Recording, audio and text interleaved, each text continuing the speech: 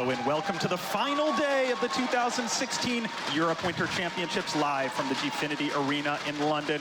I am Playoff Beard here with Forecourt Jester and Rome, and we are excited to bring you the semifinals and finals. A champion will be crowned today. We are down to the final four teams. It's all best of five. We have some interesting things to discuss. We're going to look forward to these matches, but before we do, let's look back at how we got here with Jester. All right, guys, so let's take a trip down memory lane as we're going to recap how the top four actually got into their spots, because yesterday we played a heck of a lot of games, including the first up, G2 Kingwin and the Angry Pandas Black. A very stunning game one there from G2K1, and more of the same here into game two. Even Twin on that Sky, it just wasn't enough for the Angry Pandas to bring out a win. And now Team Avalanche and G2K2 looking for their tournament life here early on, but Snow Avalanche, that cold ice, man, he came in on that Scarf. He did fantastic this entire match. It was pretty close all the way up into the end, but his Scarf positioning was really just on point. Now into game number two, Snow was really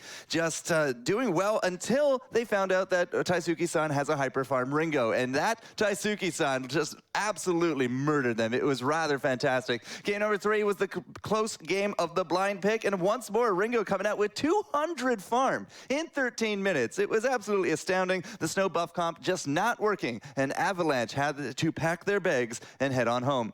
Now as we're into the winners of brackets, it was SKG up against Rebirth of Empire, and you know, Waldemar, Crystal Saw, who knew? But man, did it ever work out well. Raph there from SK as well on that Black Feather, just absolutely astounding play. They were able to take this first game. Look at that damage. The touchdown is unreal. So coming into game two, they felt good. They felt confident, but Rebirth of Empire, they bounced back with an Adagio, and they put on pressure early. They were able to take kills, set the pace of the game, and they were actually able to just do a fantastic set of games with that Ringo pretty much just on point. Game number three coming into it, Waldemar tried to do a blind pick Saw with that Crystal once more, but you show your hand a little too often and it just gets dealable, and even Raph with that Fortress, just not enough. The number one seed goes into the lower bracket to fight a little bit later on. Hashtag Rome is right. Thanks so much.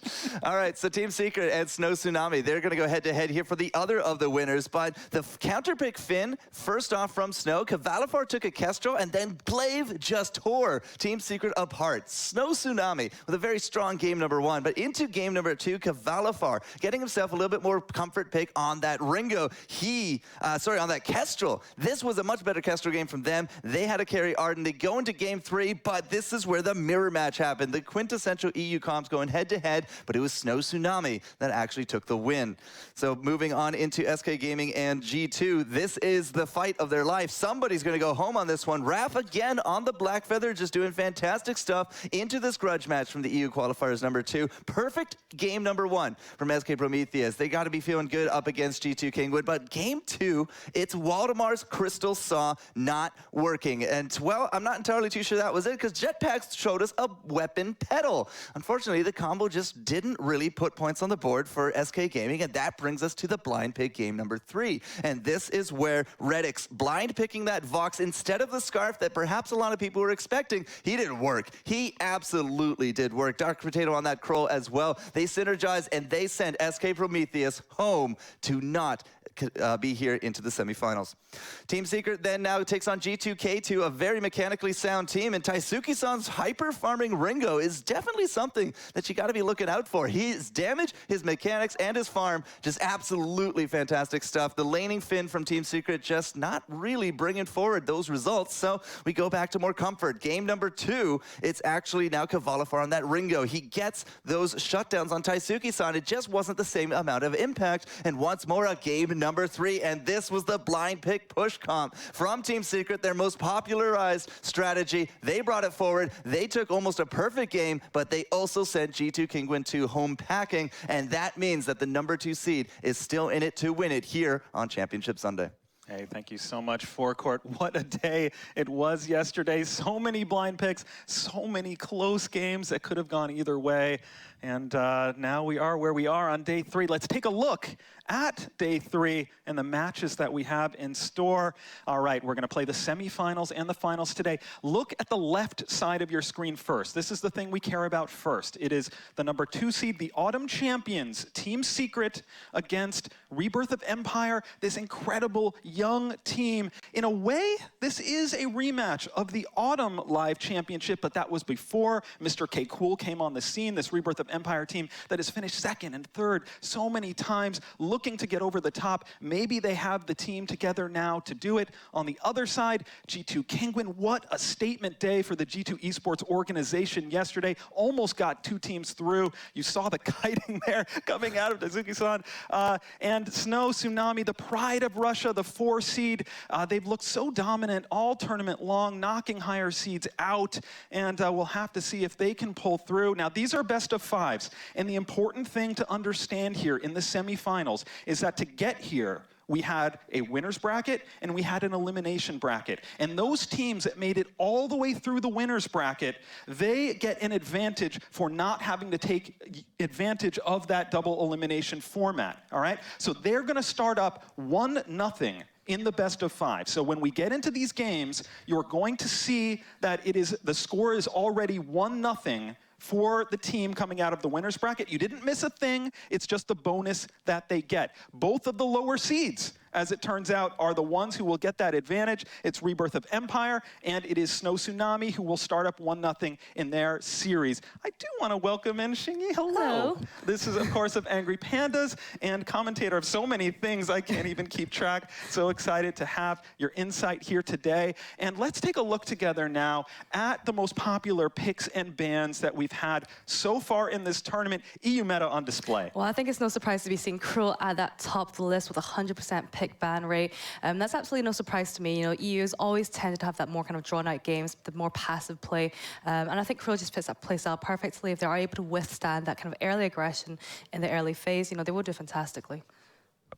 All right, and so with that, it's just so interesting because you have heroes here, Rome, that, you know, in other metas, in other regions of the world, they're not even priority picks and bans, and the numbers here are just very interesting. Yeah, and over here in the European scene, that we do see that all these teams make them work so well. It's just their understanding of the knowledge and playing out these compositions that really make it work. Just pretty much defining how your power spikes work and just coordinating with your teams on how to actually implement it and how to engage the opponent team. All right, with that, let's turn our attention now.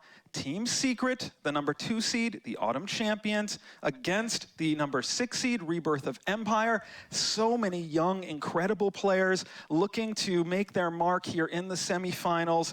And with this matchup, let's go ahead and take a look at Team Secret first, a little bit of their priorities and what they've done in this tournament. And Rome, we see probably the most interesting thing there is prioritizing the Black Feather ban. Yeah, and something that's really smart coming out of the Team Secret side is how to do the drafting phase. Seeing as though they always be banning out this Black Feather first, it actually opens up a lot of windows to pretty much guarantee them a composition that they're very secured with. Either getting out that Adagio or getting out that Cruel out of that way. This incredible team of Kavalifar, Mowgli, and Palmatoro, they just consistently are ahead of every other team in CS per minute, in gold per minute. And Mowgli, of course, on Finn and on some of those other roamers have looked so good. Let's take a look at the Rebirth of Empire side now, and some standard picks and bans there. But I know this team has really impressed you this weekend. Yeah, so Mr. Keiko, you know, he's been the new addition to the roster. We've been raving about him over the past few days, and he's just shown us what kind of diverse hero pool he has. You know, he's replaced Upfire from last time. We've seen a lot more heroes coming out from him. We don't know what they're going to do next. Yeah, it's so interesting because he can hyper carry. He also can play a more supportive role where he's really focusing on setting up the great Kali for success. We'll talk more about Net Toilette in a little bit as well. And in a minute, it's cool. We got a chance to follow up with this Rebirth of Empire team, find a little bit more about them, a little bit about how they're feeling heading into the semifinals. They're so young, so much promise. Can they take it home? Let's take a look. Well, when we first thought of coming to the Winter Championships, it was actually, the original intention was we'd only be here for 2 days. The very first thought was that we'd come here and back in a day. And I was going to be a spectator, because at that point I hadn't even joined Rebirth of Empire then. It did snowball quite quickly in the end, and the whole kind of nature of the trip changed quite quickly. Well, at first approaching Mum and Dad about coming to this event, even in the first place, I was really apprehensive. I think our reaction to the whole video game playing thing is typical of parents probably of our generation, because we know so little about it. So you do worry about, you know, the hours on the screen and things like that. But I've got a very positive feeling from his team and the whole setup here this weekend, so that definitely makes the whole thing feel a lot better from our point of view. Well, to look up and to see, you know, Dad cheering and everyone's doing this and all the bam bams and everyone going crazy, it's a really helpful feeling. For me as a spectator, it's nerve-shredding, quite honestly. Really, you feel the tension, or I do.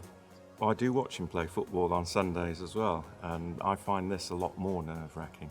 I think probably because he loves his football, but I sense that certainly at the moment he's a lot more passionate about Vainglory. So because he's investing more into it, that rubs off on me, I think. At my school, it is actually quite a positive attitude towards all this, especially recently in the last few days, as Rebirth have actually been winning. All my friends have sort of come out of nowhere, apart from my really close friends, and there's been so much support and stuff. It seems like everyone is suddenly interested in wishing me the best of luck, which is a really nice feeling. It's not just Benedict's friends, but it's his friends' parents as well, texting me and emailing and commenting like that. So it really has got everyone's interest. And yeah, a lot of excitement. In terms of my wife, Benedict's mum, coming in future, I think there's every possibility, given the reaction I've had from her on the phone. I didn't know this. There's extreme excitement at home, and I would imagine that if there was a realistic, sensible opportunity in the future, she'd be happy to take it. Okay, perhaps Mum coming along was kind of news to me. It had never really been her thing. But I'm really happy to hear that from Dad that she is so excited. Perhaps I didn't really get that, but that's certainly a really exciting prospect. It would be awesome to have both of them here. And of course, there is still the statistic that teams who have one of their players' dads with them have a 100% win rate at the finals of the live championships. Let's not break that. Yeah, let's not break that. Exactly. That was great to see, and this is what Mr. K. Cool and all the rest of the players here are fighting for, your Europe Winter Championship trophy.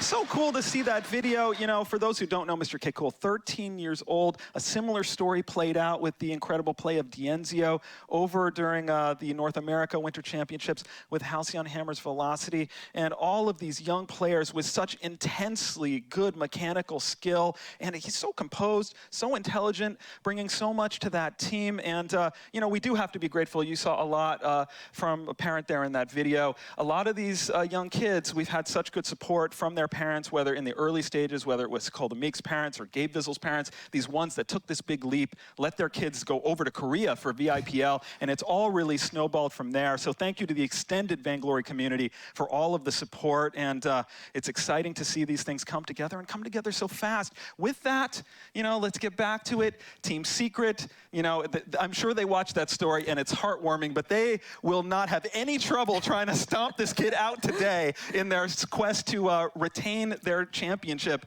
status here and win the winter season. And with that, I'm very curious who your player to watch is, courtesy of Amazon Coins, for the Team Secret side. It's definitely going to be Mowgli for me. So, you know, when he first burst onto the scene in the live finals in autumn with that Finn play, we're all kind of amazed by it. You know, it was absolutely incredible. And he's kind of carried that through to this one as well. We've seen a bit more kind of other supports coming out from him, but every time he's utilized them really, really well. So that's what I think is my player to watch for Team Secret. So, Rome, who's it for you for Rebirth? Well, seeing as they will be going up against Team Secret, the Autumn Championships, I don't know, like, it's very hard to say this, but it will have to be Net Toilette for me.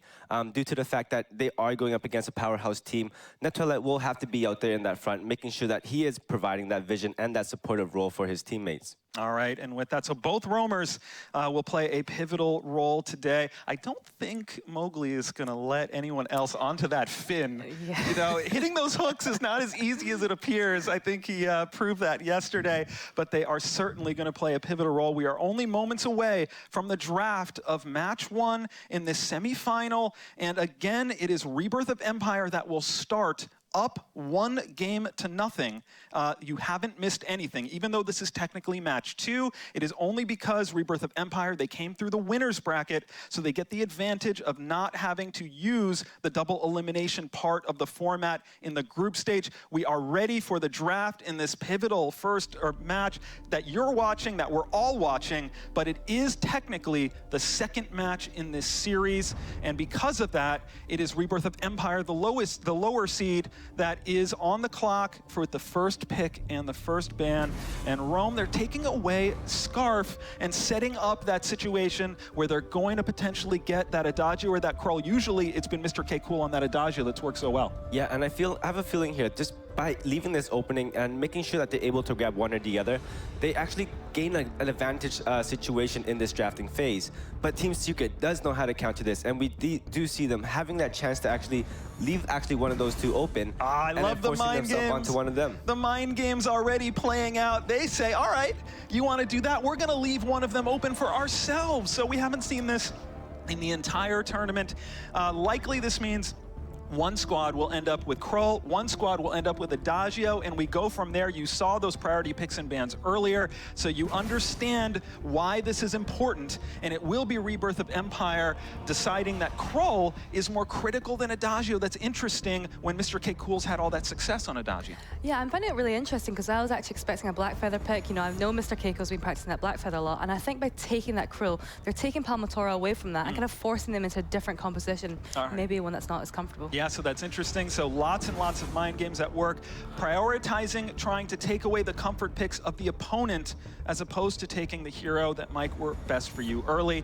Team Secret gets 2 picks here. They will potentially have that buff comp. They could always go to that saw push comp and force the enemy team to prove that they have properly prepared for something that everyone knows could come. And Rome, by taking Finn next, they say, we're not going to show our hand. You have to prepare for the saw, but we might not play it.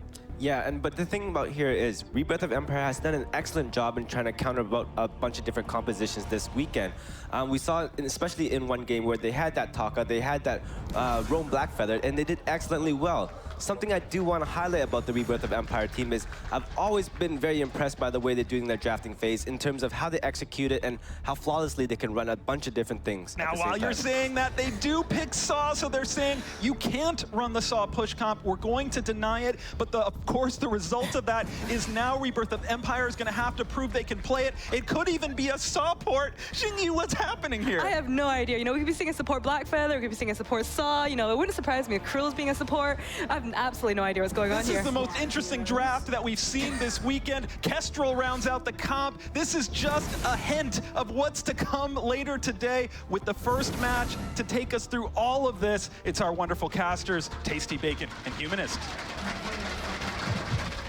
All right, thank you very much, Playoff Beard. And what a draft to start things off here in the semifinals of the Winter Championships. One of these two teams will be going on to play for the all-important championship match here later today. But to start things off, a Saw, Kroll, and Blackfeather against Adagio, Kestrel, and Finn.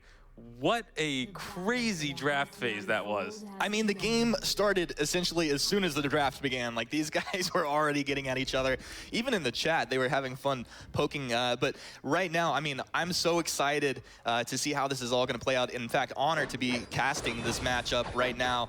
And as we see things getting started, Keiko getting up into that lane. We know he's so comfortable up there. And first time we see him on this Saw, Bacon. Yeah, it's the first time for him on the Saw. But Cavalifar with this Kestrel, you know, we had talked to Team Secret before, obviously we talked to all the teams before any of these games started. And Team Secret was telling us, you know, they had a plan that if they had a Blackfeather on the opposing team, they wanted to run this Kestrel into it. And so we're getting to see that it's the Rome Blackfeather, which we have also already seen here in Europe. So no, even though it's a bit of a surprise, it's not something brand new, but that composition of the Saw, Kroll, and Blackfeather, that is just I almost feel like they may have gotten baited into trying to counterpick a little bit too much. Well, I mean, we've seen that with teams facing Team Secret before, right? Yeah, especially in the autumn finals. It was, or the autumn championships. It was all about taking away what Team Secret was playing so well, and then they pull out something else, and it really is just mind games at that point. Well, a bit of damage up here as K-Volifar starting to land those glimmer shots out onto K-Cool. That range, he'll be abusing that as constantly as possible. Mowgli up there being annoying as ever. And yeah, I mean, this is a pretty tough matchup here. It's still the, look at that Quibble damage to come out. Mowgli just hammering as Net2Let gets up there. Polite company, he's just harassing, and he's gonna continue to be doing this constantly. Yeah, and as we look at the Kestrel pick, one of the big downsides of Kestrel is that it can be difficult to land those glimmer shots unless you're, obviously one of these top tier players. But against a Saw, it actually works very well because Saw is so slow. Look at that damage coming through because of the glimmer shots. K-Volifar also getting dropped pretty low as well, but the damage is absolutely immense from glimmer shots, and they have to be so careful underneath this turret. All three of them now low. They are all at risk. Yeah, I mean, right now you have to be so careful. Oh man, with that suppressing fire, he's sitting in place, but they jump onto K-Volifar. It's Finn to pick up Blackfeather, and quickly Cruel grabbing K-Volifar on this Kestrel. So a 1-for-1 as first blood is spilled and quickly answered.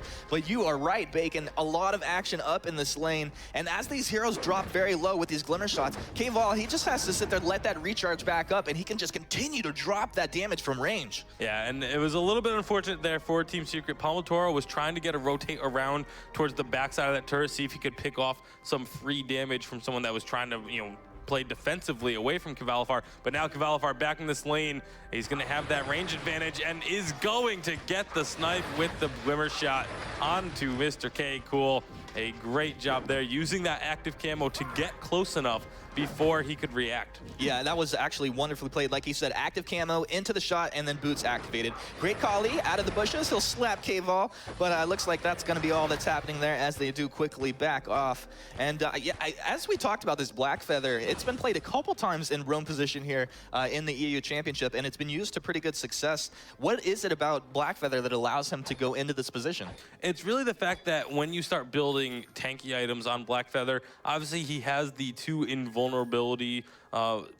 portions of the ultimate when he uses that Rose offensive. So it's tough to kill him to begin with, and then you just make him tanky on top of that, and he can just sit in the middle of a fight. You get an Atlas Pauldron on him, you can just slow up all of your opponent's attacks, and it just allows you to have a lot of utility, and then you still get some good damage with the A once you have a bunch of Bleeding Heart stacks.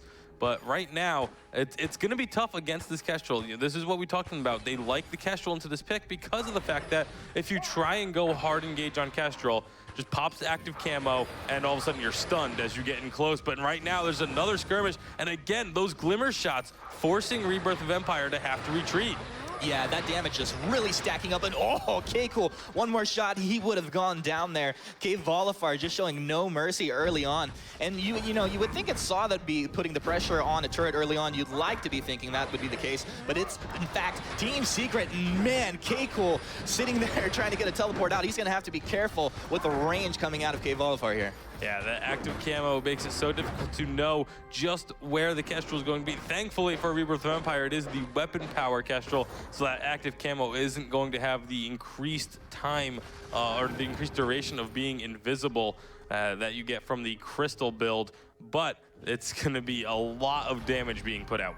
Yeah, massive damage. And we've seen Team Secret running this Kestrel and using it. They lost with it, they won with it, and I was really not sure if they were going to go back to it as the tournament progressed, but obviously it's something that they're very comfortable on. And I think one of the benefits of this hero is that you see them pull it out as their last pick, right? So essentially, if something gets picked away from them, banned out, they can just pull it out, and it's really something you can insert another hero right into that slot. Yeah, that's what it was. And again, you have to wonder if maybe Rebirth of Empire got a little too caught up. Obviously, they were given the Krull because of the bans going through. And then once they saw the Finn and Adagio, they wanted to make sure that they didn't get that Saw push comp. So they picked the Saw, but then the counter pick of the Kestrel comes through, and it's doing so well. Looking at the just the way the lane has been pushed right now.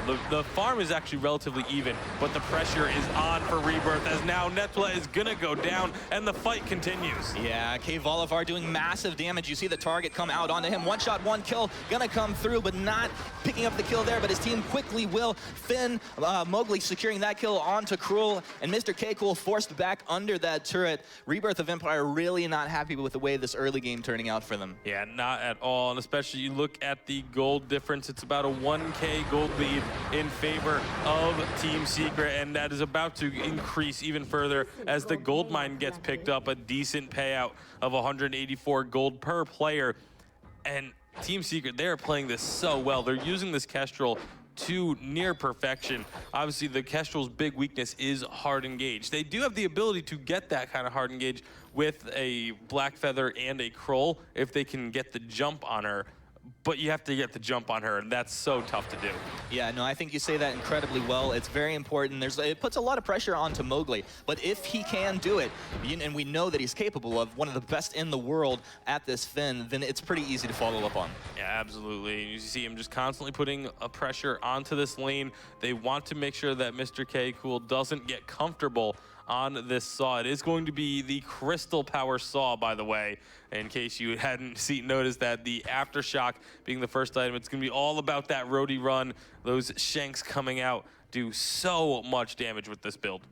Yeah, I'm thinking about Action Jackson and Vedius and all the terms they're coming up with, the ding shank and all that stuff. But I don't know if we'll be calling it out like that. But these guys, of course, very entertaining. But the damage that comes out of that roadie run when you're building Crystal, it's absolutely insane. I think a lot of people underestimate it and get surprised by that. Yeah, it definitely is a thing you have to be very wary of.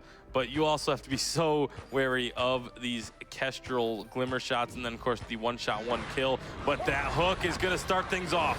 Yeah, it pulls Mr. K-Cool right in there. That verse is going to come out, and Volivar just ripping them apart. It's the ace very early on. 8 minutes into this game, it's now 1-7 and over a 3K net worth lead going the way of Team Secret. They've come out on fire in this match. Not happy to be down 1 point in this series, and they look like they want to close this one out early. Yeah, you could see Mowgli there on the player cam celebrating that fight while it was still going on, as there's going to be now the one-shot, one-kill just to get a little bit of harass down on the retreat. Team Secret, they're still hanging around. They need to be careful that they don't get re-engaged on, because pretty much everything they have is down at the moment. But they're going to get out safely, and that is just so huge. That combo, we always talk about, a lot of times the rhyme into the Finn and things like that, but how about a Finn hook into the active camo AoE with a Glimmer shot to stun up multiple targets afterwards? That was such a strong combo, and we saw it just decimated the side of Rebirth of Empire. Yeah, I mean, definitely. That's something that you can hit once in a while if you're not practiced, but obviously Team Secret had that play in mind, and there we have Forced Accord again. Netwilla is pulled in, securing up the gold mine. That's Volivar. It looks like Netwilla probably going to be able to get himself out of here. In fact, he will, but Team Secret just securing this net worth lead and pushing it a little bit farther. Yeah, and it's up to over 5,000 gold here at 9.5 minutes. Team Secret with both of those turrets down, or all three lane turrets, down. They're already pushed into their base, and we're not even 10 minutes into this game. This is just absolutely an impressive showing with, again, a unique composition. This is what Secret does. Just when you think you know everything that they can run, they come up with something new.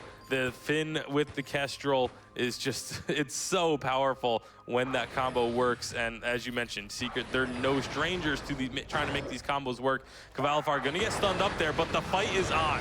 Yeah, Polite Company gonna give him a little bit of time there, but K-Vol still alive, dishing out that damage. Verse coming through, Great Khali will fall right after Netwilla. Now Mr. K-Cool needs to get himself out of here. He did use that roadie run to reposition, but quickly to fall. And another ace coming out of Team Secret, now 2-10 at the 10-minute mark of this game, and Tasty Bacon, it's blown wide open, and they're looking for another turret here. Yeah, that was they did manage to get the kill onto Volivar, but it was just too little too late by that point. Mr. Keiko having to use that roadie run to jump in and get that kill, and just immediately pulled right back by Mowgli's Finn. It's looking very dire for Rebirth of Empire here in our first game of the day. Again, it's, you see up there, it's 1-0 in favor of Rebirth. It's because they did get the free win because of going undefeated through the group stage. But this is Rebirth of Empire. They're going to be having to recompose themselves after this one, most likely. I mean, we have seen stranger comebacks. We have seen larger comebacks in the past, but this is just looking so good for Team Secret. Oh yeah, definitely. I agree with you. I think one of the things to keep in mind here is that the average game of Rebirth of Empire is slightly over 20 minutes. They're a team that favors the late game. They like to get their items up, get their levels, and then look for mistakes. And we see possible engagement here. Nettoilette taking a lot of damage from K-Vol, that active camo. He's looking for the stun, and just deletes him. Absolutely ripping them apart. K-Cole second to fall, and it looks like Great Kali not going to be able to get himself out of here. He's locked onto K-Volifar, wants him, but he's not going to get him. It's another ace for Team Secret.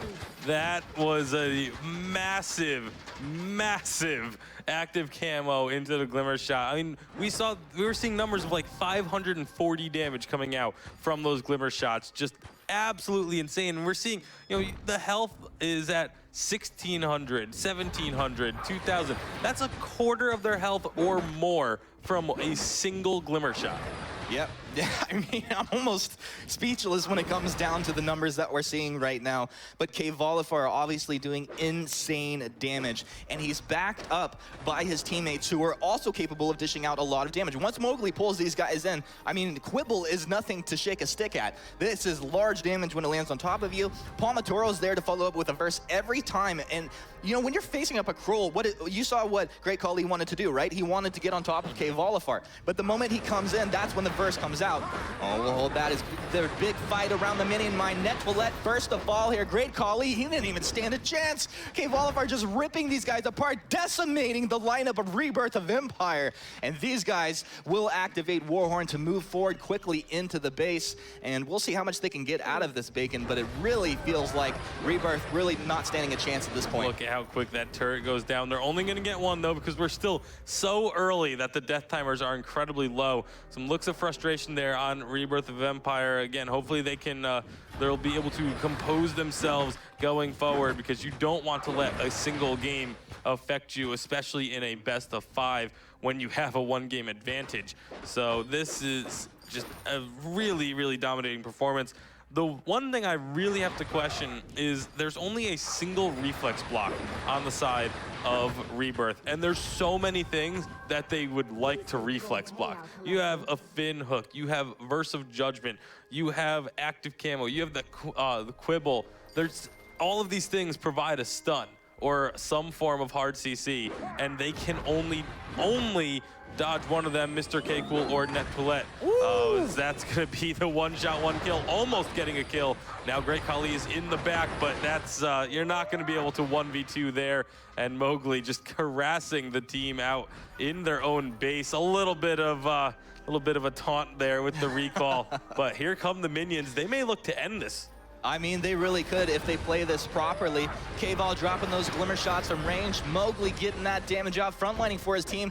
Whew, K-Cool eating just massive damage as he does move in to get that roadie run off. And looks like Team Secret are just going to play this safe and go ahead and reposition, get themselves out of here.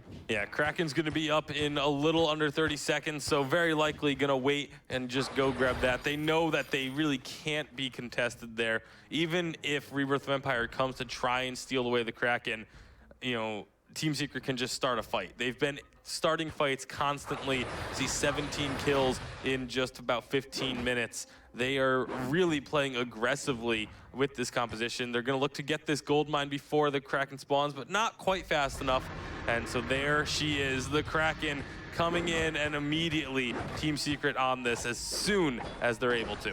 Yeah, and it's something that I don't think Rebirth really will try to contest, but I mean, I wouldn't be surprised if they jump in there. At this point, when you're in this far behind in a game, you have to take some chances. Nettoilette is moving forward. Let's see how he decides to play this out. Kraken's unleashed. They might have put themselves in a bad position here. Mowgli has jumped forward for his team. Forced to court, misses his original target, but it is K-Volifar getting stunned up by Net. Well, no no, Net2Let is going to make himself out of here. K-Vol eating the damage, but he just stays around his Finn. He's got the Adagio to keep him alive. K-Vol eventually falling. Great Kali had those stacks up on him, not letting him dish out that damage. 2 versus 2 at this point, and it looks like teams will decide to go their separate ways. Of course, Rebirth need to take this Kraken down as it slowly lumbers its way down the lane. Yeah, the Kraken is going to be getting into their base. They only have 1 turret left. Great Kali, he's still looking for a kill, though. This is so risky by Rebirth. They have to be wary of this Kraken, because if they don't get these kills, this is going to be game. Oh, Adagio, he's just such an amazing hero. Great Kali realizing that he's not going to be able to clean that up. Net2Let, the only hero on Rebirth of Empire here, working on this Kraken right now.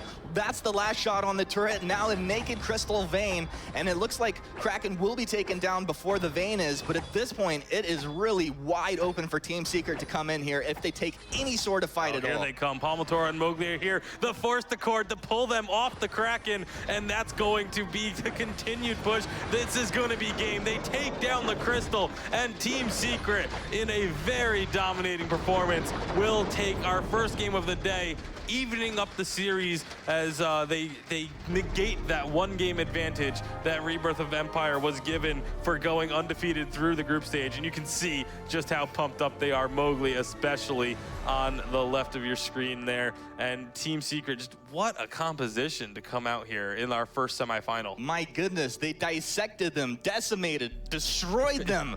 Absolutely. I mean, we use all of these words to, we kind of describe teams in a certain way. This is a mechanical team. This is this. When I think of Team Secret, I think of them like artists. And a lot of it comes down to the way they draft, but also the way they play.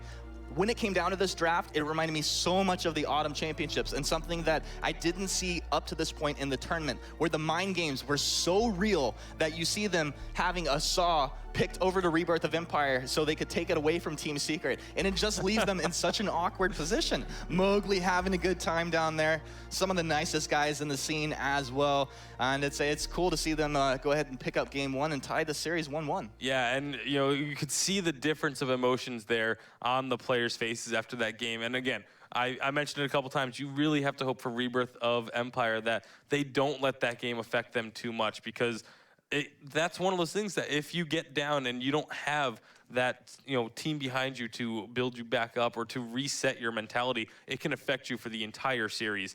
But to go over that game and maybe tell us some more about that incredible combo we were seeing coming out from Team Secret, we're going to go ahead and throw it back to the analyst desk. Thank you very much, Tasty Bacon. So the Autumn Champions making a bit of a statement there, a very, very strong first game.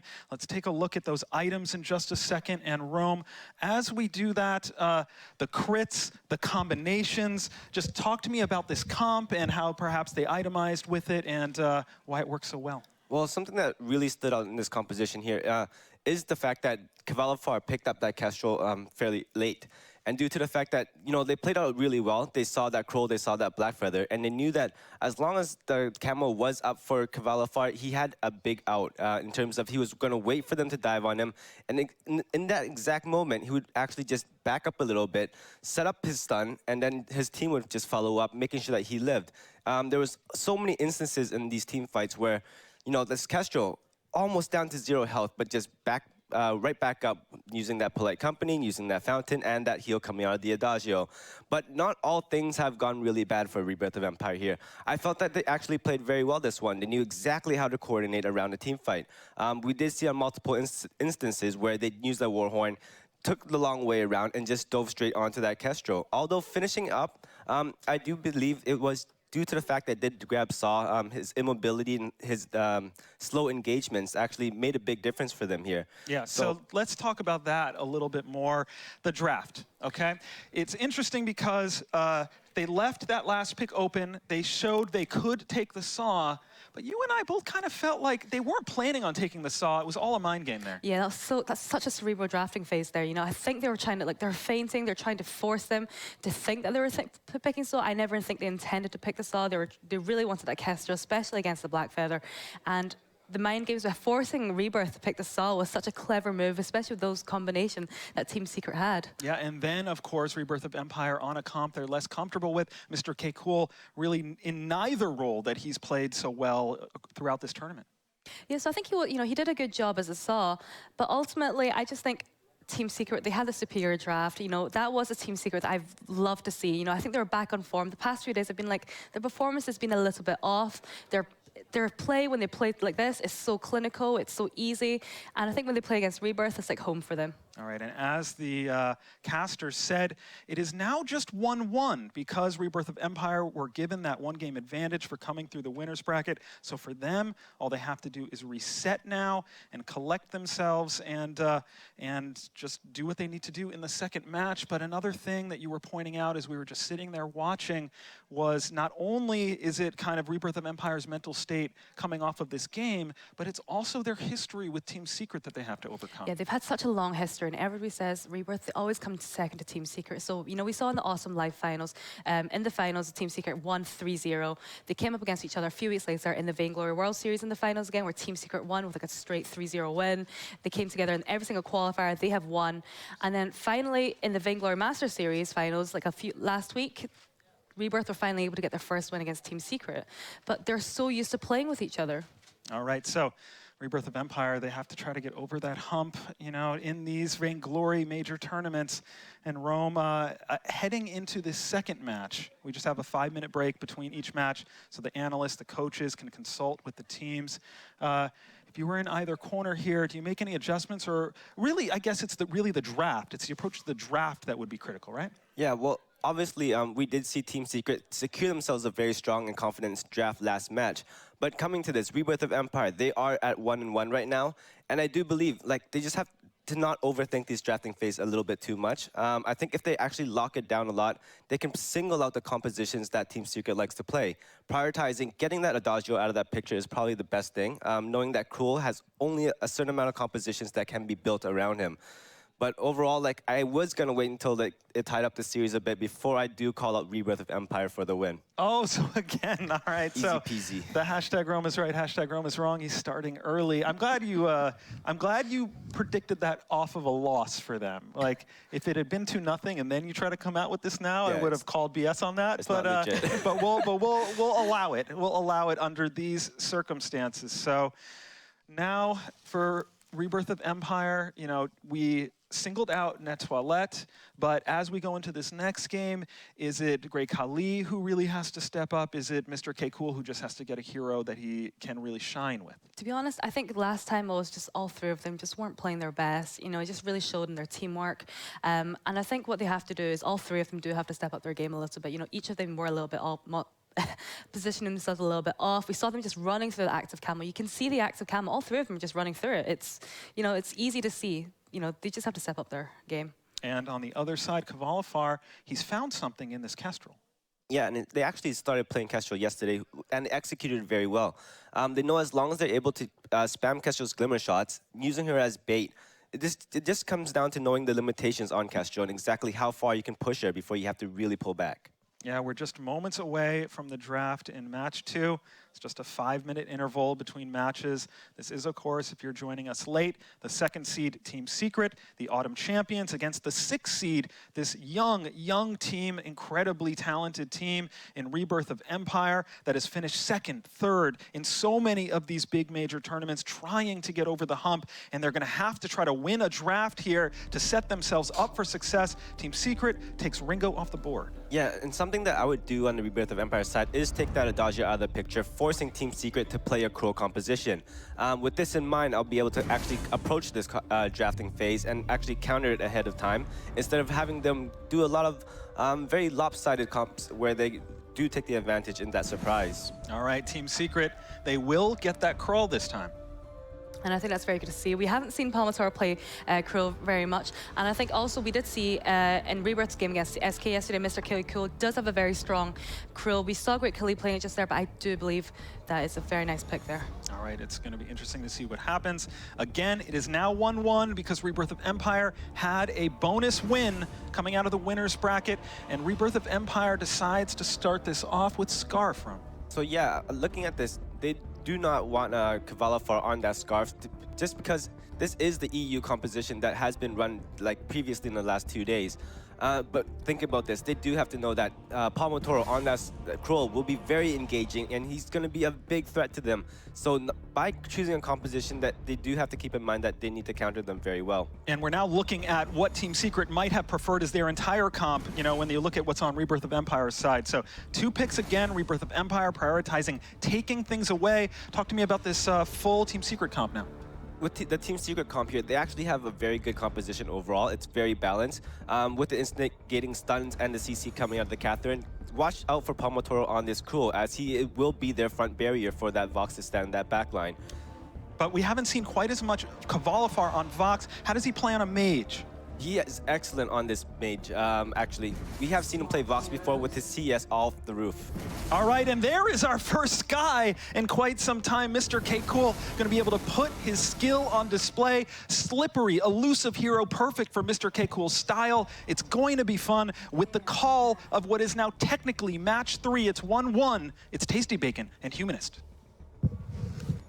Thank you very much, Playoff Beard. And here we go for game number 3. Technically, game number 2 of the day, but it is all tied up at 1 apiece. And now we've got a little bit more standard draft, I'd say, as opposed to our previous game. Yeah, pretty standard. We got the Krull over here on Team Secret. I think they're happy to pick that up. And Kvalifar on this Vox is something that I'm interested to see how it plays out.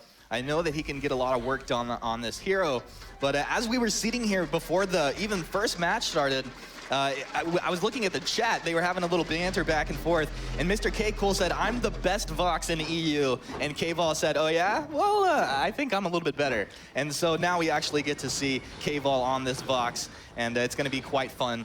So also now seeing Sky's a hero that we haven't seen too much in this tournament at all.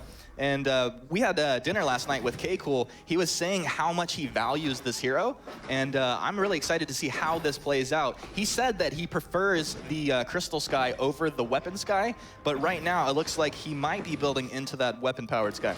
And another thing to point out, as we actually are going to have our first gank, so we'll have to hold off on that. But it is going to be Great Khali taking down so low, and Kvalifar, he's going to go in, take a turret shot for his trouble. But yeah, turret shot for a kill, I think that's more than worth it. But looking at Great Khali on this Scarf, starting with a Swift Shooter and boots for the first item. He went to lane with a Swift Shooter, now has the boots as well. A little bit of an interesting start here for the Scarf. Yeah, it's interesting. I'd love to talk with some of these players later, but you know, this isn't the first Scarf that we've seen start off with that Swift Shooter. Yeah, it's, I mean, a lot of it, I believe, is just to get the extra ticks from that passive Fan the Flames after you do land a Spitfire, but it still seems a little strange to me just because of the fact that you wanted to get that crystal power built up as quickly as you possibly can. But we'll see how it works for Great Khali here. Obviously, giving up that first kill, not an ideal situation for him. Meanwhile, looking down into the jungle, we see Mr. K. Cool, as you mentioned, on the, it's very likely to be the weapon power Sky, as there's now two weapon blades and a Swift Shooter in that inventory. Meanwhile, for Palmotoro, pretty standard Krull start with the Swift Shooter, now getting boots and then some defensive items. Oh, we know Palmotoro loves this Krull. Bit of an engagement here up in the lane, but Nettoulette here to back up Great Khali this time. And Mowgli getting quite a bit of damage out onto him. Looks like he'll be able to get himself out of here. But both of these teams ready to fight here early on in this match. Yeah, Fan the Flames coming very close to actually taking down Mowgli. He was down to about 40-something hit points. So he's going to be going back to base, healing himself up, and Great Khali getting a little bit of turned around after that kill. He's been able to do much better now. Still a bit behind in terms of minion kills, but slowly catching up in that category, while Mr. K. Cool goes for the invade, but Palmotoro stealing that one, or I guess securing it, because it's his own camp that he took there with the Spectral Smite. Yeah, he's able to secure that, as you said. But Mr. Keiko doing a great job to move forward. He did take the small double camp, and in the previous rotation, he actually got 2 camps. And the fact is, if he can go there by himself and get that, they are able to get a lot done in this game. Yeah, as the invasion of Krull's jungle is definitely something that expect to see when there's a Krull. Krull does have a fairly slow early clear, especially with this typical build that we've been seeing all weekend of the tank items. It's not the fastest at farming up the jungle, so the invasions are definitely possible, but now we have a 3-on-3 in the lane. Yeah, K-Cool very far forward in this fight. He's going deep into this one. Surrey Strike gets himself out of position, and K-Vol gonna take the kill there now, 2-0 in favor of Team Secret.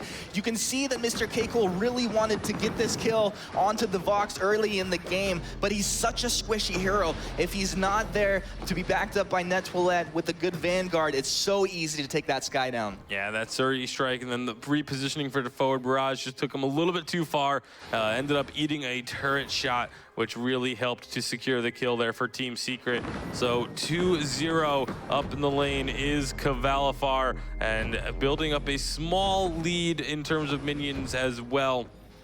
Over Great Khali, and this is also going to open up Palmatoro to get a good amount of farm caught back up in the jungle as well. Which is definitely a big deal. You don't want to be falling behind on Krull. We've seen such a powerful hero, an incredible kit, but if he doesn't have the farm, he can fall behind very quickly. And Nettoilette punching on Mowgli there, nothing going to come of it, as he's given a little bit of a buffer, as Great Khali did move down to hit up this jungle shop. These guys are going to have to be careful with their positioning, because if you get caught in like he's zoning for his hero, if there's a really good rotation from Team Secret, they can really just split this team off. Yeah, absolutely. We see the vision being cleared out, as that is so key to both of these teams' play styles, knowing where your opponent is and making reactive plays based off of that. As Cavalifar, and now gonna have some help from his junglers as they come in. Nettoilette gonna get stunned up, and this could very well be a kill. My goodness, Arden, what a tanky hero. Oh my goodness. They dropped one stun from Mowgli to start that. From Hell's Heart to follow them hit everything. And a level 4 Arden just eats it all. Yeah, already having both the Life Spring and a kinetic shield to help keep him alive, but Great Khali doesn't quite have those defensive items, but he was a lot further back, so he had the help of the allied turret there to make sure that they couldn't go in fully for that kill. Now Palmatoro may be looking to set something up, but you know, he's just gonna back off and go back to farming. Yeah, K-Cool about 3 to 4 seconds late on that rotation. If he was there, it would have been pretty easy for him to secure at least 1 and maybe 2 kills. Right now, just gonna go back to farming up for both sides. Secret definitely being a bit more passive this time around. I mean, they're still looking for fights, but they're obviously without the composition they had last game, where they were able to get so much crazy burst damage down. It's a much more sustained damage composition that they've got coming out this time, at least until we get into those later stages of the game, where Vox, you know, we see him get to a point where he just absolutely deletes people. But right now, alternating current is finished, so he's gonna have some pretty good damage with the basic attacks. That's gonna be where they really try and look for these fights, is once he gets the second item completed, very likely to be a Broken Myth. That's the typical Crystal Power Vox build. But right now, they're still just trying to get to put Great Khali behind on this Scarf. He actually went all the way up to Tier 3 boots as his first item on Scarf. That is definitely very unusual to see someone rush Tier 3 boots down like that, but the mobility and the positioning, it's so important on Scarf. That's why he's doing it. Yeah, I think he hit the nail on the head. I mean, even backed up by your Arden, this guy's still going for the Tier 3 boots, and pretty big deal. Minion Mine going to be captured up for Team Secret at 7 minutes 35 seconds into this game. And look at this net worth, almost dead even at this point. Even though there's the kill advantage going away of Team Secret, really both teams are just straight across on that net worth board. And I'm excited to see how these fights are going to play out, because I feel like once it really kicks off, it could just be a bloodbath. Yeah, it's going to be really explosive once a couple more items are finished off on either side. Nettoilette starting off with the Fountain of Renewal already finished. Meanwhile, Mowgli, a little strange, he actually delayed that Fountain of Renewal by picking up a second Oak Heart. And now did just get the shield upgraded, so he's only 700 gold away from having the Fountain of Renewal, which with 600 in his pocket just means he needs 100 more gold, and he'll be evening up that utility item. Yes, he will. And Mr. Keiko, with his Sorrow Blade completed, is actually starting to dish out some pretty serious physical damage. As K Volifar just found out, he's going to have to respect the sky. And, you know, thinking about, like, the psychological aspect of this game, and Mr. Keiko, when we were talking about, he just straight up, he said, Crystal Power Sky is better than Weapon Sky. So if they fall behind in this game, if you don't believe in the hero that you're playing and you're losing, you can really start to tilt. And especially being a young player in a very important match like this, I hope that he can live up to his name and stay cool. Yeah, honestly, even though he obviously said that the Crystal Power Sky is stronger, in certain situations like this, it just wouldn't have made sense. You don't want to run that double crystal composition. A lot of teams really shy away from that. It is doable, but you don't want to have your opponents, especially with a Krull and a Catherine, you know 2 of them are going to be building extremely tanky, so you don't want both of them to just be building nothing but shield. When you have a more carry-oriented, then you can do it, but meanwhile, in the lane, my goodness, what a huge fight coming out.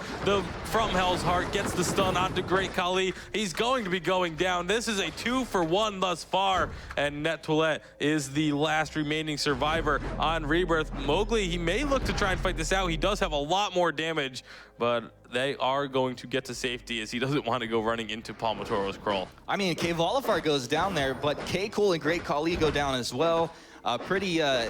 Very good trade, I guess, at the end of the day there for Secret, but still, net worth is dead even at 10 minutes into this match. These are 2 very equally matched teams, and you can just see it here as this game progresses. Yeah, and the concentration on the players' faces, you can see it there as we panned over the Team Secret, and you can see them on the sides of your screen as well.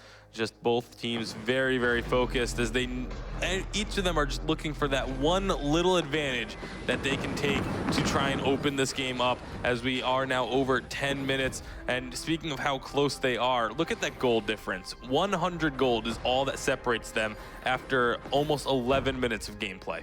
Yeah, K Volifar a little bit higher on his last hits here in the lane than Great Khali, but Mr. K Cool is making up for that, being a bit higher than Palmatoro in his last hitting ability. And yeah, it's just, as you said, Bacon, keeping things dead even at this point. We're only 4-1 when it comes to kills in this game in favor of Secret. But honestly, this is a game that could be blown wide open by either team, really, if they take a bad team fight. Yep, and it's, again, positioning is going to be the name of the game. It is so key for both compositions here. You know, Scarf and Vox are just all about where they are in the fight. So much you have to keep track of when a team fight breaks out. For both sides, you have to watch. If you're Secret, you have to be wary. Is Scarf on the back lines? Can we dive onto him, or can we force him out of the fight? For the side, where is Sky, especially Sky, super mobile. For the side of Rebirth, it's who is Krull going to be focusing on? Who is he going to be applying those weakness stacks to? Are we doing damage to Catherine and getting that damage rebuffed onto us? And where's Vox? Can we force him out of the fight? Both teams have to be constantly thinking about the positioning of each of their opponents, and it's just, there's so much to process in such a small period of time. It's really impressive to see them do it at such a high level. Yeah, it truly is. And, one of the reasons I said before, honored to be here casting these guys, and just incredibly talented players. And Mowgli moving up. He, of course, always wants Great Khali, but he's happy to stun up Net2let, get a little bit of bonus armor from that Merciless Pursuit. Neither team finding the opening and will back off. But yeah, Mr. Keiko just getting stronger and stronger on this weapon, Sky. And it's a hero I actually fear quite a bit as I get into my ranked matches. Yeah, a bit of a change of mindset here from both sides, is now every single hero has a form of reflex block for themselves. There's the the Crucible for Net2let, and then reflex blocks on every other player in the game. And then Palmatoro having already finished off the Aegis as well. So that's going to be very tough to lock down anyone, but here they go. Yeah, the wait for it is out. It got on all 3. Great Khali eating the most damage right here. Palmatoro was the first to be engaged on, but he's cruel. He just survives through it all. Keiko with the Suri Strike. He will take out Vox, but Vox did a lot of damage thus far. But at this point, with these heroes being this low, Mr. Keiko is going to have a huge advantage. He's going to find another. And Palmatoro all by his lonesome. Is he gonna be able to do the work that he needs to do? It doesn't look like it. It's the ace for Rebirth of Empire. Mr. Keiko just showing the power of this weapon Sky. And man, what a beautiful fight. Big difference there, and the reason why Mr. K-Cool was so strong in that fight, the infusion. He bought up a weapon infusion right before that fight went down, and it made such a huge difference. It was the only infusion on the map, and you can see the results of it there as they got that ace and are now going ahead, taking the gold mine and clearing out the jungle as well. And it has made an actual difference in the team golds finally, as they were down by about 100 gold pretty much the entire game, but now they have about a 1.5 to 2,000 gold lead instead. Yeah, I'm really glad that you pointed that infusion out, Bacon. That makes such a big difference in these engagements, especially when you have that surprise infuse and it's not too late into the game. I mean, huge difference there. And I was looking at items across the board. You had Broken Myth coming out of Scarf, out of K-Volifar at the same time. Not too big difference in the net worth, as you said, but one infusion like that can just huge impact on a team fight. Yeah, definitely got his money's worth there. And now they're going to try and find Kvalifar here. So much damage, Mr. K-Cool. But here comes the rest of Secret. I don't think this is a fight they want, though. No, not with your Vox starting off that low, unless there's a big mistake out of Rebirth of Empire. That damage is so consistent to come out of this weapon Sky. He can just poke. You get the movement speed as soon as your target locked. And if he's in trouble, he can always Surrey Strike to reposition. Yeah, it's so tough to lock down. And again, with everyone having these reflex blocks, you know, the stun from Catherine may not connect. It's all about those silences. The double silence, if they can get that combined properly, it can really change the landscape of a fight, the wait for it and the blast tremor. But it's so difficult to coordinate that. It's just really pinpoint timing that they have to have. And you know, we've seen timing like that from Team Secret in the past, but here in this game, it hasn't come out just yet, as they tried to do it in that previous fight. But that was really our first full-on team fight. So we'll have to see how things change as we continue to get later and later into this game. Of course, that does mean that Scarf and Vox are both just going to be farming up and getting so big. And here's another full-on fight. Yeah, K-Volifar did get that ultimate off, but will quickly be cleaned up by Sky there. And K-Cool almost getting himself out of there, but will fall as Mowgli is able to find the last hit there. But my goodness. Oh, Scarf will tick him down. Gosh, that Fan the Flames is just way too strong. And this is why this European meta, well, everyone at this point is saying Scarf Cruel in general, but Scarf, my goodness, the damage output's insane. Yeah, if you can't take down that Scarf early in a fight, he just puts out so much damage. And we saw Palmatoro, he tried to get around onto the backside, got that from Hell's Heart off onto Scarf for the stun, but he doesn't have enough damage to follow it up on his own. So when he's the only one going after the Scarf, it's not going to be enough pressure to force him out of the fight. And because of the pressure that Mr. K-Cool is putting onto Kvalifar on this Vox, he isn't able to follow up any damage. So I'll be interested to see if Palmatoro does actually build a little bit more damage with his Krull this time around, just to try and be able to get that pressure. He does have 2 blazing salvos in the inventory, so let's see what he does with those. But I would really like to see him take another damage item instead of, you know, a lot of times on the Krulls we see just pure tank with only attack speed.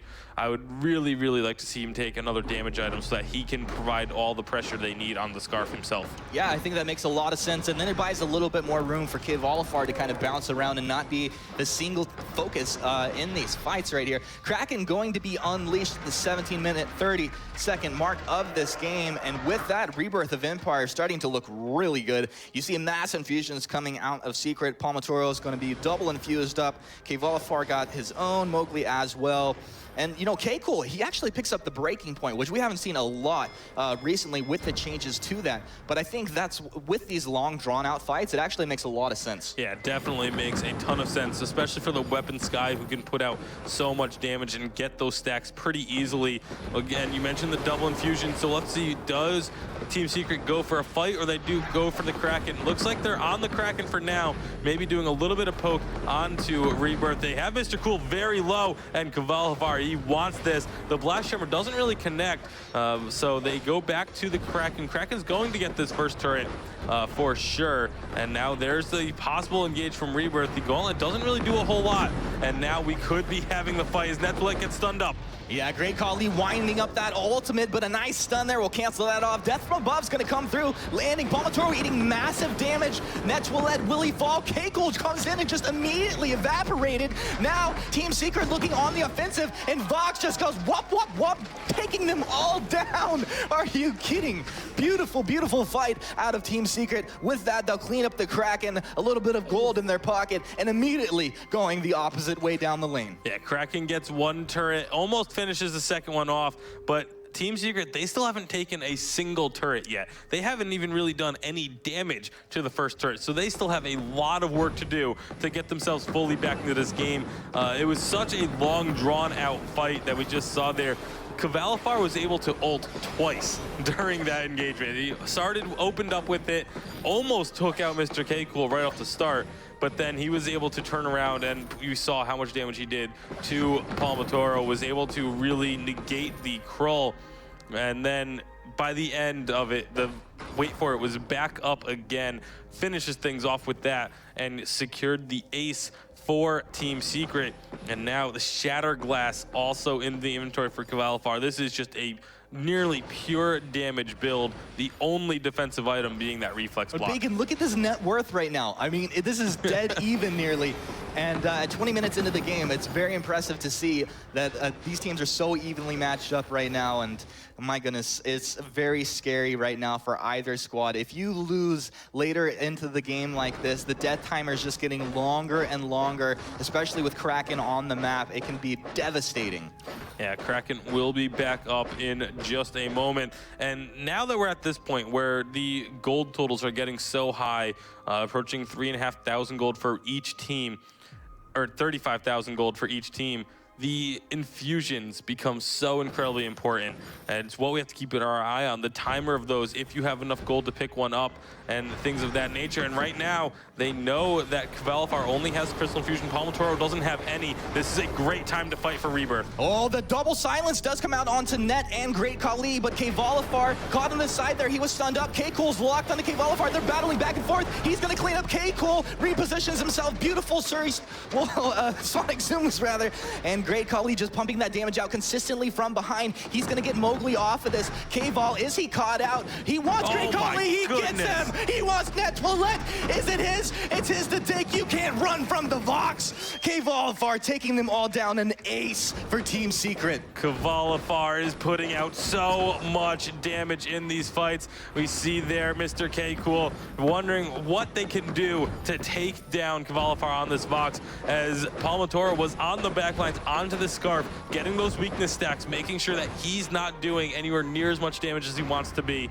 But Mr. K-Cool just gets deleted. Scarf, once they actually turn the fight back around, got deleted by this Vox. It is so strong in the late game, and Team Secret, the momentum is all of a sudden right back in their favor.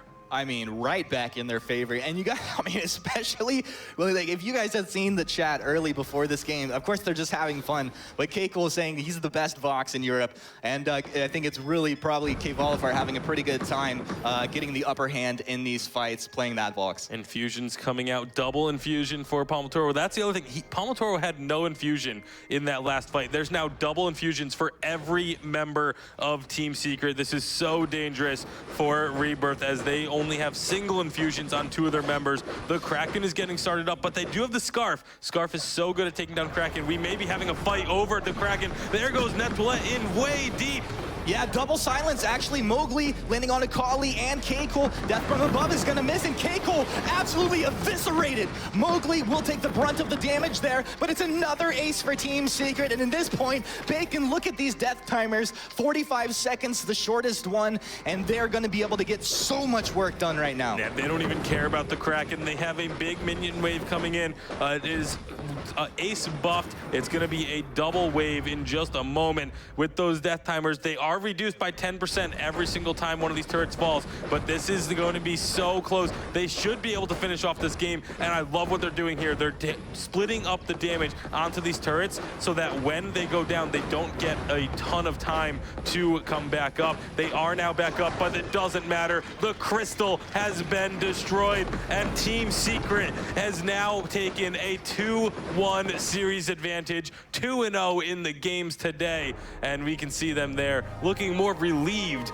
than anything after this game. My goodness, what a story so far. Secret down 1-0 as the series starts, suddenly up 2-1, an incredible fight. And as we said it, you said it, I said it, once this game got going, the items got bigger and bigger, everything really came together. One team fight, one big team fight could be the game, and that was it. Yeah, that was just such a huge turnaround by Team Secret. They were able to get the damage and the interference where they wanted it. Kroll was able to slow down the damage of the Scarf, whereas Vox was just completely unchecked. And we saw just, as much as they tried to get those stuns and such out from the Death from Above and the Gauntlet, just the reflex blocks, the Crucible was too much for them to handle. And Vox just, that damage, I would wish we could see like how much damage he actually did, because it was just really, really impressive. What a hero. Absolutely. It was, and so, I mean, there's not really a whole lot more you could say. It was such a good game. It was so close for 20 minutes in, and the gold values were dead even. There's not really a whole lot more you could say about that, but to try and say some more about it, we're going to go ahead and throw it back to the analyst desk. Oh, we have plenty to say. Don't worry about that. So, Team Secret, they find a way. But let's talk about Mr. K-Cool first. So he got a hero where he can show his true quality. I think he has a lot to build on there. Getting on that sky, very elusive, very slippery, interesting build. Tell me your thoughts on Mr. K-Cool. So I know that he's a very strong Sky player. I know he loves Sky and Vox, and I was really, really excited for this match when I saw the draft picks, because I was like, this is going to be fantastic for Rebirth. And things were looking really good for them, because I also know that Team Secret do not like playing against Sky. In the Autumn Live Finals, they were banning out Sky almost every single game, and also in the first qualifiers of the winter season. Okay, so tell me real quick, what is it about Sky that can give Team Secret trouble, whether it's Empire or someone else? I think it's the repositioning kind of potential that she has. He was doing it very well. They were trying to focus a Scarf initially, and the whole time Mr. Keiko was just repositioning. Kvalifar could not dodge his series strikes. All right, Rome. So one of the dynamics that seems to be playing out here is Rebirth of Empire. They're a counterplay team, but it seems like they're giving Team Secret a little bit too much of what they want, letting Palmatoro get heroes he's very comfortable on, trying to beat Team Secret at their own game. What are your observations having seen this play out through 2 games? I think the biggest difference that last game was actually Kvalifar on that Vox. Due to the fact that Vox is a highly mobile hero, and he did an excellent job of pretty much manipulating the fights, making sure that he baited out both Mr. K, Cool, and the Scarf on his team. But something like I really want to highlight here is the items. I do think that I like the compositions coming out of the side of Rebirth of Empire quite a bit. But the thing is, you do have a Scarf, you do have a Sky, who are both very skill shot dependent heroes. And the thing here is, every time they did dive into the fight, it didn't make that much of a difference. We did see Mr. K Cool on that weapon Sky, and I believe had he had gone Crystal Power, they would have done much better in their team fight. Yeah, he went a BP Sky, interesting choice. Yeah, and this actually goes down to, like, we saw in multiple instances, he would actually series strike right into the opposite side of the team, and this is where he actually gets obliterated, because other than using that forward barrage, he doesn't have too much else coming out of him. Just using that weapon power, getting that auto attacks out, just wasn't enough. Now, one other thing we're seeing time and time again, Kvalifar, no matter what the lane matchup is, no matter who the heroes are, he's always like 20 CS up in farm. How does he do that? Well, in most instances, like, other than being a great farmer, he does have the advantage in that lane. Like, for example, we pitted up a Vox against a Scarf last game, where Vox pretty much depends on his auto attacks, making sure that he is mobile, moving around, getting the farm up very quickly. Whereas we did see Scarf, he is very slow. Going up against a Kroll and a Catherine, he had to be very protective of himself, grabbing those tier 3 boots very early. He didn't have any items pretty much until like the 7-minute mark. One other interesting choice, Scarf, building very old school, getting those journey boots, building very early attack speed. It was throwback. It was like, what is that, 1-4, 1-2 Sky? Or 1-2 Scarf? I feel like the journey boots, you know, the rushing for the journey boots wasn't a great choice. I feel like that technique would work better with a Catherine, but they had an Arden instead. You know, it's better for the engages, and I just don't think it was working out on them. You know, he should have prioritized more crystal damage earlier on. Yeah, it's interesting. You know, of course, the concept there, you want to just stay with the target, fan the flames hotter and hotter, get those extra basic attacks off with the attack speed. It all makes sense. It didn't quite, you know, play out exactly. Interesting choice. All right, this is a pivotal game coming up. Before it does, let's go down to the Pocket Gamer sideline report with Rick.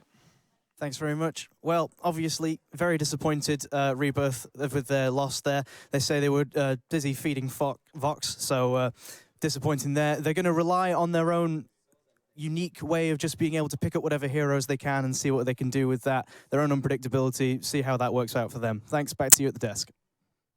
Thank you very much. So with that, we're going to take a very short break, give these teams a chance to consult with their staffs, and when we come back, we will have this pivotal next match in this series, Rebirth of Empire. They need a win. Let's see if they can get it. We'll be right back.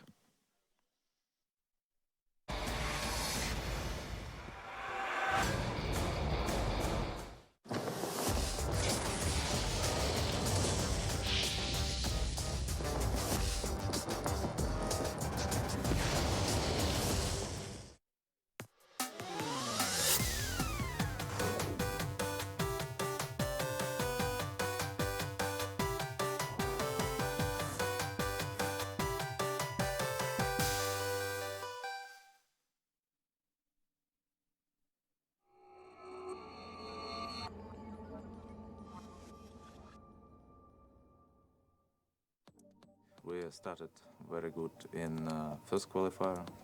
We got second place and we already got spot in live finals at that point.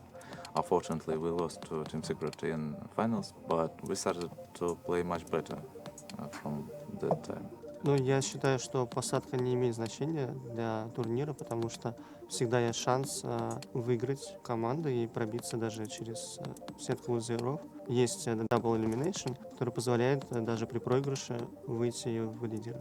We trained from first and second qualifiers before live finals. В нашей команде самым главным игроком, на мой взгляд, является Look at Me, он же капитан команды Snow, потому что во время всех игр именно этот человек координирует все действия нашей команды, и мы полностью с нашим лайнером доверяем ему и опираемся на его советы всегда.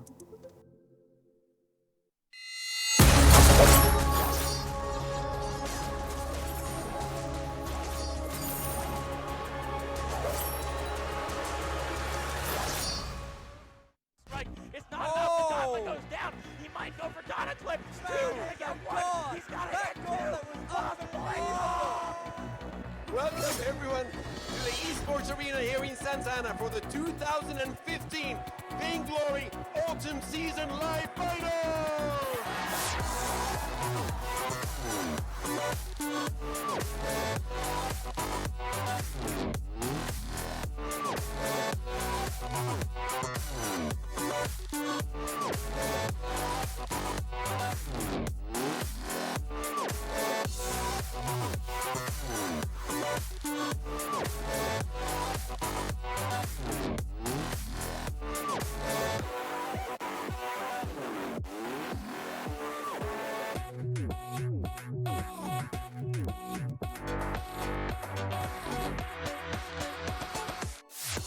Going to seal the deal here at 2-0, or will they?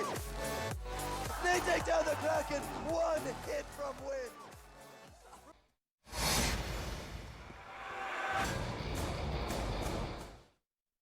We are back for the final day of the 2016 Europe Winter Championships. A champion will be crowned today. I am Playoff Beard, here with Xingyi and Rome, and we're getting ready for a pivotal match here. Rebirth of Empire, their backs are now against the wall. They must win or their tournament is over. Team Secret, they are getting on a roll. They came in with a 1-game disadvantage, but they have now won 2 straight, looking to close this out. One thing that's pretty interesting in this tournament, with that Sky being played by Mr. K. Cool, we're down to only 2 heroes in the entire Vainglory roster that haven't seen play. That's Celeste and Rona, and that shows kind of the versatility of these EU teams, their creativity and innovation in these comps. Yeah, just through the last couple of days, like I was very impressed with the compositions and the drafting coming out of a couple of these teams. And moving forward, like this is how I actually predicted a lot of the underdog teams coming out yesterday. But, you know, they're down 2-1, and this is the last game for Rebirth of Empire should they lose. So they do have a lot of things to come up with. And with that in mind, do they have to, you know, bring out something that they haven't shown before, when really it's been when they can get Mr. K. Cool and the Great Khali on their signature picks that they've really shined, not when they've tried to show unusual looks? Actually, I like the drafting coming out of Rebirth of Empires thus far. I feel like they're very composed and they know how to execute a bunch of different compositions and gameplay styles. I would tell them to actually take a step back. I believe in the first game, they overthought it a little bit too much. There wasn't any follow-up from the team after that, like in terms of communication, in terms of itemization. But the second game, and this made a really big part on their behalf, their draft actually works out very well. I just felt that they didn't play it as strong. You see, you have that Scarf, you have that Sky, you have that mobility, and you have that range. But they didn't do it like this. They actually just kept diving into that small range out of Vox and that melee range out of that Cruel. So just take a step back, you know, relax. You're here to have fun, you're here to win. And you just have to be very composed doing so. Yeah, and this team has certainly shown that they're capable of beating Team Secret. They just have to kind of complete a whole game, not a good 10 minutes, but a good 18 to 22 minutes. Well, I feel like there's, you know, normally they've been such a consistent team, but I feel like if you're looking at the face, you know, the camera on their faces, you can see that the veneer is cracking. You know, they're becoming very emotional, and when people get emotional, especially in situations like this, what happens is they lose their consistency. These mistakes just start slipping through the cracks, and I think they just really need to overcome this mentality and just think, we can beat them. We have to beat them. Yeah, just take a breath, step back. They've had a bit of a break here, so I'm sure they've composed themselves. Such a high-quality team, great individuals, great together, and I'm sure they're ready for this pivotal next match. And on the other side, Team Secret, the Autumn Champions, looking so strong, looking ready to play today. If they want to close this out before Rebirth of Empire gains any momentum, what is their key? I think they just need to keep playing as they have. You know, like I said today, I feel like they've been playing much better than we have from previous days. You know, yeah, few days we've been seeing them trying out new compositions. They might not have been working a bit well. I feel like they're a bit cautious, but today they're playing so confidently. And I think if they just keep, you know, continuing with this, you know, I think they, you know, they definitely have the chance to beat Rebirth.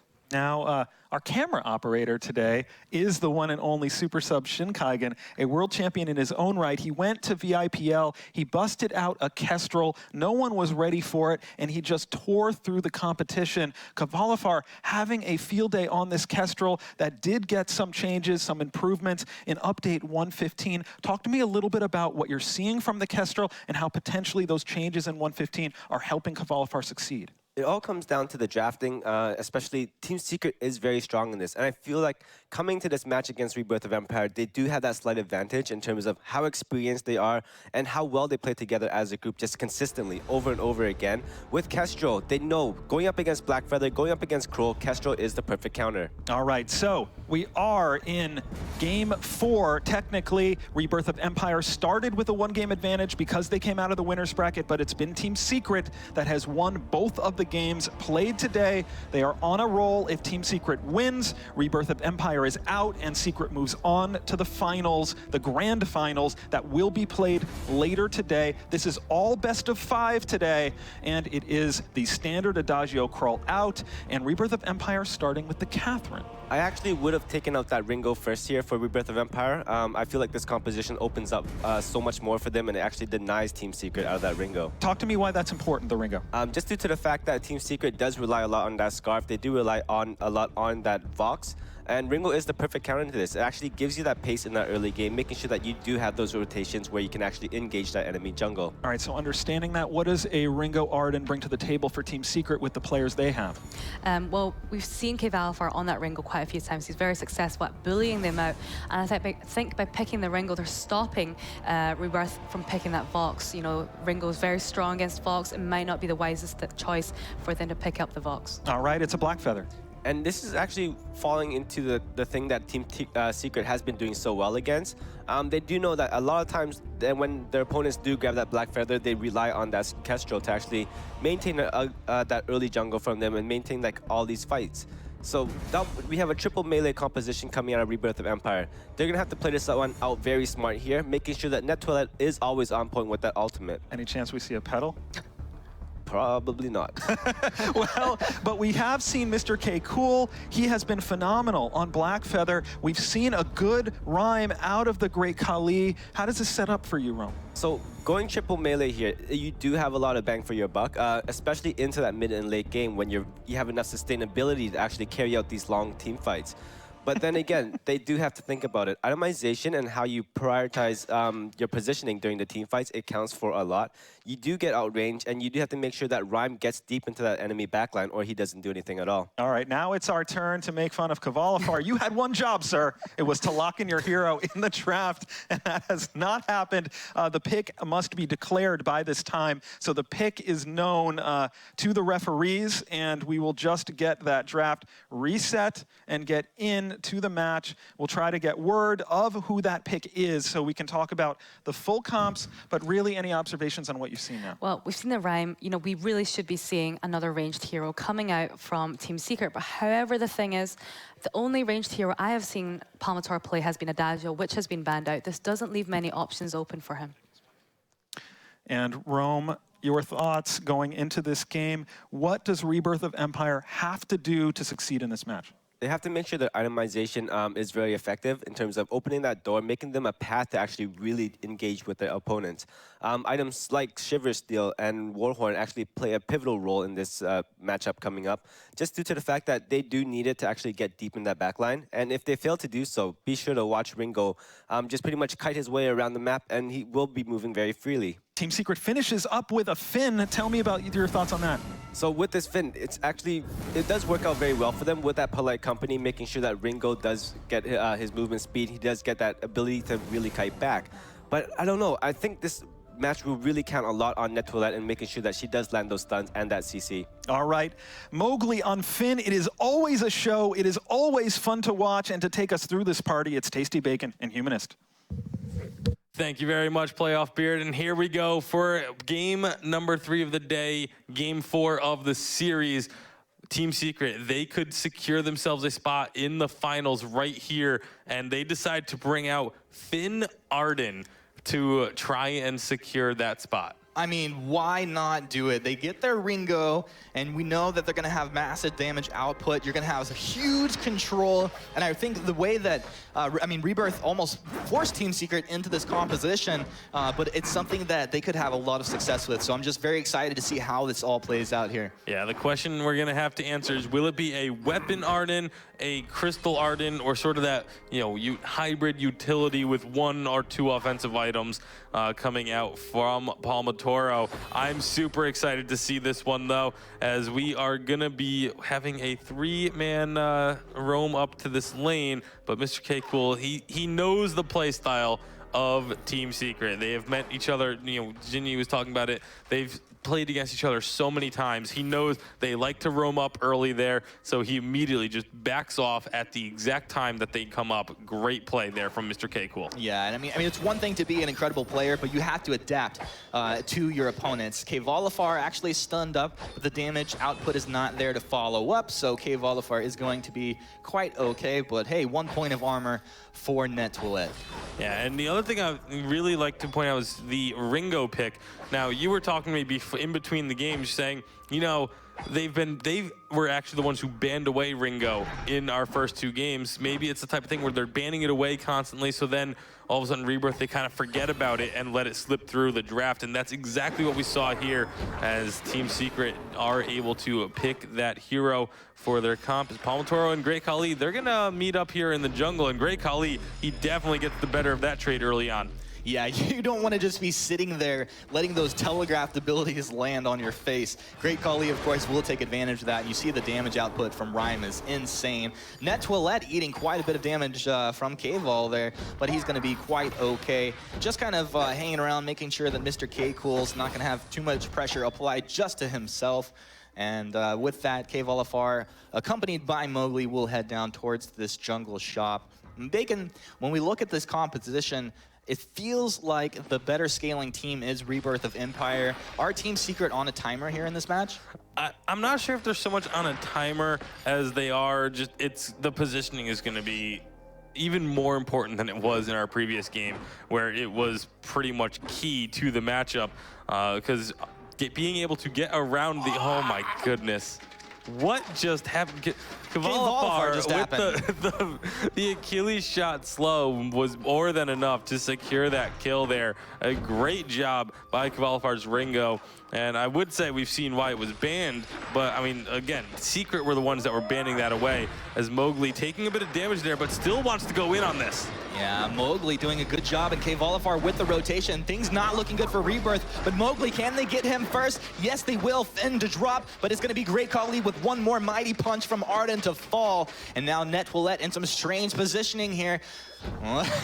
Just activate, gets that stun, not even gonna try to run away. He'll activate that Storm Guard and look to have that damage reflected back, but one more pop shot and Kvalifar will claim that as his own.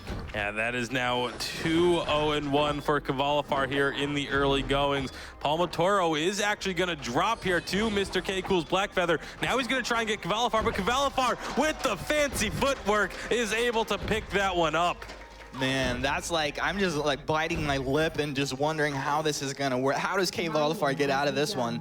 But somehow he turns it around, and it looked like K-Cool was gonna get himself a double kill there. Yeah, it definitely did, but Kvalifar, you can never count him out of a fight until he's actually dead, as he will just, even with such low health, can just skirt around on the backside of it, or there in the 1v1, just able to just step around enough to get that kill secured on to this Ringo. And now Great Khali and Net Toilette, they're looking to go for aggressive jungle invade, but not gonna be really going too aggressive, or are they, as they now come up into this lane, but Mr. K-Cool, he is gonna get melted. Well, he gets melted, but he baited Kvalifar in deep. They're able to return kill there, and looks like no more will follow off of that. Both Palmatoro, Mowgli, Great Khali, Net Toilette gonna trade out here. No one will fall, though, unless there's a big overextension. Yeah, the key to that was the fact that Great Khali has been farming up so well that he had that level 6, the first level 6 in the game, as he is sitting at now 32 minion kills. That's almost as much as the laners. He's just been doing such a good job. Yeah, a beautiful job thus far, and we've seen him steal away some of those camps even.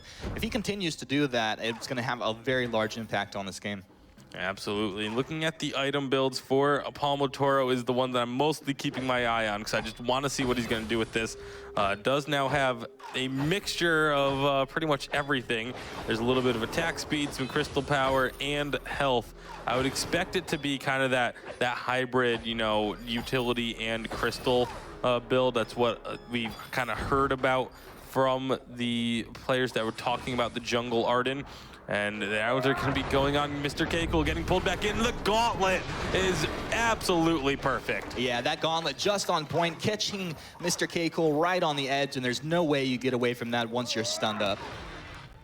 Oh, how is this going to work out? Great Khali moving forward, and he'll quickly think about that and move backwards. Kvalifar eating a turret shot, but he is just getting that constant harass out. You see him quickly tapping around there. And is there anyone better on this Ringo in the scene right now? Yeah, I'm not really sure if there is. There's also obviously no one better at all on this Finn either, as Mowgli just putting out a bunch of harassment on it as well as the protection. But now Kvalifar nicely dodges out the Valkyrie, and the fight is on. Will it continue is the question. Yeah, Kvalifar taking a second to wind up that Hellfire Brew, and he might pay for it. Vanguard's gonna get him out of here. Very nice job. And did Net Toilette overstep? Yes, he did. And in fact, that's gonna be a kill going over to Palmatoro. Now the chase is on. Mowgli doesn't have his level 6, and he would love to have it at this point. Oh, Vanguard move speed, and there you go. Polite Company will pull K-Cool back in. There's no way he gets out of this one. And that's beautiful play out of Team Secret to secure that kill there. Yeah, the team play from Team Secret is just so on point. You see the move speed given to Mowgli so we could get into position to pull Mr. K-Cool back in and get him hit up by that Ringo. Now they go for this gold mine. That's going to be a pretty small gold lead starting to be built up as it does go from being basically dead even to almost a 1,000 gold lead in favor of Team Secret. But you look at the kills and it just looks like they're so far ahead. Thankfully for Rebirth of Empire, they have Great Khali doing so well in terms of jungle farm over Palmatoro, because that's all that's keeping them close in the gold right now.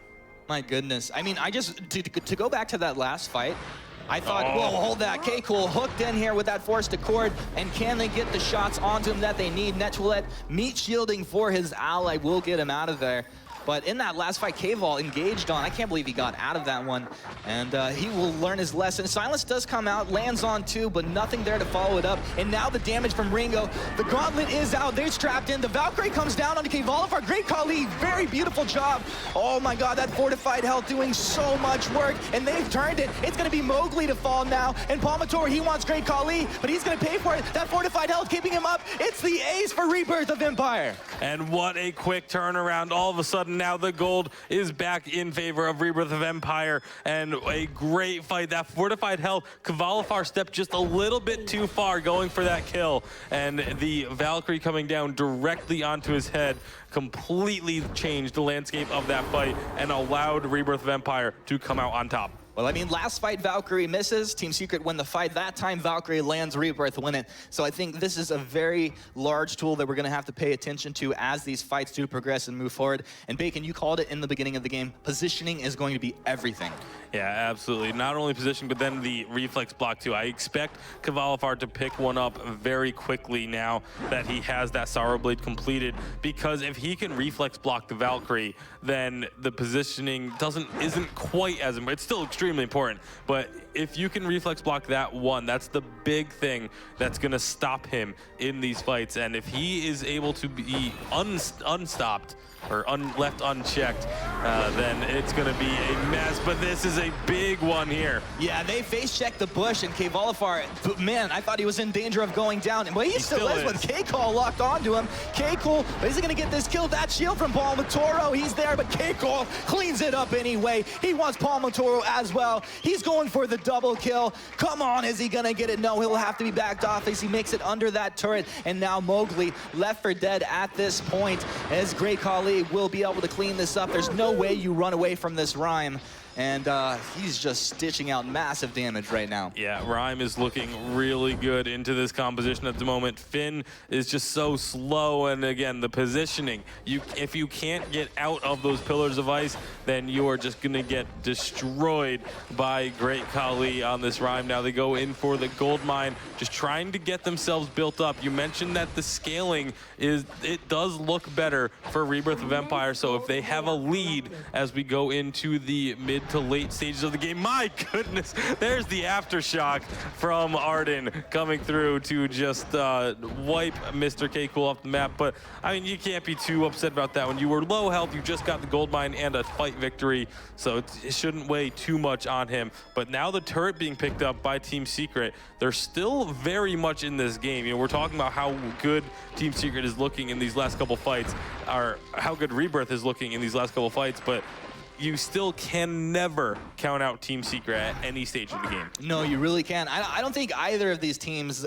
even if they get behind, are teams that you can count out. And the pressure is on Rebirth of Empire at this point, with Team Secret having the advantage in this series. But, you know, it only gives Team Secret a small ability as far as wiggle room to take some chances. And the double silence landing on the Palmator K-Volifar, but look at that 3-man forced accord. Mowgli, some of the best in the scene. K-Cool's there. Oh, look at the damage coming out of this Rhyme right now. That's going to be the defensive gauntlet to reposition and get Palmator and Mowgli a little bit of safety. They're just diving under 2 turrets. There's no cares here given for Rebirth of Empire. They're going to get 2 kills. They're going to get the turret, and they're looking for more. Yeah, right now the Arden just not... it's not the reason that they're losing at these fights, but it's definitely not looking as strong as some other picks that we have seen Team Secret use. Sitting at 5-2 and 4, you know, the scoreline looks good, but then you look at the farm, only 49 minions on Palmator in the jungle. You compare that to the 90 that Great Khali has. It is very far behind because it just hasn't been able to get that farm, and that's one of the big issues, is that it's only having these 2 items at tier 3 completed. When you look over now at Great Khali, who's sitting on almost 3 of them, it's just not putting the damage out that they need. They're going for this super tanky, trying to protect Kvalifar build, but it's just not working. And we've seen it time and time again in these European Championships. These compositions that are built purely on one damage source just haven't been working out. No, they haven't, and you know, that just shows right there, a 3-man force to core doesn't mean anything if you pull them in and it's a Rhyme who wants to be on top of you anyway, and there's nothing to follow up on it. So they're gonna have to be extremely careful, and Palmator, Mowgli, they need to be in constant communication and very on point. With that 3-man force to core comes through, if you can couple that up with the gauntlet right then and there to buy yourself just that split second to delete a hero off the map, it can work out very well, but right there it did not. Yeah, long drawn-out fights are going to be the name of the game as we go later and later, because you see how tanky everyone is. Rhyme, of course, with that fortified health is just so unbelievably difficult to kill. Even Mr. K-Cool has an Atlas Pauldron and a Serpent's Mask, and is also on Blackfeather, who has those invincibility frames. And then you look over on the side of Team Secret, Arden is building tanky and defensive, and of course Finn, always so tough to kill. So the fights take a long time, but Kvalifar is the only one that doesn't have that survivability. When we look at this, I mean, he really doesn't even have the opportunity to build that way because he has to have the damage output for this team. I mean, they've picked themselves into this corner with this draft, and it's all on his shoulders to do the damage in these fights right here. Bacon, how do you see Team Secret winning a fight if they do? Because it seems like Rebirth of Empire has their ticket every single time. I almost feel like a Forced Accord, when it comes out, needs to not hit all 3. If they can only hit 1 or 2 members with it, and it separates them from the team enough, you follow up with the gauntlet coming down to just further isolate the individual. That's kind of their way to win this, is to make sure that they're not having a full-on 3-on-3 fight all grouped up. Because as you mentioned, Rhyme, that's where he excels. That's where he wants to be, is in a 3-on-3 grouped up fight. Even Blackfeather, using that ultimate to jump through, if the more people he can hit with it, the better off he is. So is this one of those weird games where, like, typically you don't want to get 3-man forced accord, but in this case, it would actually benefit Rebirth of Empire to be stacking on top of each other and getting all hooked in at once? Yeah, it really almost would, and it sounds very strange to say, but the way they picked it, it's perfect against this Finn Ringo composition, because it gets them into the back lines onto that Ringo immediately, and they're all grouped up, they're all there ready to fight, and like I said, the damage from Team Secret, it just isn't there. They don't have enough to burst down the members of Rebirth of Empire in a full-on fight, unless Kvalifar, again, can get someone isolated. This is so much more dangerous now that Kraken is out on the map. A lost fight for Team Secret could spell multiple turrets dropping. And right now, it's just so dangerous for them.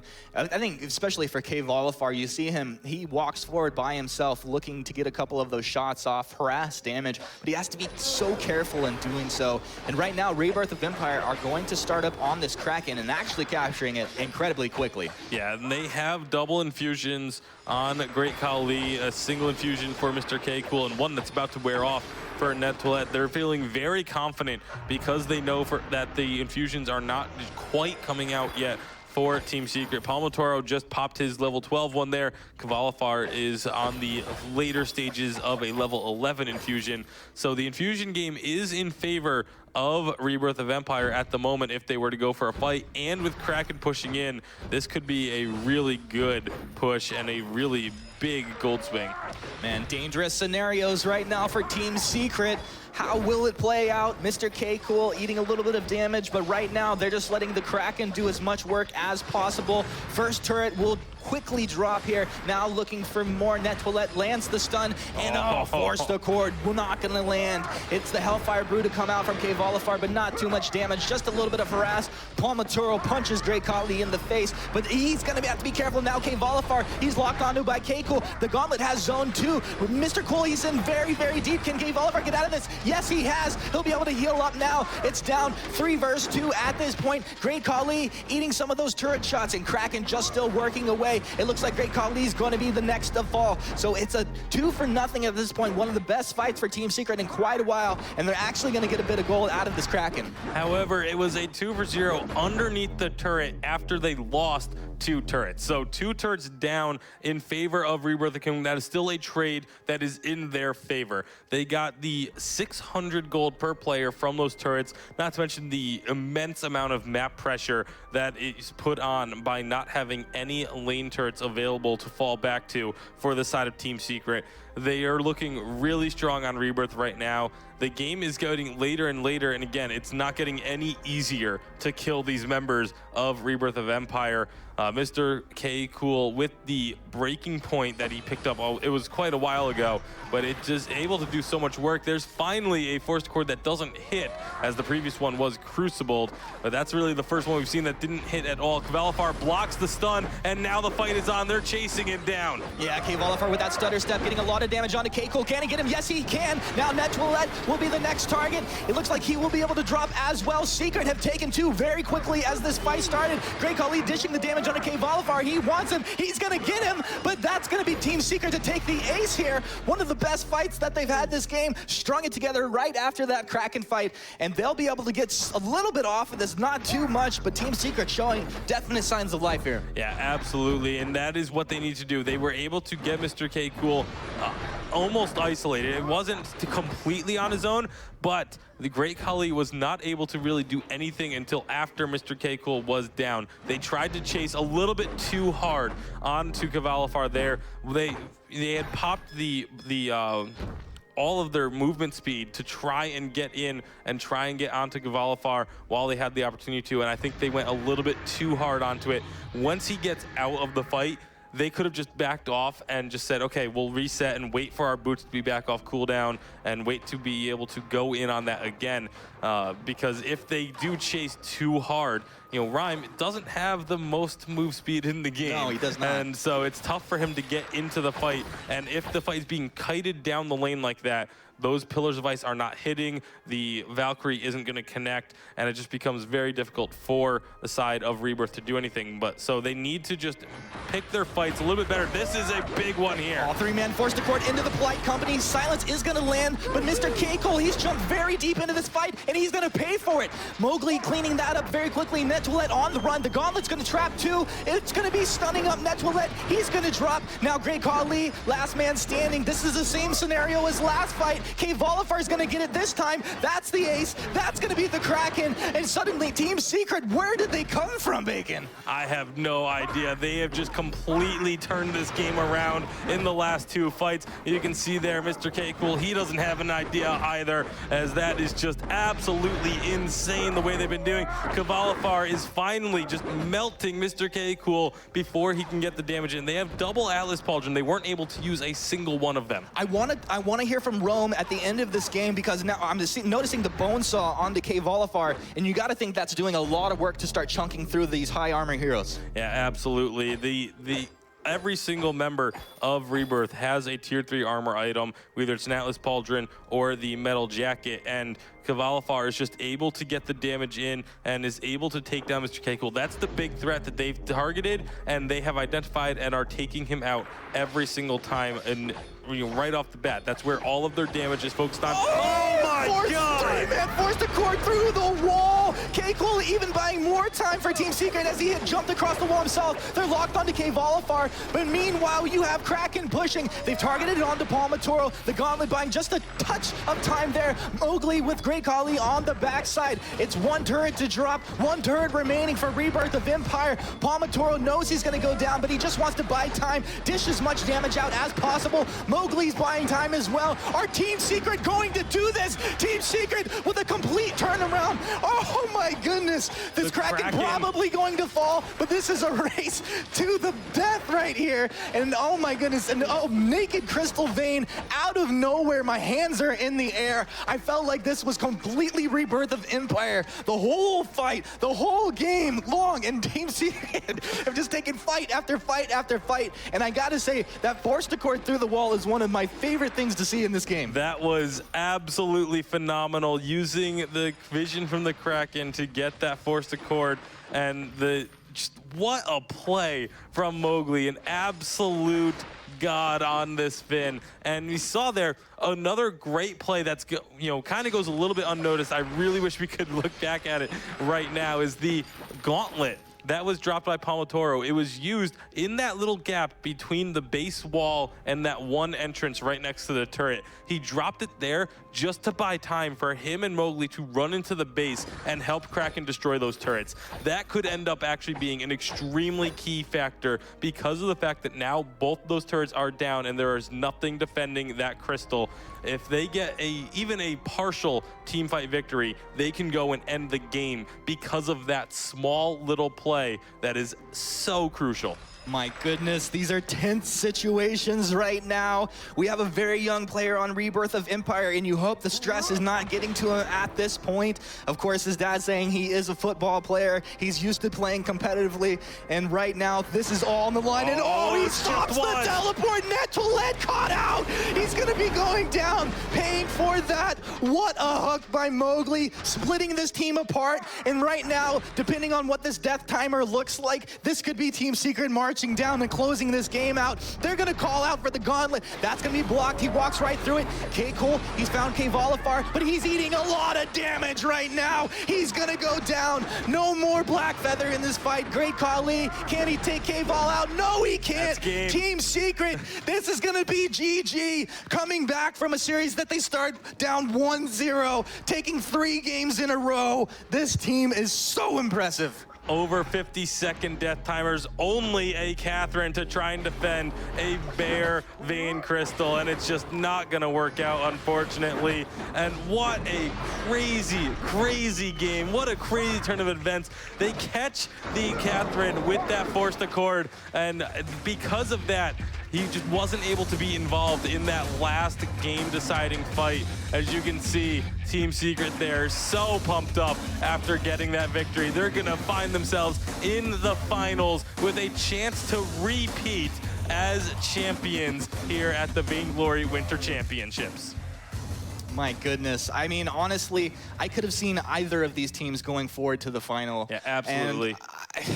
I'm so impressed. I think a lot of this, especially the first two games that they won, came down to the draft. I feel like Team Secret did outdraft them there, but the plays were just so on point there. A couple forced accords at the right time, completely repositioning Rebirth of Empire. It's just beautiful. Yeah, and for Rebirth of Empire, they still have to be so proud of what they did here. Gonna be coming in, in that tied for third place spot after losing to Team Secret there, but they fought Team Secret so incredibly well. Those were honestly some of the best games that I have seen in a long time of Vainglory. I was so happy I got to call these. It was just pure excitement, really. I mean, the fights were just, it came down to just such little things to decide these fights and to go over those little tiny plays that become absolutely game-changing. We're going to go ahead and throw it back to the analyst desk.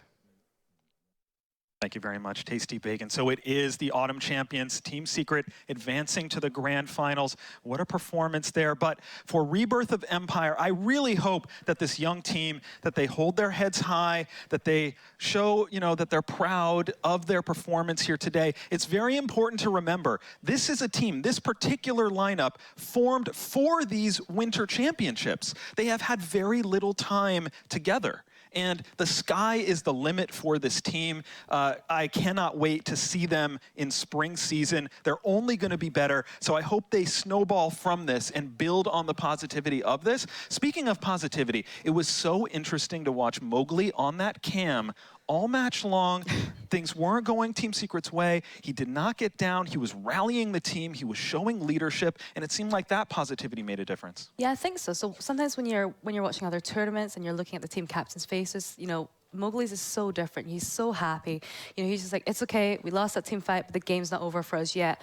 And I think when you do have a kind of that tense, kind of nerve-wracking, team captain performance, I think that just really influences the rest of the team with how they speak, and I think it affects the whole mentality, and I think it's really important to kind of stay positive. All right, and Rome, some very important item choices here. Let's talk about it. There was Finn decided no CP at all, was interesting. The Aftershock Arden, tell me what stood out to you. Yeah, something that pretty much built up this composition was Palmotoro on this Arden. You notice that, he was playing that carry role, grabbing some attack speed, that Crucible, that Aftershock, and the Piercing. And I feel like he made a big part for this composition to actually really work out, making sure that Kvalifar was always getting that Vanguard, pretty much sustaining himself, helping him be able to kite. A couple things I do want to notice on the Rebirth of Empire side is, they did very good in terms of atomization. The biggest fault here, I would say, is getting that 22-minute Warhorn, which pretty much, they were ahead in that early game. They had a lot of good team fights. They were pretty much making it very overwhelming for the Team Secret side to actually come back from. But due to this, I wouldn't have gotten that Crucible very early. I felt that both of my partners do have that reflex block. They do have that ability to actually use their own and get out of those team fights. But the thing here, you have 3 melee composition, and you don't have a Warhorn. You don't have a way to instigate. And I feel like this is where the team started actually falling apart during that 15-minute mark, and it cost them a lot. Yeah, another big key here, of course, was the peel for Ringo. Was incredible, whether it was the Polite Company dragging those enemies back, the Arden with the gauntlets or the Vanguards. Talk to me a little bit about the dynamics of those team fights when Kvalifar really got going. Yeah, and this is all coming down to how well Team Secret plays together in terms of synergy. They knew exactly where and when to pinpoint and instigate those team fights with that forced accord. And then the follow-up from them has been excellent. Exactly right after everybody does get hooked in, Ringo, you see, does his work, especially using that bone saw, making sure that he rips apart the armor of the opponent team. But, it all comes down to that Warhorn, and I think that this was the biggest playmaker difference for the side of Rebirth of Empire. On many instances, they were actually just diving in one after the other, and had they had a Warhorn, they can just completely, all 3 of them, run right towards Ringo and take him out of that picture very early. So, Xingyi, there is no wrong decision here. I don't really know how you choose, but please, an Amazon Coins MVP of this series. It's going to be Kvalifar for me. And I think when it's choosing the MVP, especially for Team Secret, it's so difficult to try and choose one player who particularly impressed me. But I think, Palmotoro and Mowgli worked really well. They're appealing. They had some fantastic gauntlets. But Kvalifar, we could see all 3 members of Rebirth just trying to focus him. And his kiting was incredible in that last match. He was just trying to stay alive for as long as possible. And I think a lot of people couldn't have done what he did, which is what makes him my MVP. But Rome, I know that you really enjoyed the performance of another player. Yeah, I had to choose Palmatoro this last match due to the fact that if he wasn't landing those super clutch gauntlets on time, Cavalifar would have been dead. I'm sorry. So, and then Mowgli, of course, with the hook. So I'll take Mowgli as my MVP, and then we got the whole team covered with the actual MVP, because only Xingyi gets that say. It is DJ Sams. Okay, thanks very much, Playoff Beard. I'm here with Team Secret's KV. I want to know, we saw a Saw Cruel Blackfeather versus an Adagio Kestrel Finn. Can you explain the mind games behind the draft phase? Yeah, I think Rebirth saw that we picked Adagio and Finn, so they saw us play the Bush comp against G2, so they were kind of maybe not afraid, but expecting that, so they just tried to counterpick with Saw. But the thing is, we had the backup plan that was Kestrel, so we knew that even if they had Blackfeather and Cruel, it precisely we play Kestrel for that reason, to let the melee heroes come to me, and I just pop them straight away. So that's what happened in the first match, and I don't think the Saw worked for them. They should have just focused on them and not trying to counter us. Cool. Going into this round, you're at a 1 point disadvantage. Can you explain to me how you stay confident? We try to stay confident considering all the factors, because I have to trust in my ability to win. Like, we have to treat each game as its own. So we have to go game at each game. When we go there, we're not thinking about we're losing 1-0. We think it's 0-0. We're going to do a new game, everything from the start. So besides trusting my ability, I have to trust my teammates as well. And we all try to support each other while the game is going and before the game starts. And with a Forster chord like we did see, I'm not surprised that they are confident. Thanks so much. Back to you, Playoff Beard. Thank you very much, DJ Sams with Cavalifar. What a show out of Team Secret right there in the first semifinal. All the rest of the tournament will be played today. We will have the second semifinal, best of 5, and then the grand finals, best of 5 as well. You know what? While we're getting ready for that next series, let's do an NVIDIA Shield K1 tablet ice giveaway in the chat. Hashtag NVIDIA Shield in the chat. You might win some ice, and before the day is over, we will give away an NVIDIA Shield K1 tablet, perfect for gamers. So stay tuned for that. We're going to take a quick break. And when we come back, it is G2 eSports, Kinguin team. That's the team with Redix, with Dingo, with Dark Potato, and some additional talented players that can sub in at any time against the number 4 seed, Snow Tsunami, the pride of Russia. Been so strong in this tournament. It's going to be as good as this first series. Don't go anywhere.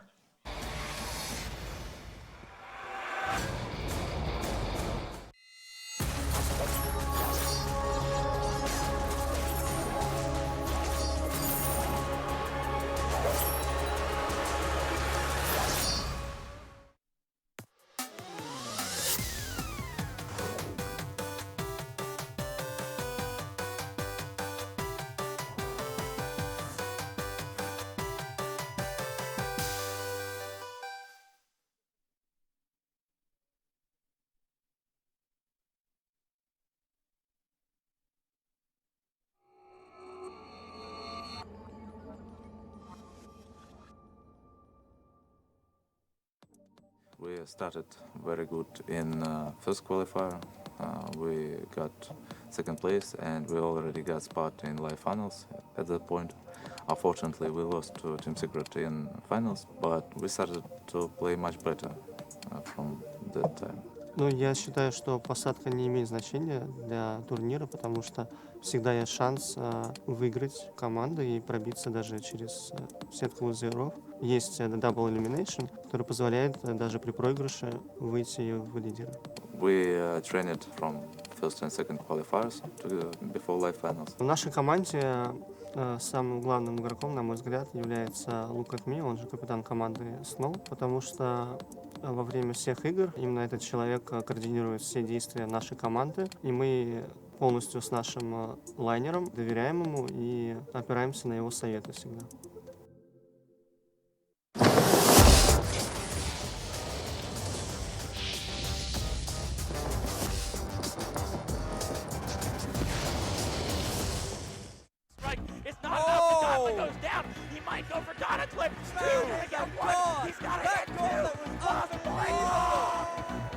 Welcome everyone to the eSports Arena here in Santa Ana for the 2015 Vainglory Autumn Season Live Finals!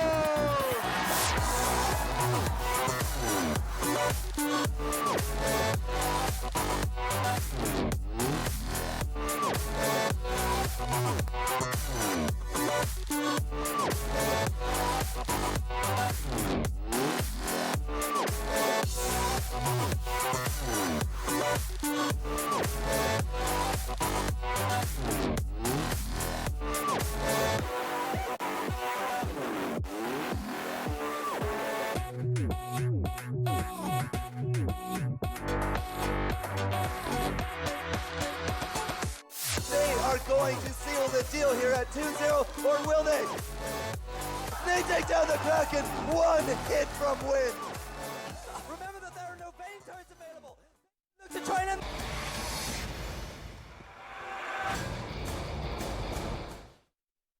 We're back for the final day of the 2016 Europe Winter Championships live from the Gfinity Arena in London. I am Playoff Beard with Rome and Xingyi, and we are excited to bring you the second semifinal of the day. It is Snow Tsunami versus G2 Kingwin, G2 eSports. What a day they had yesterday, almost getting two teams through. They'd like to keep it rolling on the Snow Tsunami side. They have been smashing their way through the competition. Look at me forcing everyone to look his way because he is having statement game after statement game, and this is definitely going to be a fun one to watch.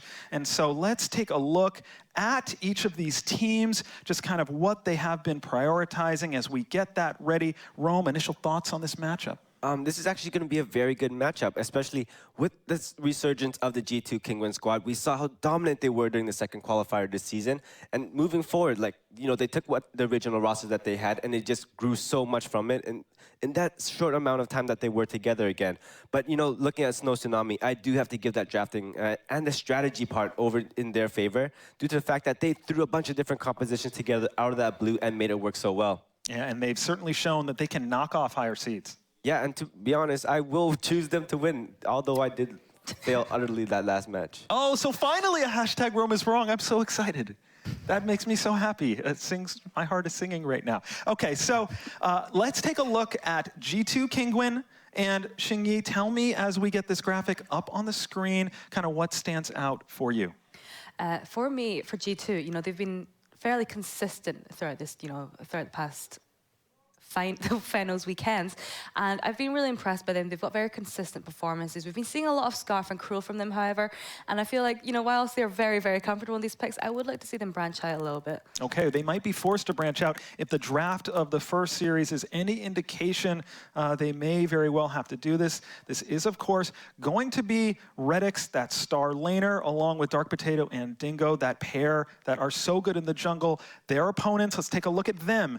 Team Snow, the 4 seed. Tsunami is the team that is remaining, and Rome, they have been prioritizing a Ringo. Yeah, and look at the top hero band coming out of them. With Adagio at 60% throughout this live championship event, they do know that a lot of these opponents, a lot of their enemies this tournament have that prioritizing, making those compositions based around Adagio, either in that roam position, that lane, or that buff composition overall. But, you know, coming into this match, I do feel like they already know their opponents very well, and they strategized a lot yesterday and today just to make sure that they do get an advantage during the compositions. All right, we'll have to see if that happens. And with that, let's find out who is your Amazon Coins player to watch for the G2 Kingwin side. It's going to be Dark Potato for me. So he's very comfortable in the Cruel. I said before, we've been seeing a lot of Cruel and Scar from him, but I think out of all the 3 players, I think he's got the most kind of the deepest hero pool, and he's very strong on all these different heroes, and I think he's got very nice kind of positioning. He uses his skills very well. So that's my pick for G2. So who do you think is your player to watch on Tsunami Room? Like, it's back and forth always like this.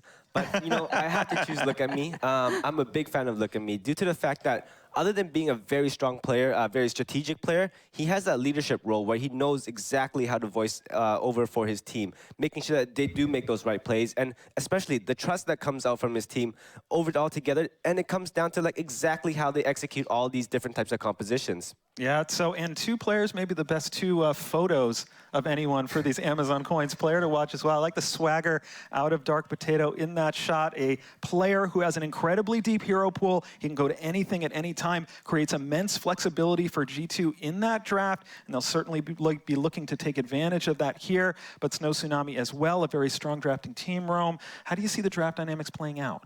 With this one coming in, they do know their opponents very well. I feel that they will be prioritizing getting that Crow out of that picture first, and then building composition based on what they pick. But, you know, it comes down to, like, knowing your opponents. And if I were the G2 team, I really can't put Snow Tsunami on anything particular. Yeah. Knowing that these guys can play random compositions based out of Petal, based out of Jewel, it works really well in their favor here. And this is something that's going to come down to how well they execute it and how well they communicate it. Break down the other players on the team and how they're going to factor into this game. Well, Sasiska has been playing excellently throughout this entire tournament. We have seen him play that Arden, and especially, like, he threw a Finn out the other day just so that their opponent's Team Secret know, like, you know, we can bring up that Force to Core too. We can throw you all the way into our hook. All right, we caught up with Team Snow when they arrived in London. Let's take another look at them now as we get ready for the draft of this first match.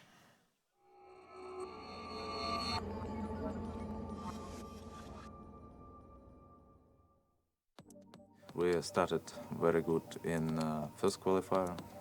We got second place, and we already got spot in live finals at that point. Unfortunately, we lost to Team Secret in finals, but we started to play much better from that time. Ну, я считаю, что посадка не имеет значения для турнира, потому что всегда есть шанс выиграть команду и пробиться даже через сетку лузеров. Есть double elimination, который позволяет даже при проигрыше выйти в лидеры. We trained from first and second qualifiers before live finals. В нашей команде самым главным игроком, на мой взгляд, является Look at Me, он же капитан команды Snow, потому что во время всех игр именно этот человек координирует все действия нашей команды, и мы полностью с нашим лайнером доверяем ему и опираемся на его советы всегда. All right, just a quick taste there. You had seen some more of that video if you watched during the break, just filling until we get ready for that first draft. It looks like we're getting very close to that now. And as we go in, if you were in the corner there, if you were one of the analysts up at the desk with these teams, what are your priority picks for either squad? So Snow Tsunami, you know, we've seen a quite, I think they're, because they've got such a wide hero pool, you know, they're able to counter draft very well. In their first game against Team Secret, they pulled out a very nice Glaive and Finn combo. That was a perfect counter to what Team Secret had. You know, like Rome said, they have such a wide variation, it's very difficult. But because they know that G2 likes to prioritize those kind of heavy crystal laners, we've seen Redix play a Scarf, a CP, Ringo, and Vox. You know, they know how to target him down very easily. Yeah, that's interesting. Redix certainly comfortable on those mages and on those heroes when they can be built both ways, usually going blue. Yeah, and this is something that does, like, particularly based on their compositions, we do see a lot, and they execute it very well. But looking at the Snow Tsunami side, they have been playing so strong in terms of grabbing about a bunch of different compositions out. I do feel that they will be prioritizing banning out this Cruel and probably trying to make sure that Dark Potato doesn't get a hero that he really feels comfortable with. Okay, so we're just getting set. They're just making sure everything is right here. One of the players isn't hearing the sound right now through the headset, so they're just making sure that that is right before we start this match. And again, for anyone who might have been joining us late, this is going to start 1-0 with Snow Tsunami having that 1-0 advantage because they are coming through the winner's bracket, having to not take advantage of the double elimination part of the format. And again, Snow Tsunami, it's the only team in this tournament that does have a player playing remotely. That is the amazing PT Lamb. A last-minute immigration issue. When faced with that, we decided not to break up this team. And you can see why the chemistry, the power of this team throughout has been so fun to watch. We do have a referee who is monitoring that player, so there are no concerns about what is happening over at that remote location, but that is why you'll see two players on the stage along with some sort of blow-up apparatus and a Yuma Rankin Yarn Ozo. So unless they've switched it up for today, I don't know which hero they have going today, but that is the story with PT Lamb. But speaking of PT Lamb, what a performance he's shown again and again on those carries. I'm so impressed by PT Lam. I think he's very like Kvalifar. You know, we see some laners kind of just focusing more on the CP heroes or, you know, weapon heroes. I think he's got a very nice kind of balance of both. He's very strong with both. We've seen a very, very strong Scarf coming out from him. And he's also extremely comfortable on those mechanics-heavy heroes such as Ringo and Vox. All right, you see Dingo there, just getting a little bit of water, giving the thumbs up before this match. I hope that thumbs up also means that all the issues are straightened out. It appears to be, so we are into the draft of this pivotal, technically second match. You see the 1-0 there for Snow Tsunami. You have not missed a thing. It is their advantage for coming through undefeated into the semifinals. This is a best of 5. Whichever team wins ultimately goes to the grand finals against the defending champions, Team Secret, who want to hold down that title. Rome, your thoughts, the standard bans, and a Black Feather priority. Yeah, so we see Snow Tsunami with that 60% ban on the Adagio, and it just keeps rolling through. They force their opponent to either be banning up that crew or leaving it open. All right, and it is a Black Feather as a first pick. Yeah, and this just shows how well they play together. They know exactly what they're going to build their compositions out of this one. By grabbing Black Feather first, you open up your compositions to so much more. You can either throw them up in the lane, in the jungle, or like we have seen already, into that roam position. Now we've seen Dingo on that Arden combining so well with some of those melee heroes that Dark Potato loves to play, but they have a lot of different looks they can show here. Yeah, so I think I'll be expecting a Crystal Vox here. I'm not really sure what they could be pulling out in the jungle. You know, Glaive, I don't think a Glaive is the best pick there for Dark Potato now, but he's not left with very many options. Well, Redix is certainly going to be on a pick he's comfortable with. I'm sure we'd rather have a Celeste. Celeste might need a buff first, though. So in the current meta, Vox probably his top comfort pick. Yeah, and to actually counter against this, I would actually pick up a Ringo and then throw this Black Feather onto that roam position. I do know that they can execute this out very well. Oh, well, that's quite a look at that, Rome. You'd think he was sitting in the booth, and that's what it will be. So we will see a Rome Black Feather. Talk to me about the dynamics of a Rome Black Feather, how he has to play. Well, you have a lot of different compositions out of this, and just because they do have this fortress up, no, I believe this will be a CP fortress. Due to the fact that they can make it work out very well, but I am totally wrong. Oh, I'm right. And the rhymes have been all over this European Championship. It's going to be a very interesting comp out of Snow Tsunami. With the action, it is Forecourt Jester and Zken. Hashtag Rome is right. Perhaps going to be coming through once more as we get into this second match here into our semifinals. But more Rhyme, more Ringo, and well, I think those are the first like standard bans we've seen in a while. Yeah, it's definitely not something we have seen today much of, but today, look at the matchups for these two teams. We have the Fortress, we have the Ringo and the Black Feather on the side of Snow Tsunami, and Dingo on the Arden with the Vox of Redix and Dark Potato's Rhyme. It's going to be very, very interesting because Snow Tsunami, they're going to try jumping in onto Redix. How Dark Potato and Dingo are both right there to appeal for him. All right, so Dark Potato, I mean, we've seen him do some fantastic work in a lot of these matches, and we'll have to keep an eye on his Rhyme as we get into this one. But this is what, our third attempt now, I believe, at roaming Black Feather, and I believe his record is actually sitting 1-1. Yeah, so roam Black Feather actually doing quite well so far, and it's really interesting because he is able to do a pretty significant amount of damage on his own, in addition to helping out execute the primary carries of the enemy squad. So we'll have to keep our all eyes on Look at Me with that bounding fortress. They're going to get a little bit of damage there on top of Redix, but they can't exactly go too much farther from here. A little bit of an early lane gank coming in, though, from Tsunami, but Dingo and Potato, they're setting up. Do we actually have any idea this is happening? Sasiska going to be walking right into them, and that is not where you want to be starting off in this series. Yeah, that was really unfortunate for Sasiska. He just walked into the two members of the G2 squad. Did not expect to be there so soon, especially because Snow knows that G2's jungle is still spawning. Not quite a hit there on top of Look at Me, but still good predictions nonetheless. G2 Dingo and Dark Potato should be able to pick up these backs fairly easily. Right now, we do actually have the Fortress kind of hanging out in lane. Looks like he's going to be trying to get that transition. So if we do get both backs and we're fast enough to stop Look at Me from picking up theirs, definitely looking at a little bit more of a jungle advantage for Kingwin. Yeah, this is looking to be a little bit risky for us as Snow Tsunami. Right now, Look at Me, he got into the jungle fairly late, and it does look like G2, they have a pretty good idea of what is going on, but I'm not sure they're going around to check. All right, Dingo's looking. He's not gonna go. Is he actually gonna check it around? Yep, he is. He's gonna get that speed up. Now he's looking for, he doesn't actually have that blood for blood, but he's gonna run right into the Dark Potato, and they will punish the pup for being that far forward. But both backs did actually go over to Tsunami, so overall, I mean, slight advantage coming out for Kinguin so far, but it's still anybody's game. Yeah, one thing to point out, though, is this Roam Blackfeather, it's actually going to work extremely well with the Crystal Fortress, because Crystal Fortress, he procs the bleed, and it's so easy for Blackfeather to get those additional stacks onto their opponents. So 2-0 for kills, but as we've seen before, it's not always about the kill number. It's about how much gold you can get from the back of that. So how much can you deny your opponents? Redix up in that lane's been doing all right. 10 for his CS, but BT Lamb, you know, very impressive player, as our analyst said. He's up to 20. So he's, you know, even under this turret, he's farming very well. Yeah, BT Lamb actually has a massive advantage right now. He is able to pick up this wave on top of Redix pushing it in. And right now, Redix just not doing so well in that Ringo versus Vox matchup. It is a particularly tough one for Vox, but he is falling very far behind. Yeah, we'll have to keep an eye on his farm as a little bit of harass comes out for him there. You still got Dingo there in that lane, looking to stack up a little bit more of that Iron Guard gold. And Iron Guard gold so far, Sasiska is actually kind of just going far ahead in that regard.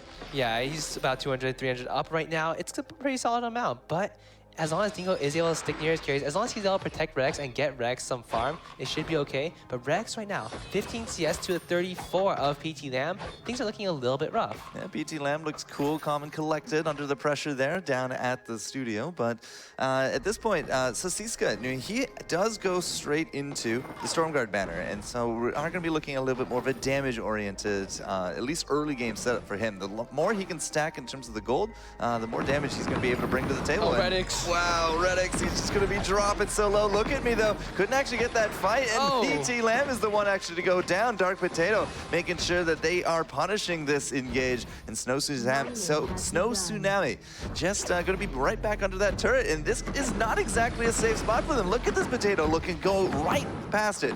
Trying to pick up Look at Me. Can't quite actually seal the deal, but, I mean, the pressure is clearly there. Yeah, a little bit too aggressive from the side of Snow Tsunami. They went onto Redix, but his team was waiting right there in the bushes. Dark Potato came out with the root, and it was just so much damage coming out onto the side of Snow Tsunami. You cannot underestimate Ron. Might be old and hobbling around with a cane, but when it comes to the mastery of the cold, he has actually been putting up quite the fight here, not only in EU, but NA as well. Like, we've seen a lot of Rhyme across the board. Yeah, Rhyme is incredibly powerful. His jungle clear is so fast. And on top of that, he becomes very tanky once he has that Eve of Harvest.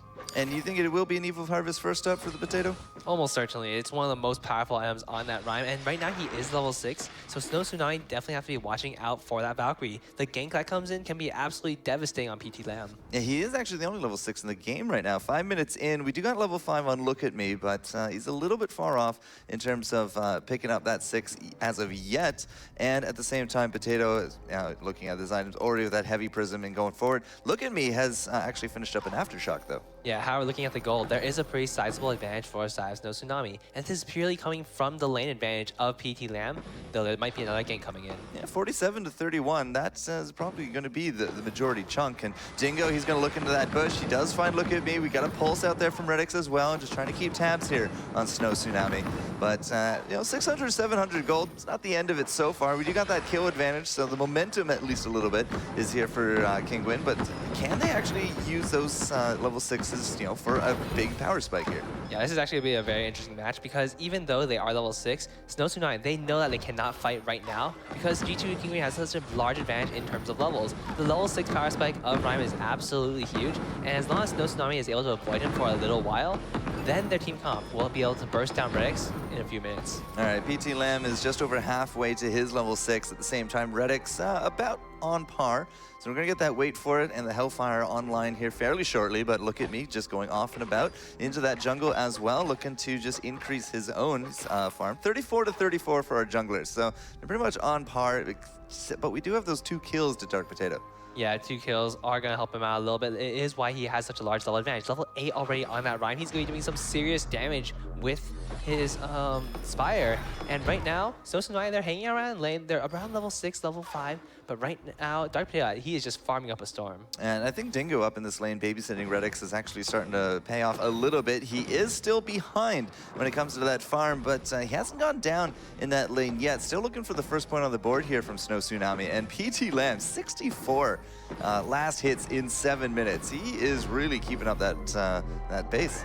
Oh, the Valkyrie comes down and completely whiffs, so that is not what Dark Potato wants to see right there. PT Lamb activating his sprint boots and getting on out of there. That felt very much like a stretch. Even with that Valkyrie, there was no way they were going to re-engage under that turret. Yeah, that was very, very risky to go for. However, Dingo has caught up in terms of Iron Guard gold, so looking good for him. And it does look like both of these roamers are likely to go for a fountain first as we start the gold mine. Well, it's pretty standard, at least when it comes to normal play. I'm not entirely too sure many of these teams this weekend are going to fall into that category, but all right, pressure was created. Immense gold payout will go over to G2, and they are going to be still on par for gold. Yeah, one thing for Snow Tsunami to watch out for, though, is look at G2 Minions items.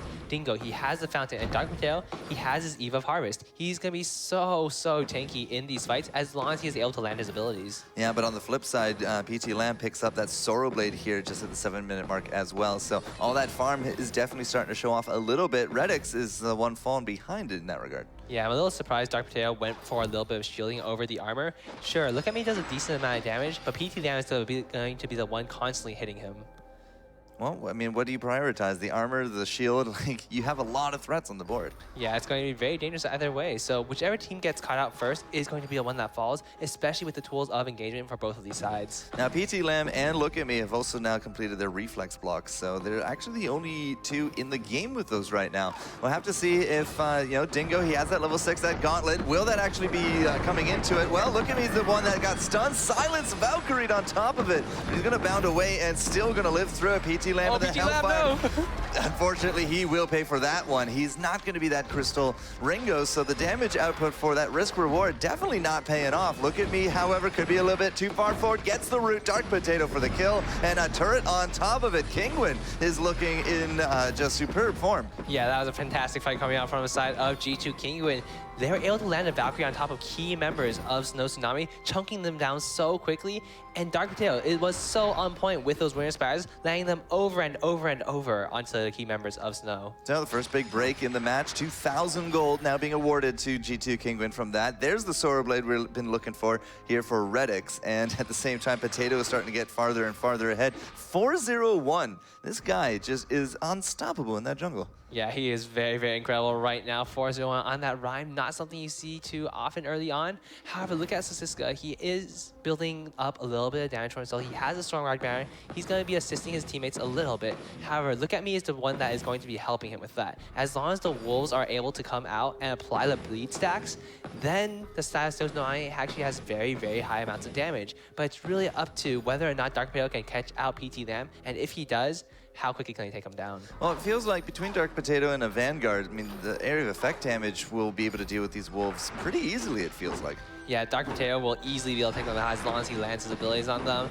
But the main thing is, Redix, look at what he has already. He has a Sorrow Blade, he has quite a bit of attack speed and a little bit of crit. He's going to be doing some serious damage with that Sonic Zoom as long as he gets anywhere close to the Snow Tsunami squad. And because of the continued efforts in that lane, Redix, he might be 0-0-3, but it hits his farm. He's no longer nearly as far behind. He's now hitting almost into that 90 range, whereas PT Lamb is on the cusp of the 100. So definitely been working overtime on that one. Look at the damage coming out there. PT Lamb has to use those boots. He's going to get to safety, but he's already been chunked down. And again, G2 looking to pressure out this lane. Yeah, this Rhyme is absolutely terrifying right now. Every single time those Winter Spires come out, as we see the Wolves. Yeah, the Wolves, but the Gauntlet is going to keep them at bay. The Wolves get cleaned up pretty easily. PT Lamb again with that Hellfire. Will that be the death of him? It will. You cannot stand that stationary against this comp. They have now punished it twice in a row, and that's two, if not all the ultimates now down. Now, Sasiska still actually has those rows of fences, but remember, he's not building damage. That's the roaming part of this, and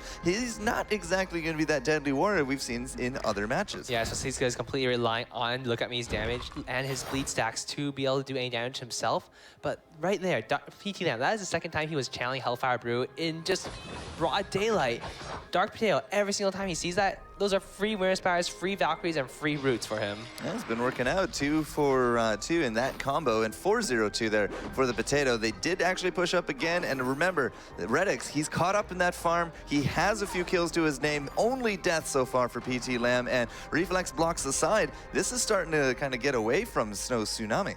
Yeah, Snow Tsunami, it looks a little bit rough for them. It's about 3,000 gold in the difference, but G2 Kinguin, they look absolutely flawless right now. Every single time that Snow Tsunami tries to engage, tries to do anything, they peel back perfectly, they kite properly, and they make sure they land their abilities on the key targets. And Dingo has not been a slouch when it comes to the vision game either. There are so many scout traps on this fold right now, and there's almost like no real good route for Snow Tsunami. They can't surprise G2 on any of these jungle routes. Yeah, this is something we've seen from G2 time and time again. Both their squads, they're so good at vision control. They make sure that every single time they advance, they leave vision behind. They make sure that they can perfectly keep track of their enemies, and any time they want, they know exactly where to go, exactly where to rotate, and exactly how to outposition the other foes. All right, some flares going down, and we're going to pop some of the traps, but again, like the space was created and the safety bubble for G2 Kinguin said that they were able to take another gold mine. That's going to put us now somewhere in the 4,000 gold range, and well, PT Lamb, that's not exactly going to get hit by that Valkyrie that time, but he has used those boots. Dingo actually using the gauntlet as well. Can we actually re-engage on this? Redix is a little bit too far forward, and he is now just going to be on the retreat. So Sisca, can he actually capitalize on the bleed? One more, he can't do it. He is going to be bleeding down. Look at Me, though, is there for the lunge at the end of it, and we will trade at 1-1. But man, even without those ultimates, G2 Kinguin is a scary team. Yeah, they burned both the Valkyrie and the Gauntlet, and they were still able to trade 1-1. That it does not bode well for Snow Tsunami, but they do have a kill on the board, so things are looking a little bit better for them. Dingo looking for a little bit of a steal here, at least pressure there for PT Lamb. Spire will hit, but there's just not enough kill potential here for the team to make it worth. Dark Potato is level 12. Yeah, Dark Potato is just a fantastic potato right now. He is just walking all over the side of Snow Tsunami, dropping the damage, dropping the stuns, dropping the CC absolutely everywhere. He had Crystal Infusion in the last fight, and you can definitely tell his damage is immense. I'm going to give a shout out to my boy Vedius on this one, but Dark Potato is a weapon of mass destruction right now. Oh. Womp womp. 7-1 for the score. G2 Kinguin, though, you know, this number 3 seed, we have been seeing a history of, like, you know, number 1 seed's already out of this game. We've seen the lower seeds upset before. Snow Tsunami's the one coming into this 1-0, but Kinguin is looking very strong here for the first actual played match. Yeah, Kinguin looking absolutely fantastic right now. Redix has the bone saw with the Sorrow Blade. He's going to be doing so much damage to his side of Snow Tsunami, and there's not many defensive stats on Snow Tsunami right now. There's an Atlas Pauldron on Sisiska, but against the Vox, it's only okay. The Sonic Zoom just does so much damage. All right, so Redix not only does he have that Sorrow Blade, but a Bone Saw on top of it. And now I just saw PT Lamb actually just, he faded out with a Weapon Infusion. So if he's actually been fighting with that infusion for these last few levels, now he's going to be hitting just a little bit weaker. Yeah, he's really going to need to build up a couple items for himself. He's looking for a Tornado Trigger. He might build into a Timeless Michael after that. But right now, he just doesn't have the damage to match up to the side of G2. I like how we have a coat of plates there on top of Redix. We also have that Atlas Pauldron ready for the Dingo there as well. Tier 3 boots for Dark Potato. And I mean, this should be so close. 1 second more, it would have been easy money in the bank, but the Kraken denies it. Look at the infusions coming out. Yeah, there are infusions for days on both these teams, and Snow Tsunami, they've recalled. This is so dangerous for them. G2, they know exactly where Snow Tsunami isn't because look at all the scout traps on the map. This is absolutely free. As I said, you can't surprise these guys. G2 have this safety bubble, and they take the Kraken for free. He was so very close to picking up the gold mine as well, but look at me. Either he's looking for the scouting or he's just looking for the engage. Either way, I mean, they're going to find G2 here in that bush, but the damage from those wolves is going to be very negligible. That's 30 seconds without that tool for the next team fight. Yeah, that is one of the primary carry tools of Snow Tsunami down. So this is looking very, very tough for them. It's going to be G2 pushing in onto this turret, and the Kraken is to follow. The Warhorn into that gauntlet. PT Lamb is the target, but he's not going to go quite down yet. Redix, though, is still returning that damage on top of Sisiska. Finally, a Hellfire Brew that does not get punished, but by the end of it, the teams are actually just bouncing off each other. There's no kills yet, but the Kraken is still advancing. However, this is not too bad for Saya Snow. They were able to prevent a double turret take, I believe G2 has to back off because they are fairly low. And will Snow Tsunami be able to take this Kraken down in time for this turret? Nah, my money's on the Kraken actually taking the turret, but it's not going to get too much farther than that. This will be some very needed gold for Snow Tsunami as... It's okay, close. I might actually have to eat crow on this one. Oh! Yep, all right, gonna eat crow on that one. Fair enough. Either way, still, they get themselves a little bit of cash from that one, despite the 1,500 gold just earned right here. It's 5,000 between the teams. Yeah, things are looking a little bit tough for them. However, G2, they do have a very strong composition coming into this late game, but Snow Tsunami, if they can get the pickoffs, if they can isolate Redix and take him out, Dr. Potato can be easily kited around. I want to point out again that Dingo right now is just absolutely doing phenomenal stuff with this Arden. 5,000 gold from the Iron Guard. He is a very flush items setup right now for that Arden. Yeah, he has the Warhorn, the Fountain, and the Atlas Pauldron on top of so much vision coming out for himself. He has the Crystal Infusion, in fact. And Sasiska right now, he has a Crucible, Atlas, and Fountain, so doing quite well himself. I'm really interested in seeing what these two pick up next. Well, a lot of infusions are going to be wearing off because we did pick those up before the Kraken. It's still a few minutes until she will return here to the fold, but I mean, Snow Tsunami right now, they have real no choice except to turtle up, and that turret's on his last legs. Yeah, his turret is going to go down almost instantly. Dr. Potato's going to throw a Spire at it, and it's gone.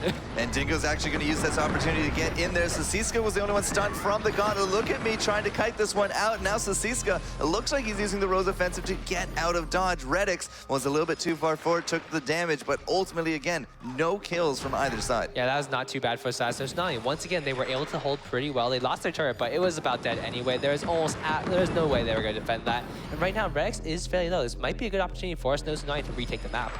All right, so G2 once more with a lot of vision control out there. They're looking to kite backwards into this item shop. Are they going to pick up those infusions? Are they looking for another Kraken? Well, there's at least one there for Dark Potato. We popped a few traps from Tsunami, but they're not confident in sticking around without nearly as much vision. Yeah, I was hoping that Snow Tsunami would try to advance a little bit further because they knew that G2 was fairly low, but they were a little bit way. They don't have vision out on the map. They didn't have the flares. So Siska does have a couple now, but they don't want to invade into bushes without any vision. Oh man, Arden actually just picked up that Crucible there as well. He has pretty much an entire inventory of activatables now.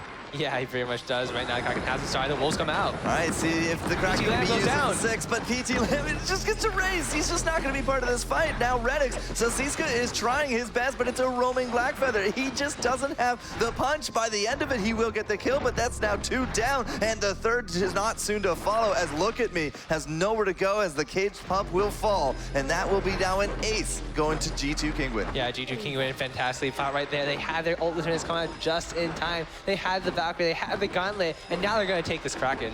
PT Lamb, I mean, it doesn't matter that he has the Sora Blade, the Tyrant's Monaco, and a bit of attack speed. When you die that fast into a team fight, you're just not going to be getting the damage that you need to make these fights work for you. Yeah, he was very much caught out of position. He was so quickly taken down by the side of G2. And right now, Dingo, he's holding the Kraken, waiting for Rex to respawn so they can easily push across the map as 3. If Dingo had a slash dance command, I think this is where you would do it. You just swag and swag and just ignore the giant hulking figure on top of you. But as you said, Redix, you know, that was the big key right there, as now that he's up, we have a lot more infusions coming through, and this is now a possible game-ending scenario for G2 Kingwin. Yeah, G2 Kingwin looking very, very strong coming into the late game. They do have such a powerful Voxy Aegis on top of 3 offensive items. He is going to be an absolute menace in this incoming team fight. All right, so cleaning up just a little bit of the jungle. In terms of the last hits, by the end of it, Redix is going to overtake PT Lamb. 190 in 20 minutes is not too shabby by any estimation. So, you know, this is do or die time. Tsunami, they got to make this work. And Look at Me is already down under half. Sasiska is looking for that damage, but there's no bleed specs really at all. Here comes the little pups, and now Dingo, he's actually going to be dropping low. There's that Vanguard on top of Redix, and Redix is just doing that damage, but Dingo is a little bit too low. PT Lamb finally is going to get that kill, and Redix, well, he's just going to go for it. He gets 1. Could he actually get the second? The Valkyrie says yes. That's going to Dark Potato, and the only one left standing now is Sasiska, but this is a very, very healthy Kraken. Yeah, that was so well played from the side of G2. Dark Potato, well, as I say that... coming out strong there at the end. I think they might have actually underestimated that Blackfeather damage, but he's the only one still standing. Can he take down this Kraken before it takes down the Crystal? It's going to be very, very close. He started stepping as much as he can, but the damage just might not be there. I think he saved it. I think he is good, at least for now. I think he does. So he's able to take down Kraken, buying a little bit more time for Asada Snow, buying a little bit more gold for them with the shutdowns. And they did get the ace for themselves. It didn't matter too much since there were no minions on the board. But right now, G2, they have the opportunity to backdoor. They have so many options on how to end this game. But let's see if Snow Tsunami can hold. Well, that's the biggest cash infusion we've seen for a while now, is Snow Tsunami finally, it feels like forever since they've actually gotten kills. But at score of 12-5 and a naked Crystal, it's still looking pretty dire for them. Yeah, so this is a little bit interesting. So Cisco's actually picking up a little bit of damage. He has the heavy steel, and I'm wondering what he's going for next. It looks like he's probably gonna buy weapon infusion for the incoming fight, because they're gonna have to defend. They're gonna try to cut G2 off before they enter their base. But again, look at that vision just really littered across the map here for G2 Kingwin. There is really, again, no real way for Tsunami to surprise these guys in the jungle. The only way that they can really set up any kind of ambush would be in and around the choke point to their base. Yeah, so I don't expect G2 to get caught out. They have the flares. They're going to be able to check every single pathway into their base. And if they do get caught out, I would be very, very surprised. All right, so still more or less 5,000 gold or so between these teams, just cleaning up a little bit here in the jungle. Could we actually be waiting for the next Kraken in order to make this happen? Yeah, I think G2 is going to force the Kraken now, and then they have two options. They can either hold Snow Tsunami there and let the minion waves push, or they can go for that one-person backdoor, as we might see a fight here. No, Redix could actually be a little bit too far forward. There goes that gauntlet, but it's Sosiska into the back, looking up, trying to take down Redix. Good dodge. At the same time, look at me, is going to be the one to drop. Dark Potato, and now Sosiska are going to be claiming kills, and Arden as well is going to take home PT Lamb. This turns into a 2-for-1, and Dingo and Potato looking to advance and see if they can end the game right now. Yeah, it does look like two carries of Snow Tsunami are down, and I don't believe that Sosiska will be able to defend this. He has that weapon infusion that you're talking about, but only really the heavy steel and the Stormguard banner. It looks like this is pretty much wrapped up as G2 are going to be able to take down that Crystal and put themselves on the board,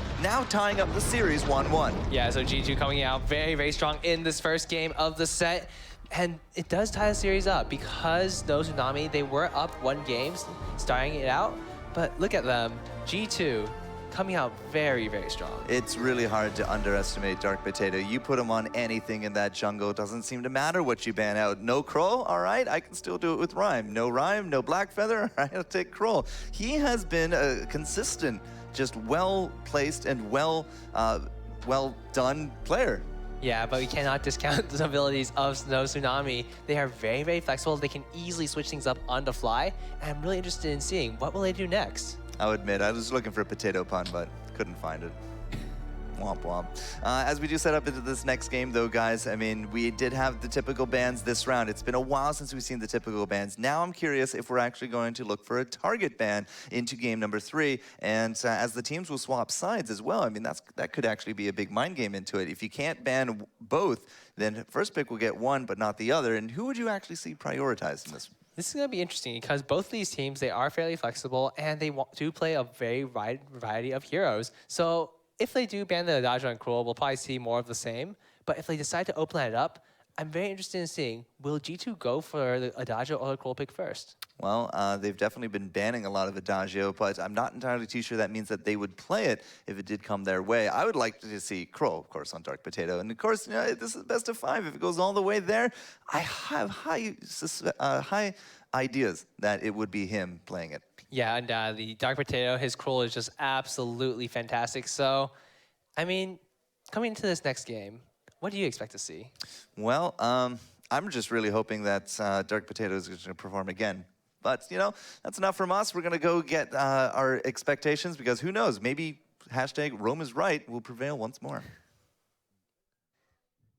Thank you, Forecourt. Very interesting game there. So first Rome, we see that comp come out. It is a Crystal Fortress along with that Blackfeather Rome. Now tell me about that and the itemization and how it played out. Well, overall, the composition makes a lot of sense in terms of what they have in terms of balancing, making sure Ringo is always in that back line. But like looking at the items specifically here, we do see that standard Aftershock and Aegis and Piercing Shard coming out of that fortress, and it works very well. But on the other side, Redix did an excellent job on that weapon Vox. He made sure that he was single prioritizing every single target that he was aiming for. And on multiple instances, every time he dashed in, especially with that Sorrow Blade, Bone Saw, and that Tyrant's Monocle, he did an enormous amount of damage. Now, when you have that comp on Snow Tsunami's side, do they have to be more aggressive early? Do they have to be going as 2 and 3 to enemy side jungle time after time? Well, overall, the Snow Tsunami side, their composition works out very well. I felt that playing that Black Feather roam, they played it completely wrong. I'm sorry to say this. But due to the fact we saw so many instances where Look At Me just jumped in by himself, and this is not how it's done. You have a Black Feather, very tanky. You have barriers and fortified health coming out of him, and they never used it once. It was always Fortress going in first, and they got punished for it. And, you know, you're a roam, you're a Black Feather, you have to go in first, take a damage for the team, and trying to negate as much abilities coming out of the opponent team as possible. Shingi, I know you had your eyes on the rotations in that game. Yeah, so we had a kind of a Vox versus Ringo in the lane very early on. You know, Ringo, PT Lam is a very strong Ringo, but the thing is about Ringo, he can bully out a Vox at any point during the game. So what we saw Dark Potato and Dingo rotating up, kind of just helping him, you know, push back a little bit. You know, so it was a bit more balanced. We didn't see kind of a lot of, we didn't see Redix being targeted a lot, and I think that was very, very important. Yeah, and Rhyme into that double melee jungle, and it worked out. Yeah, so I think what was happening was it just felt like Fortress wasn't just hitting the mark. You know, they would kill PT Lam, and you know, Fortress, he should be a strong carry, but it just wasn't working. It was very easy for them to kill him down, and you know, it's just a very targeted focus that we're seeing. As we look at the highlights from, tell me why this didn't work out for Snow Tsunami and why it did for G2. It was the excellent play coming out of Dark Potato on that Rhyme. He pretty much used his abilities and waited for them to jump in before he zoned them out.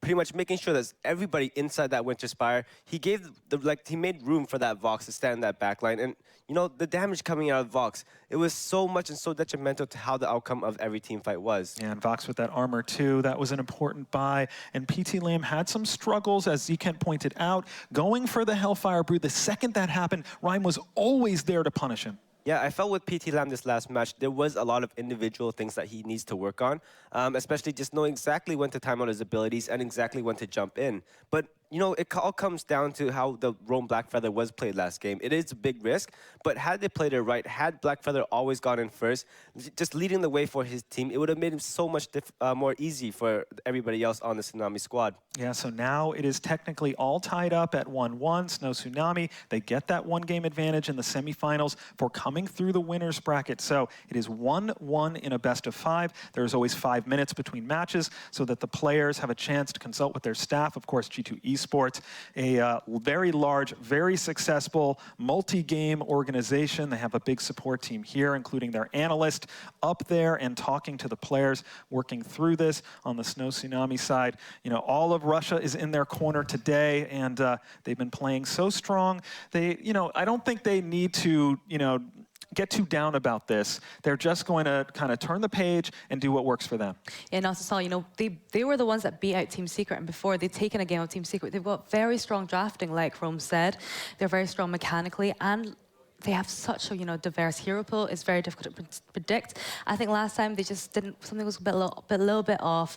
The drafting didn't quite work out for them, and I think that was their major downfall. So this time, I think they'll learn from that. You know, they can anticipate what's going to be coming from G2. Yeah, and there's a very good chance that the next match that we see will look completely different when we get a different draft and really see, you know, that same Snow Tsunami team come out that has been so powerful against top seeds in this tournament. Yeah, they've been actually doing very well. And I think, like, you know, they got that first game jitters out of their way today with that last loss against the G2 squad.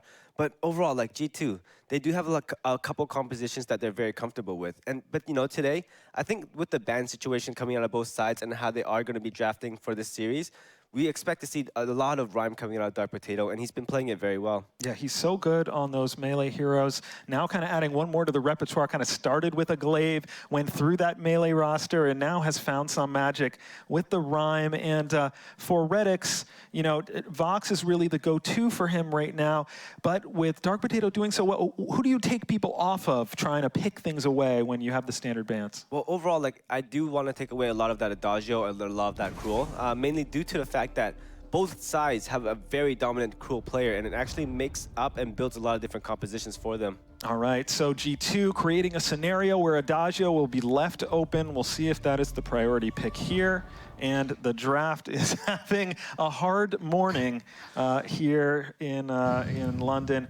So we'll get that right back together and get back into that. So our apologies to the viewers and the players there, but we'll get that draft right back underway.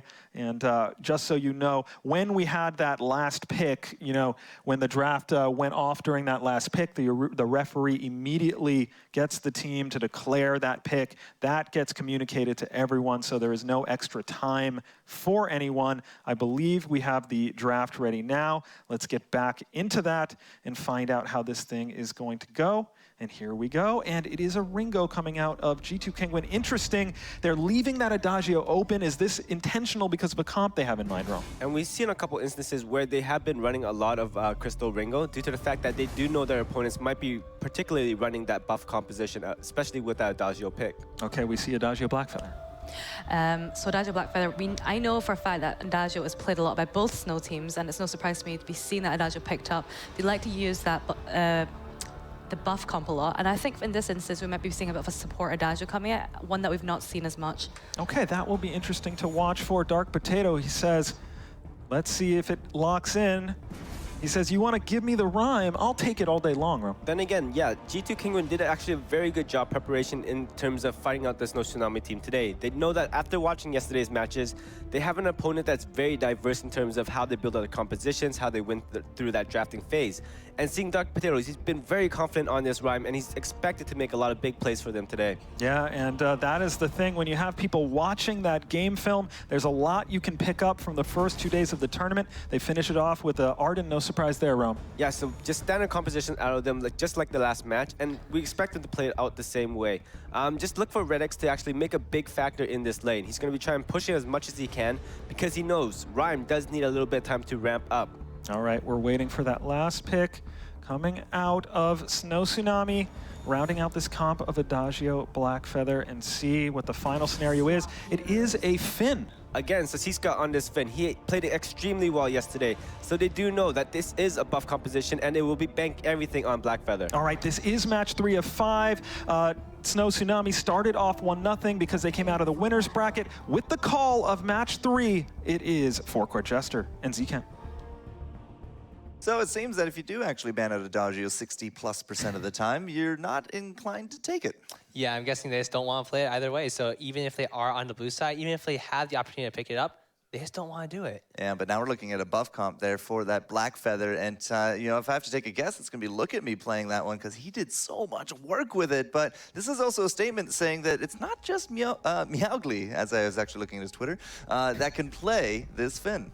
Yeah, Sasiska busting out that Finn, going to be very, very strong for his team. That Blackfeather is going to be so hard to take down with the double fortified health coming out from both Finn and the Rose offensive, and the heals coming out on top of Look at Me. It's going to be so hard to lock him down, especially because he can dodge out the roots and the stuns of Dark Potato. Yeah, it's actually going to be PT Lamb on that Blackfeather, but hey, laning Blackfeather with that book, I mean, it has really shown some really good success throughout the qualifiers to get here into the live championships. But yeah, I mean, this is really shut down PT Lamb kind of game.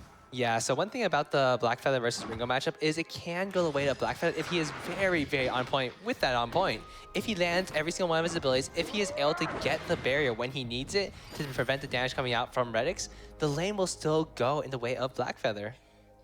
All right, so as they do settle in, it looks like, you know, the jungle, they find themselves at that item shop, but ultimately nothing really to be done for it yet. PT Lamb, as you said, with that on point. One of the big things about Blackfeathers is, of course, no energy. He does use his own kind of energy bar. It's not blue, it is yellow, and that does keep him pretty well fueled for staying on that front line. Yeah, he doesn't have to worry so much about keeping his energy up on top, as opposed to Ringo, who constantly has to use it for Trolling Silver, especially with the changes in update 1.15. He does use a little bit more energy on that Trolling Silver every single time he casts it. Now we saw Finn come up to lane, although he's back into the buddy jungle system right now. It's up. Right now it's Dingo up into that lane, and he's going to be getting a little bit of cash through that Iron Guard. And at the same time, Dark Potato, you said it a little bit earlier. I mean, the wave clear on this guy and the jungle clear is rather phenomenal. And look at this aggression. They just are able to push right back up and say, nope, this is mine now. Rhyme and Arden just being so effective for a side of G2, just constantly able to pressure out the side of Snow Tsunami. Right now, Sasiska is not able to do too much. He's only level 1 on that Finn. He's about to hit level 2, but he cannot fight the side of G2 right now. No, not yet. You do need to get a point into Polite Company and Quibble if you really want to kind of go toe-to-toe at this point. But Dingo is, again, going to be looking through this bush, looking for PT Lamb. We know, of course, that he went home, did a little bit of shopping, comes back with armor and an O-card. Yeah, so he's going to be a little bit tankier himself. Going to be a little bit difficult for Rex to poke out of lane. And this is actually a very, very smart move by Saz No Tsunami. They know that G2, Rex is freezing the lane a little bit. He's preventing PT Lamb from getting too much farm, and he's preventing himself from being exposed to the danger of being ganked by Snow Tsunami. So as long as he keeps the lane on his side, he's able to push in with a very large wave and easily rotate down without worrying about the turret being pushed in. And here goes that rotate, and you can see, again, that energy bar just kind of falling a little bit flat as he has had to continually use that Twirling Silver, but with that rotation, he's going to be able to do his own job.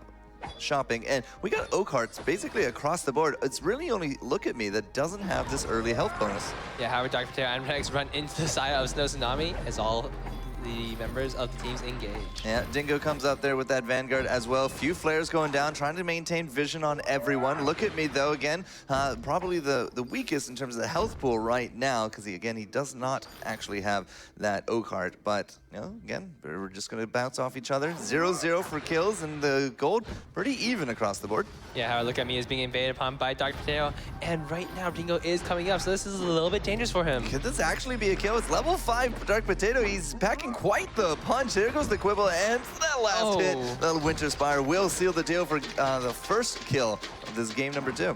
As PT Lamb takes out Redix. Yeah, apparently there's a dead Ringo on the doorstep there, Dingo. Didn't actually see that one coming, but PT Lamb picking up a very quick counter kill. That will actually relieve quite a bit of pressure here for him in the lane. Yeah, you can see this is a matchup we've seen quite a few times in this tournament. Redix on that Ringo versus PT Lamb on that Blackfire. The Ringo Blackfire one is one we've seen over and over, and it usually goes the way of the Ringo. But right now, PT Lamb is holding up extremely well. In fact, he's even leading in CS. Yeah, maybe Redix was just looking for a rotate down, just kind of got caught there in the bush. I mean, using your range. Oh man, look at this engage. Look At Me comes in from behind, and now Redix, he's going to be dropping low. He's going to burn to death, and that was definitely unexpected from the Snow Tsunami side. That was such a good place being set up by Look At Me, just waiting in that top rush.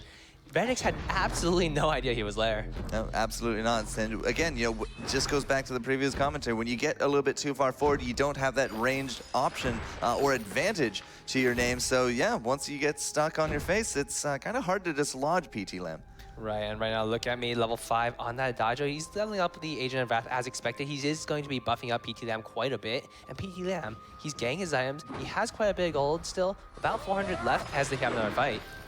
Well, perhaps Dark Potato, I think, might be actually thinking twice on this one, but Dingo, he's going to get that blood for blood there on top of the PT Lamb, but I don't expect anybody to be going down. A few more flares and scout traps going out and about, but as the smoke does clear, we're just going to continue on our merry way. Yeah, I must point out the power of this Rhyme pick, though. Dark Potato, level 7 already. So strong. I expect the Valkyrie to come down pretty soon. Redix is going to be in some trouble there if he tries to turn around and fight that one. The damage that comes out of Look At Me in that range, he does have that Blazing Salvo to go with that Agent of Wrath as well. So even if it's not on top of PT Lamb, if he puts that buff on himself, he can really make use of that range. I'm a little bit surprised G2 didn't go for the engage right there. They do have the level 7 on that Rhyme, and the Valkyrie would have done so much damage, and they would have been able to lock down both PT Lamb and Sasiska. Though Sasiska wouldn't have been stunned, PT Lamb is not yet level 6, so he would not have been able to dodge out of it. That is definitely a good point going into this one. That window's about to close. PT Lamb, there it is, level 6 as he picks up that Rose Offensive. Dingo is still here just trying to pick up as much Iron Guard as he can. He's also there in case he needs to freeze that lane because everyone else kind of went on a shopping spree. Yeah, Dark Potato is actually level 8 now, the highest level in the game by far. 2 levels above the next closest member of Snow Tsunami. And right now, G2 Kingwin, this is an opportunity for them to engage. Well, sort of. The lane is really pushed, though. Snow Tsunami, if this is going to be a fight, it's going to be in and around that turret area. And, well, all right, they're going to bring down PT Lamb low, but it's not enough for a kill, and they cannot go past this front line of Sasiska. Look At Me in the turret. Very well played by G2. This doesn't even matter that PT Lamb didn't get killed. This is an opportunity to go for the gold mine. Oh, yeah, the gold mine is going to be filling up. It's going to be only decent, though, at this point. But still, gold is gold. And, you know, if you can get a little bit more ahead every now and then, soon you're going to be much farther ahead. Yeah, it looks like they aren't going to quite go for it. They, instead decided to go for a little bit of vision control, dropping the scout traps in the side of the Snow Tsunami jungle. And now they start the gold mine. Yeah, well, that's typical G2 Kinguin fashion at this point. Vision seems to be their middle name when it comes to this. But, oh, so very close. PT Lamb has tried his best for that steal, but now he is going to be dropping down low. Redix there with the twirling silver has the Vanguard of Hellfire to be joined here as well, but the invincibility frames come out, and PT Lamb is not going to drop, not yet. Yeah, quite a bit of damage coming out from the side of G2 onto the members of Snow Tsunami. PT Lamb, once again, being pushed back out of lane. He's going to be missing a little farm, but he is actually just sticking around. He's at half health, but he does have the Book of Eulogies to sustain himself. Yeah, he's going to be pretty much just fine at this point. He has a coat of plates on top of that as well, even if Redix does get a little bit brave. But it is really hard to kind of do a 1v1 with Blackfeather when you know he has everything up, and you could have some lurking teammates in these bushes. Yeah, one of the tricks with dealing with Blackfeather is actually to make him burn his Rose Offensive. Even when you don't kill him in a gank, if he has to burn those charges of his ultimate, it makes it so easy for your own carry, in this case Redix, to just 1v1 him. Yeah, if you can make him retreat with at least one of the charges, your chances are going to go up pretty significantly. But if he's the one to engage with the beginning of those charges, well, it's a good chance that he's just not going to go anywhere. Yeah, it's a little bit dangerous though. Right now, Dark Potato is level 9. He has the Eve of Harvest. He's going to be able to lock down PT Lamb extremely well, unless he uses those Rose Offensive charges very, very well to dodge around that Rhyme pick. And additionally, Dingo, he is level 6 with the Gauntlet, and it'll be very interesting to see who he tries to lock down. Now, where is Dingo anyways? He's going to be coming up there from the item shop, and, you know, with this creep wave sort of in the middle, you could actually make a case here for Dingo to go forward there with that Gauntlet. How many reflex blocks do we actually have? It's just there on top of PT Lamb, so it would actually force the fight, but maybe instead they're going to be looking for this poke. Look at these Winter Spires. They are starting to bring Look at Me down a few bars. Have a look at me. He does have the heal. He does have the Gift of Fire, so he really be able to sustain himself quite well. And Dark Potato, he's landing the first part of the Winter Spire, but it's not doing too much damage yet. No, not yet. It is the Eve of Harvest for the sustain, not the straight outright damage part of it. But 3 kills in 9 minutes. G2 is going to be putting a lot more focus again on this vision game. Look at the amount of scout traps out there. I count at least 5 right now. Yeah, G2 once again just doing exactly what they do best, just controlling the vision, making sure they know exactly where their enemies are moving, and making sure they can make very, very calculated responses to anything their enemy tries. Now it's 9 minutes in, and Redix not actually completing one of those tier 3 items yet. He has gone a little bit more defensive. Reflex block, coat of arms, coat of plates, and he has not finished up that Sorrow. Yeah, however, he does have the gold for it. He's sitting on 1,500 gold in his inventory, and he's just waiting on it right now. As soon as this wave gets pushed out, I'm pretty sure he'll go by. Look at what PT Lamb, though, just finished up a little bit ago. Atlas Pauldron to go with that. So again, if he can use those Rose Offensives on top of Redix, he's going to be using that to drastically reduce the damage output of Redix. Yeah, it's going to be a pretty dramatic reduction in damage from the side of G2. However, Dark Potato, he does pack a punch himself. And one of the second items, though, for Sasiska is going to be that Crucible. So even if we do get down a really good Gauntlet, there's a good chance if you can have the reaction time, you might be able to negate the majority of it. Right, however, G2, they are very good at blocking out those Force Accords. It's up to Sasiska to really position himself in a way that can catch the side of G2 off guard. One of the other differences here is that Dingo does have his Stormguard banner. Sasiska's still actually on the Iron Guard contract. If you look at the gold between them, though, because of the accrued gold from the Iron Guard, it's not that different. Yeah, it's very, very close right now, about 3,000 gold each. But look at Snow Tsunami. They are falling a little bit behind, but that is mostly due to that gold mine. But looking at the team compositions, it's a little bit hard to say which one actually comes out on top later on. It really comes down to Rose Offensives, I think. Yeah, it really comes down to exactly how well can PT Lamb dodge around Dark Potato. Because if Dark Potato gets onto PT Lamb, it's absolutely over. Is this a hook? It is a hook. The block not going to be coming out in time. And now Redix, he's trying to dodge one way. The rest of the team is just not going to be there. That's a fantastic pickoff there from Tsunami. And this is a great timing for it because right now, like, gold mine is about halfway. That's going to be a pretty significant amount of gold going over to the side of Snow Tsunami. And right now, G2, Dingo, and Dark Potato, they're coming down, but this is going to be a little bit tricky. Yeah, I'm not entirely too sure we have an angle into this one. PT Lamb there on the front, has the heals, has the buff, even gets a Gauntlet out of it. And now they can just turn their attention right back here to this gold mine. But, you know, it did actually reset during that fight. Yeah, one thing I do have to applaud Dark Potato for, though, is he does hold on to Valkyrie extremely well. He always waits for just the perfect time to use it, especially when his opponents least expect it. And now Look At Me actually finishes up that Shatter Glass, so he's going to be punching just a little bit harder throughout this one. PT Lamb had that infusion. In fact, it's the only infusion on the board, but I mean, G2, they were able to posture around, use vision control to their name. They knew that Snow Tsunami's nowhere near this one. They're actually the ones to capitalize on the gold mine. Yeah, and G2 once again just doing so well for themselves. They knew exactly where Snow Tsunami was, and they're able to capitalize so perfectly. The moment that Snow Tsunami left the gold mine pit, they were on it. Another hook. Oh, that time it was actually reflex blocked, so that's now going to be a 60-second cooldown for Sasiska, but Hellfire's going to come out. We do got some fortified health to deal with it. Another heal, though, from Look At Me. It's going to be bringing Dark Potato down low. It's because PT Lamb actually have the charges ready. Well, it's not enough to bring down the Rhyme yet, but you can see the pressure being applied here by Snow. And this is a good opportunity for Snow to potentially push down this turret. Right now, Dark Potato is so incredibly low. He is about to fall. Yeah, Dark Potato's just not going to be part of this fight. He will fall. Double kill for PT Lamb. That's only leaving Dingo on the forefront, and he is not going to be able to get a return kill.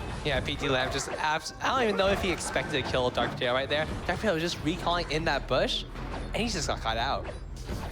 It's the bonus potato. Not the one you expect, but the one you deserve. Well, let's not go too far, but 5-1 for the score. That was definitely some good gold infusion for Tsunami. They pick up 2 kills, the turret. It's not exactly going to be the full gold mine they were looking for, but at this point, they do have a lot of that vision now wrapped up. So Tsunami is actually kind of controlling this middle right now. Right, and right now G2, Dark Potato, he is marching across the map. His teammates are around him, but the vision control is being taken away by Snow Tsunami. And right now Dark Potato might be getting caught out. Yeah, Warhorn and the hook, but it's not enough. We did actually have the boots from the potato there, so he will be able to scurry himself to safety. So Siska, 30 seconds until another attempt, but a lot of that vision control has been popped, as you said. So G2, not quite the crystal clear idea of where their opponents are these days. Right. Redix right now, he has a Time Sparkle with the Sorrow Blade. He's going to be doing some significant damage, but PT Lamb, he has a Sorrow Blade himself, and he's going to be very tough to take down, especially if he stays away from Dark Potato. Redix, with the slow attack speed from the Atlas Pauldron, will not be able to take him down one-on-one. PT Lamb, I think, is going to be finishing up a Serpent's Mask here sometime before the 15-minute mark. Yeah, however, once again, G2 on the gold mine. Will he be able to take it? It's going to be close. And they do actually pick this one up. Sasiska a little bit too slow there for the steal, and a Valkyrie went out there as well. Yeah, Valkyrie is down. However, here might be the Force Accord. Right now, it is thrown out, but once again, blocked by the Crucible. Very obvious Force Accord coming out, and Dingo taking a lot of damage, and so is Redix. Yeah, but if they can get on top of Redix, this fight could actually be in the bag. Look at PT Lamb. He is really not willing to give up that chase. Hellfire is going to come out of this one as well. It's not going to be hitting nearly as hard as the Crystal would, but there's that heal. It's going to counter out a lot of that burning, and Tsunami is just still looking pretty much just on form. Yeah, PT Lamb not even phased by the Hellfire Brute. Tickles him a little bit. Look at me, throws a gift of fire on him, and he's completely healed up. Now here comes that Kraken. We did pick up that minion mine. That was 200 gold going into the coffers of PT Lamb. And he does have the 1,000 with one of those infusions already. Now, what did he actually just buy? Aegis. Why not? In tier 3 boots? Yep.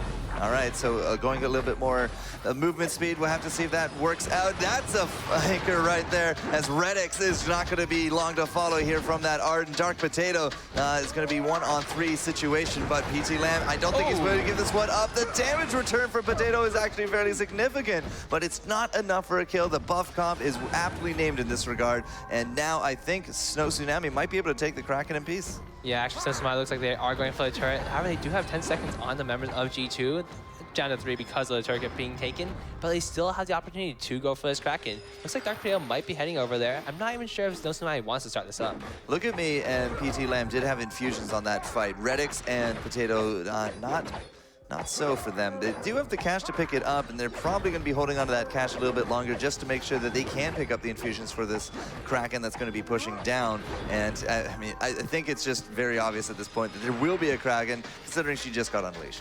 Yeah, PT Lamb right now 5-0-2. Look at me just buffing him up so once. So Siska, those Force Accords, they're coming out fast and furious. Some of them are hitting, some of them are being blocked, but for the most part, when they hit, they are counting. Even if they don't drag they do use up those reflex blocks, and that's going to be very important here for Snow Tsunami because that's one less defensive tool in the arsenal of G2 Kinguin. So, as I said, you know, I was looking at that cache, we now have 3 infusions ready to go. Dingo, unfortunately, a little bit more on the poorer side this round. He's not going to be able to join the infusion party, but 3 turrets standing between Snow Tsunami and victory.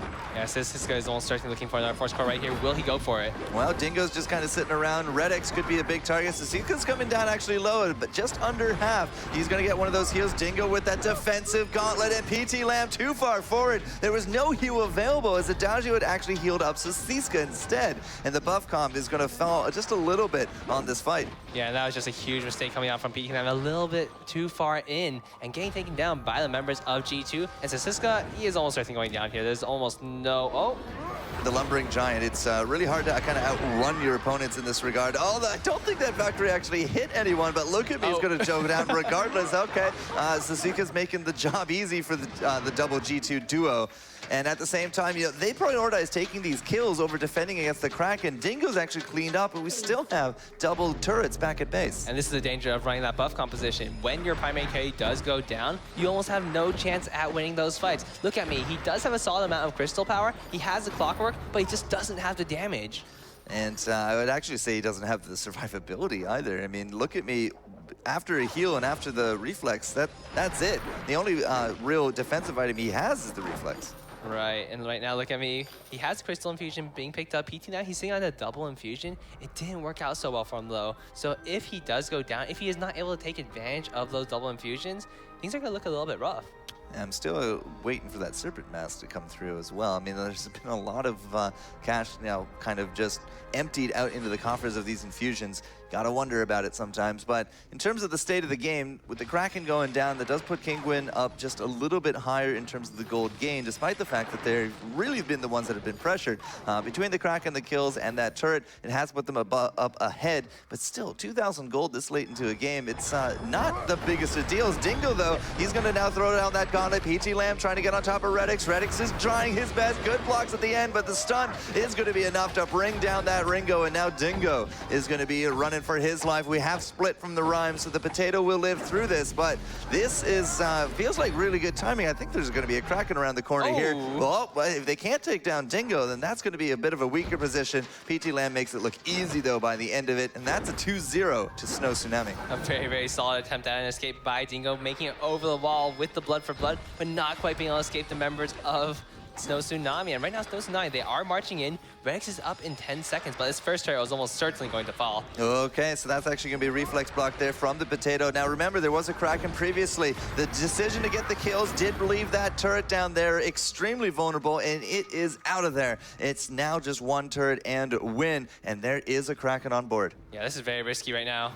G2 walking into a bush. Yeah, for who? For G2? For look at me. He doesn't want to be that far forward in Park Potato. He's really trying to capitalize there, but we do got the first. The stun, and Redx is out of there. We had no Arden for the fight. The 2v3, unless Potato can bring something out of his pocket for this one, he is just not going to be able to take this fight. But that being said, he's trying his best. PT Lamb, his health is so up and down, but he's still ticking. And so Siska, again, there's the fortified health coming into it. They're having a heck of a time with Dark Potato. This is one heck of a fight. Dark Potato has not gone down yet. He is still so tanky. That Eve of Hearts kept him alive for so incredibly long. And now Dingo, who's late to the party. Oh, no! It's just not going to be enough. That gauntlet not working out by the end of it as well. That's an ace. That's all the hit points back into the pockets of Snow Tsunami, and this is very likely game. There's going to be a Redx coming back into it, but he's 3-7 and 3v1.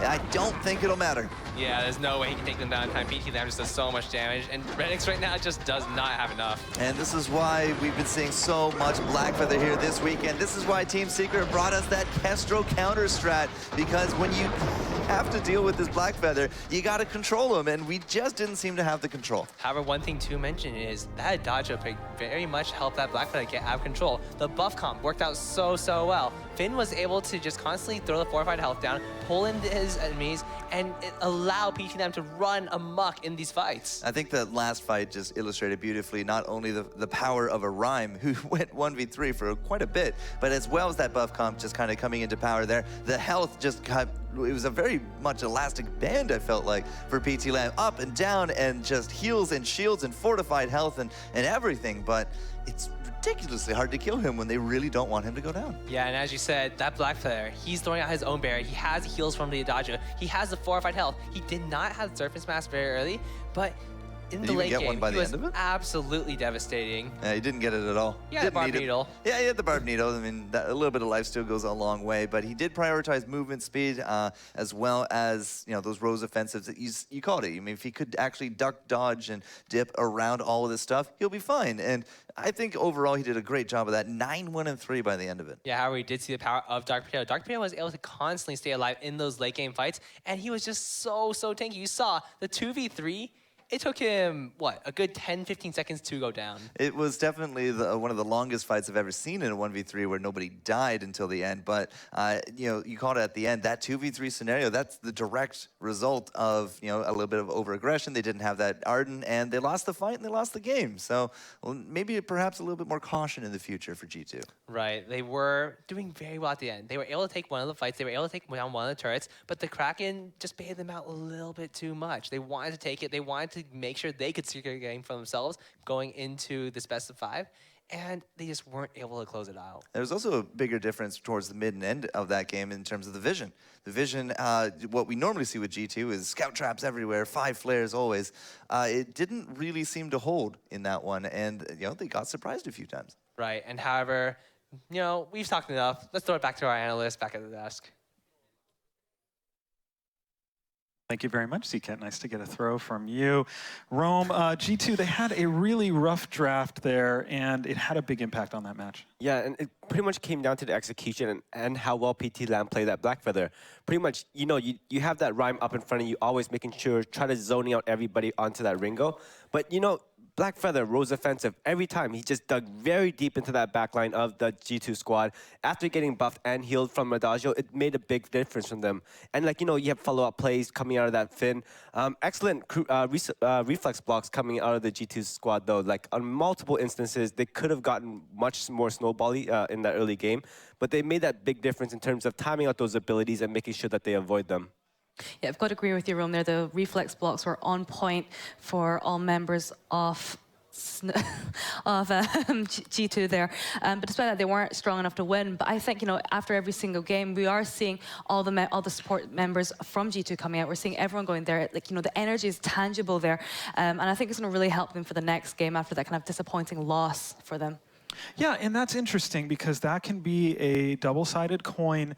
You have this incredible organization in G2 eSports. They have a lot of support staff there for the players, but it's also equally important to make sure there aren't too many voices, too many cooks in the kitchen, because it seemed like they went a little sideways there in the draft of the last match, and got to make sure they have a very clear plan going into these things and that everyone is super on the same page. Another interesting thing, just to see Team Secret scouting out this in person, huddling, talking amongst each other. I asked Mowgli, he said it's very hard for him to say who he'd rather play.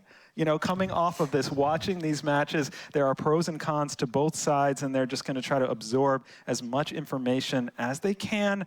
And with a little bit of more information, it's Rick with our Pocket Gamer Sideline Report.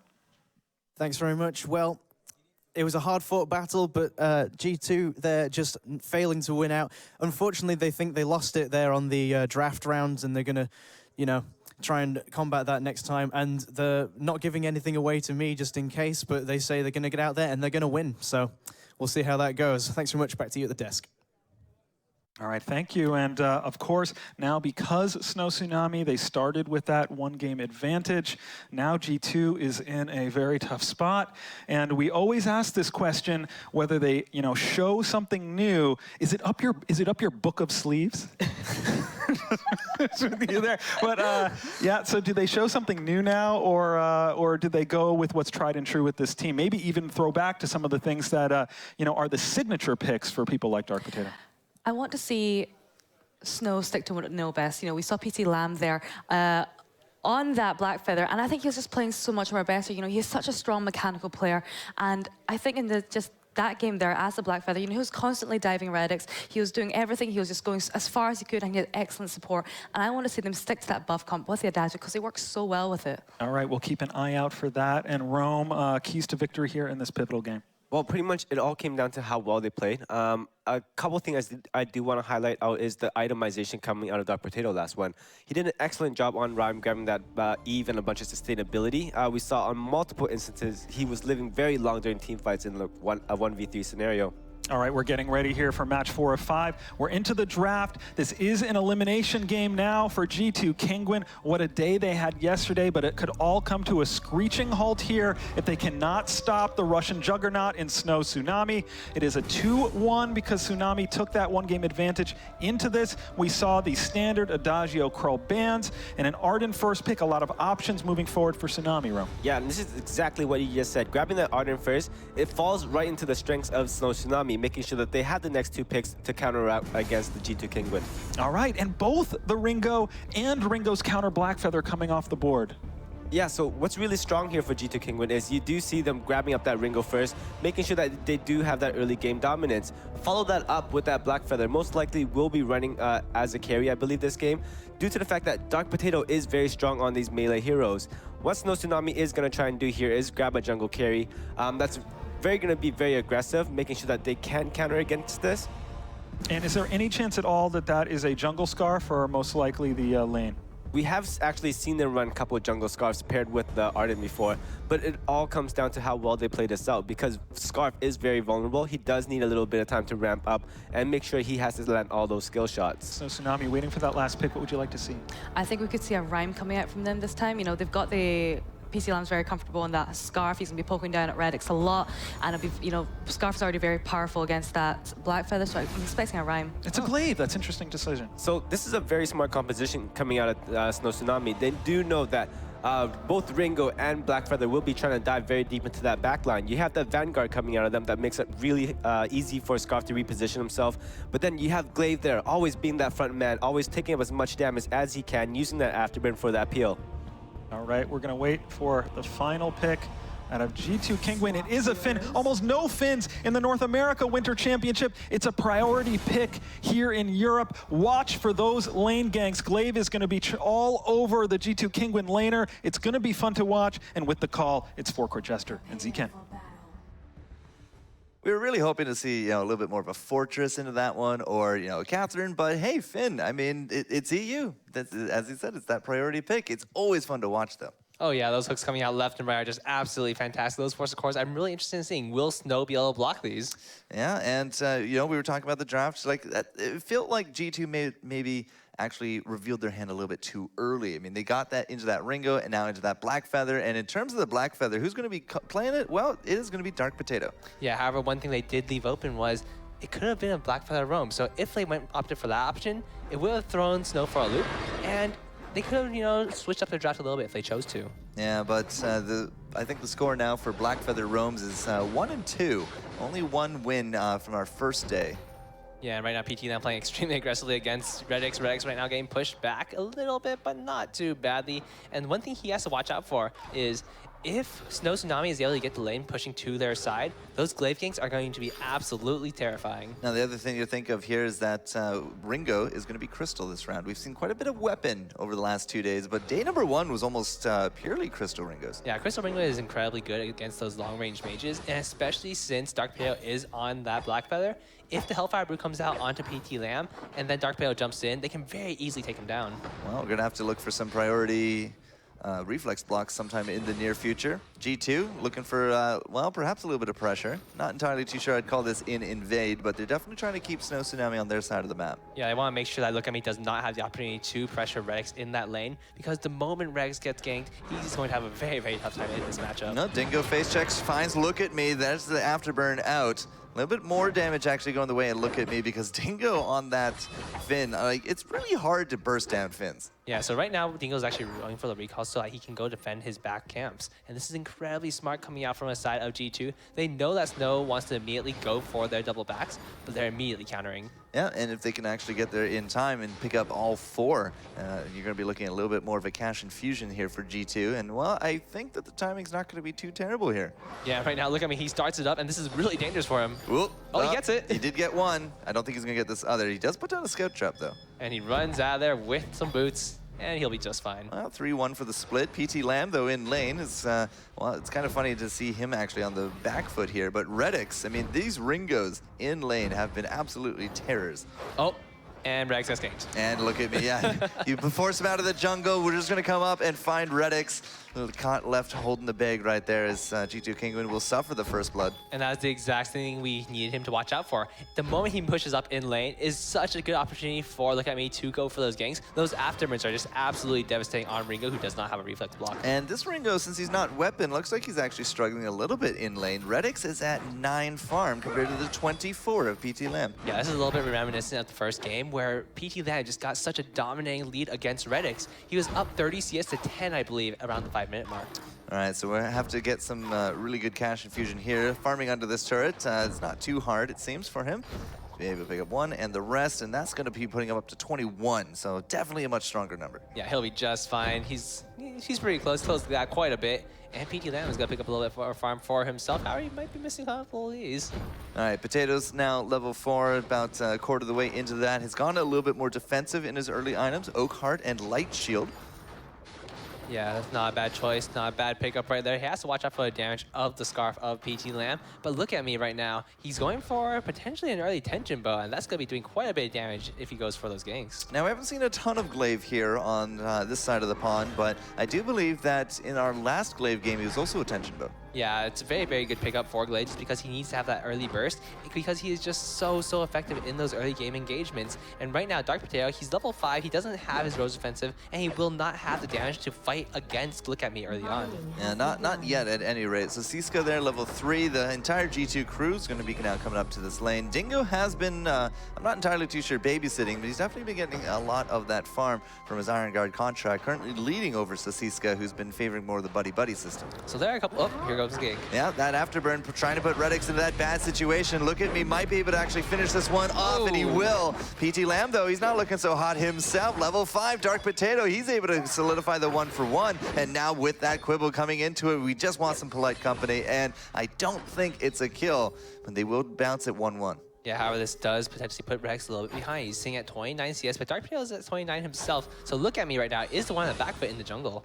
So Ziska maybe thinking of trying to freeze out this lane because, you know, Scarf's not too far off from this one. Dark Potato is actually going to be taking some farm there in lane, and he's about to hit that level 6 mark. Yeah, Dark Potato looking very, very dangerous. He does hit level 6. He has Rose Offensive, and right now, look, PT Lamb coming back in the lane, going to pick up quite a bit of farm for himself, and Dingo and Dark Potato just walking over the jungle of Snow Tsunami. And that's exactly what they want to be doing here into this early game because Dingo's not exactly the fastest, you know, hero here in this early, so every time if they can come up to this lane and pressure it, protect it, and then swoop down, pick up some extra farm, well, it's going to be putting Dark Potato just farther and farther ahead. And Look At Me just actually, I believe, hit level 5, whereas Potato's now 6.5. Yeah, however, Potato, he has been soaking up a lot of farm in that lane. And Redix, he's level 5, while PT Lamb is level 6. Yep, so they are trading out, you know, higher numbers for different roles.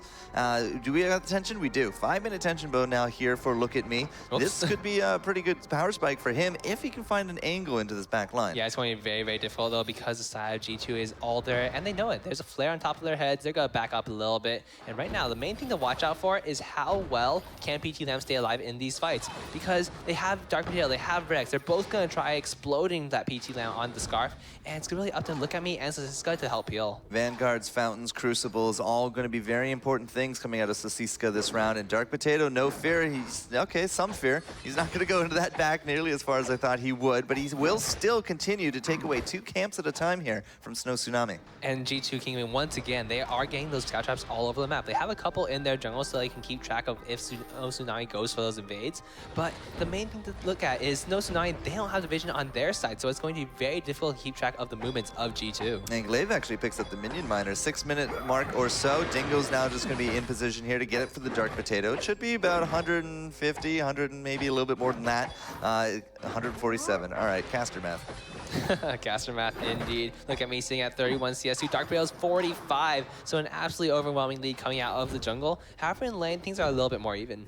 All right, 2-1 for the score, and 2-1 actually for the game set there as well. That's kind of romantic right then and there. But 900 gold between these teams, not a lot going on this early game. Yeah, I'm really looking for Look at Me to go for a little bit more ganks, because right now, if they let G2 just farm it up, it's going to be very hard to peel for that Scarf. The Ringo, the Hellfire Brew coming out with the Force Accord and Dark Potato's Rose Offensive, there are just so many ways for the side of G2 to engage. Yep, just still waiting to kind of see that magic happen here, however. PT Lamb sticking up with those levels. Now going to be looking at level 8 here fairly soon. Dark Potato already level 8. Trying to pick on Sasiska just a little bit here, but oh, look at me. If that was supposed to go over the wall, it did not work whatsoever, and he won't even get the farm. Oh, it's a little bit sad for him right there. Sasiska, though, he might be in a little bit of danger. Jax is chasing him down. Look at Me is going in. Achilles this shot. Could be bad. He doesn't have that afterburn. I'm not sure they know that, but it doesn't matter. Dark Potato will easily take him down. I mean, we still have that Hellfire ready. Yeah, Look at Me. That was not the play he wanted to make, but this might be an opportunity to G2 to go for that gold mine, but will he do it? Well, nice shot there from PT Lamb's. Going to at least find Redix, but yeah, with now the glaive down, and I don't think that they're really expecting any aggression here from this Arden. Should be a pretty easy pickup here from G2. They do have one scout mine right by that Redix there up in the lane, actually a few in and about the lane area. So again, I don't think that they can actually surprise G2, and they pick up that immense gold payout. Yeah, G2 once again just dropping those scout traps all over the map, getting those gold payouts secured for themselves, and just making sure that they know exactly where their enemies are before they go for them. Look at Me, level 7 to the now almost 9. Dark Potato, we keep talking about him, but he is just really a big level master at this point. He's basically been 1 level per minute in every game we've seen today. Yeah, Dark Potato just doing fantastic. He's picking up those really high speed jungle clears. He was on the Brime, and right now he goes for another gank. Oh, the block actually defeats the afterburn, and then on top of it, Sasiska, they were so confident that he threw down that gauntlet, and it doesn't pay off. Yeah, that was a pretty big misplay coming out from Snowsnai, or a really good reflex coming out from the side of Redix, just perfectly blocking out that afterburn, and that is incredibly hard to do. Dingo has that level 6. Could we be going for this Force Accord? If we can land it, that's going to be a very dead Scarf. Our PT Lamb, he does have the reflex block of his own, so he will be able to potentially use it, and he does. Yep, all right, so the reflex is down, same with that hook. Both sides not actually getting those lane ganks off. Yeah, they're both going for him. However, that is 2 ultimates down for, or not just 1 ultimate down. The priority one is the Arden Gauntlet, though, so it will be very difficult for Snowsnai to fight. It's also the longest of the cooldown, 60 seconds plus still, which means we're not even going to see it to closer to the 11-minute mark, and that's a good window of opportunity here for G2. Will they continue to try to keep invading on this one? We got Dark Potato at 10, Dingo now at 6, but again, look at the vision control that he's continually bringing to this one. Not only has he built up his items, but 2 more scout traps, 2 more flares on top of that. Yeah, it's going to be very, very interesting to see. Dingo, though, is getting some very, very good vision control. Continue to do so. Just look at those red dots literally across the map. And on side of Snowsnai, there is only 1 I can see on the map. Yeah, it's not really been in the same league. Now, we actually still had a block ready to go there for PT Lamb, so the reflex did come back up in time. It's not going to be a burning. I think that was planned. He's going to be able to drop the Force Accord very soon. There it is, yeah, 2-man Force Accord as well. Dark Potato going in, the on point does hit too, but Look at Me is actually gonna use the afterburn to get out. Dingo's the only one really getting hit by the ult here, and Sasiska could not stand the Dark Potato. And once again, we are seeing how strong the Black Feather is in this composition. It's able to constantly do so much damage to the side of Snow Tsunami, and even though G2 engaged extremely well, Snow Tsunami, they did have very good disengage. I was curious to see if Look at Me was gonna try to kick back the Finn, but then I remembered you can't kick back the Finn. Yeah, Finn is pretty unmovable. Yeah, that goes right to his heroic trait. Can't stun, only slow, and he's a little bit of a beast when it comes to the hit points. He has 2,400 hit points. The next best is Look at Me at 21. Yeah, very, very tanky the Finn is. And he does have a fountain, so he's going to be able to help his teammates quite a bit and prevent a lot of damage coming out from the side of Snow Tsunami. However, the main thing to look for is when he picks up this Warhorn, because when G2 is able to engage properly, when they can run down the members of Snow Tsunami, that is when Snow is going to have to be worried. Yeah, and we're probably not going to be too far off from that one. Dingo sitting on about 200 gold or so. He does have to keep putting a lot into these scout traps, into these flares, but you know, things like picking up gold miners will go a long way to making that dream happen. Yeah, I wonder if they're going to go for this fight. This is a good opportunity for Snow Tsunami. Well, but Dark Potato actually forcing out the Afterburn kind of solidifies this gold mine. That's basically the only tool that Snow Tsunami have in terms of a steal. And, well, forcing it out for the retreat means that it's a 235 gold payout to each member of G2 Kingwin. However, this does mean Snow Tsunami have the opportunity to push the lane, but they choose not to. They knew that Dark Potato, well, I guess they didn't know that Dark Potato didn't rotate around with them, but they had a member in the bush, and they did see only Redix and Dingo come up. Yeah, but, I mean, if Redix and Dingo are together, you can probably assume Dark Potato's not too far off. We got another hook here ready. I don't think they know that Dingo's there. Well, maybe they do. They are trying to dance around, making sure they don't get hit by those hooks. But, again, like, if you can go for the Hellfire, pop out that reflex, or you go for the hook to pop out the reflex, either way, one of these is going to hit. Yeah, this is a really smart composition coming out from the side of G2, just making sure that they can either do a huge amount of damage or they can just pull you into the middle of their team. And there's that Warhorn that you're talking about, Zeke. In 12 minutes in, we're going to see that Kraken here fairly soon, but all the gold mines have gone over to Kingwin. No turrets down from either side, but the gold lead is still holding steady at about 2.5 for Kingwin. Yeah, I really think G2 is playing this incredibly intelligently, just playing very, very controlled, playing it very slowly, and making sure they slowly advance across the map and take every advantage that they can. Yeah, but not to be outdone, we do actually pick up a Crucible there for Sasiska and a Broken Myth for PT Lamb. Yep, good choices right there. He's going to be doing quite a bit of damage. The Frostburn is going to be able to slow down the members of G2 very effectively, and it's going to be a little bit tough to take him down.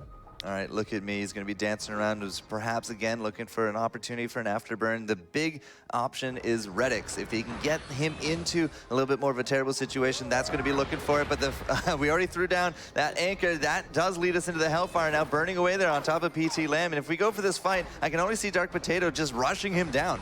Yeah, I'm very surprised PT Lamb did not go for an Eve of Harvest against this team composition. He really needs to sustain. It's so easy for G2 to poke him down and just rush him with the Black Feather on Dark Potato. Well, if they can keep doing this in terms of like they bring him down half and Dark Potato can threaten for the kill shot by the end of a lot of these engages, you will be keeping yourself fairly safe when it comes to this. We have a Serpent's Mask now for Dark Potato. He's been level 12 for a while, and again, Space created another decent gold payout. They're not going to get too many more of those. The Kraken is slated up for less than 60 seconds. And G2 just slowly pulls ahead. They get another gold mine. They get a little bit more gold for themselves continuously over and over, and they are taking advantage of it so well. PT Lamb, he really needs to get a little bit of sustain. He needs to get that Eve of Harvest. He needs to make sure he does not just melt when he eats the Hellfire Brew. All right, 3 kills to 2 here at the 14-minute mark. You know, for a Glaive game, it definitely feels a little bit slower paced. You want to be looking for those big opportunities for Glaive to show off in the early, especially with Tension Bow. But now that we're almost 15 minutes in, is this Tension Bow as the only item of Glaive? Is that enough?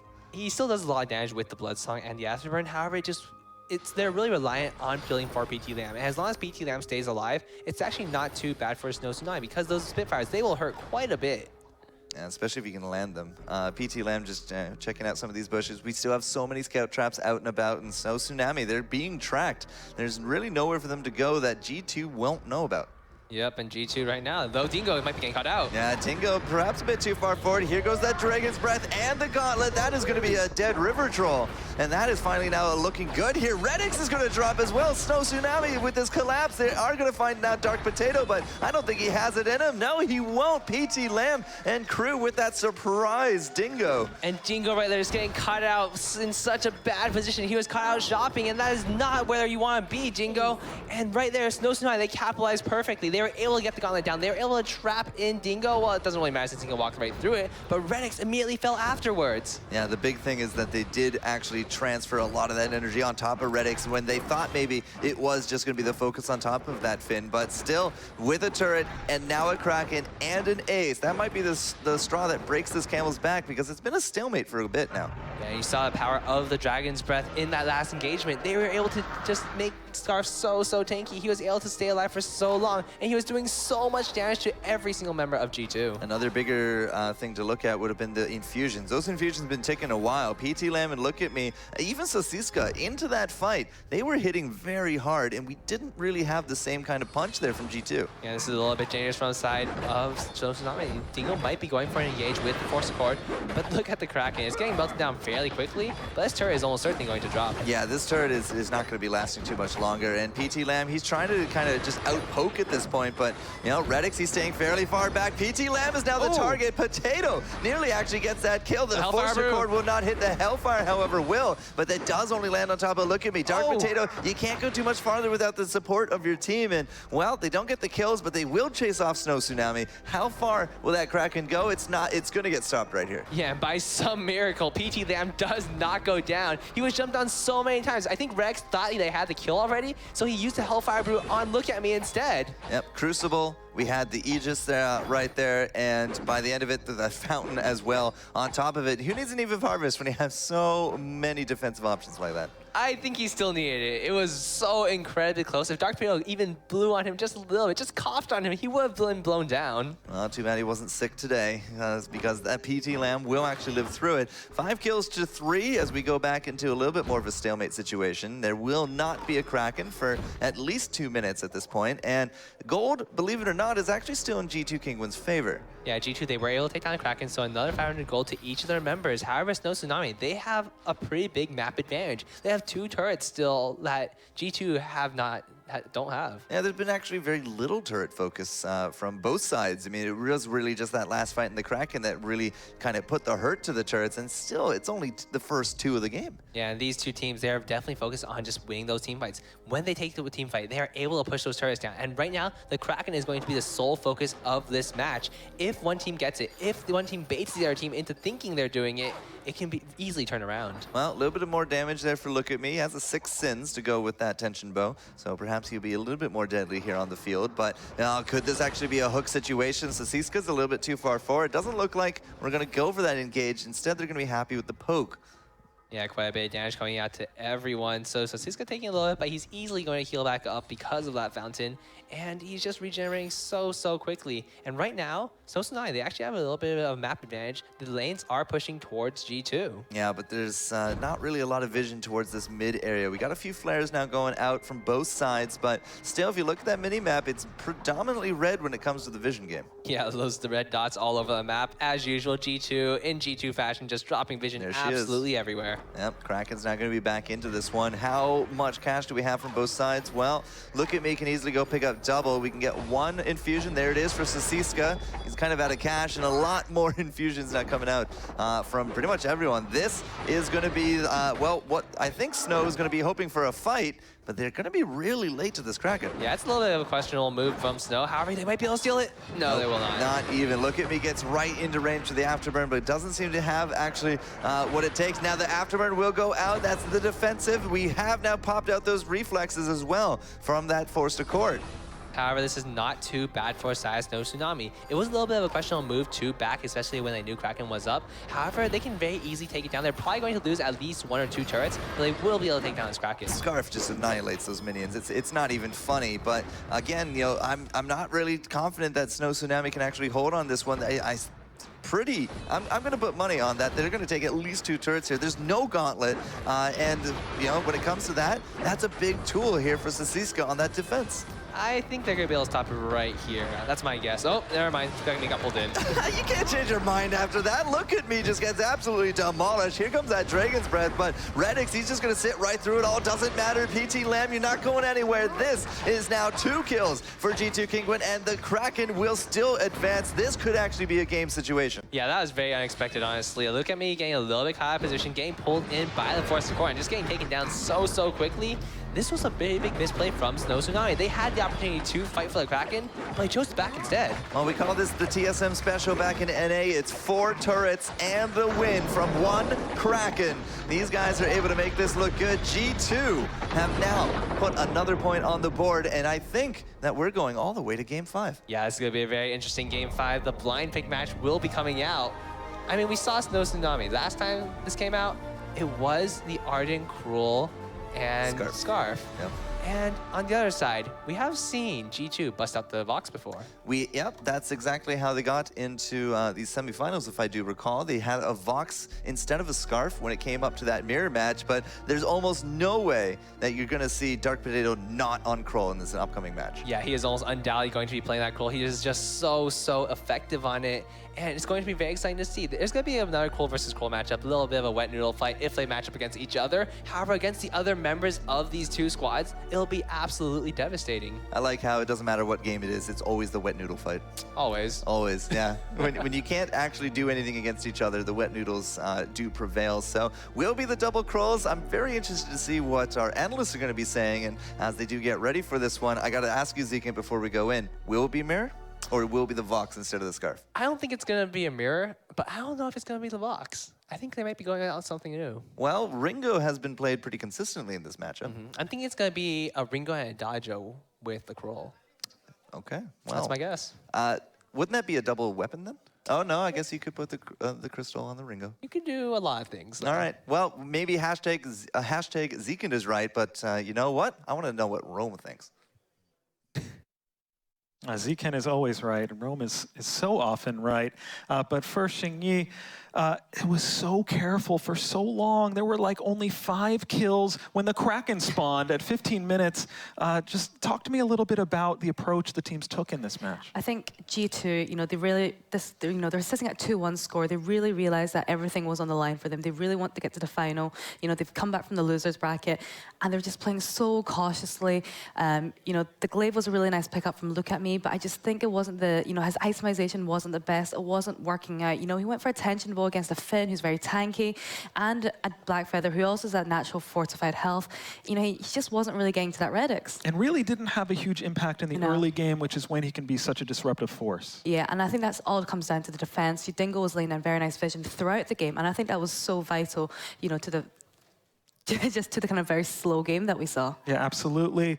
Some really pivotal, interesting fights, some interesting itemizations. If we bring the items up on the screen, Rome, break this down from your perspective. Yeah, overall, something I really want to highlight out here is Dark Potato. The fact that he built for a strong sustain with that Aegis, with that Serpent's Mask, and that Bonesaw.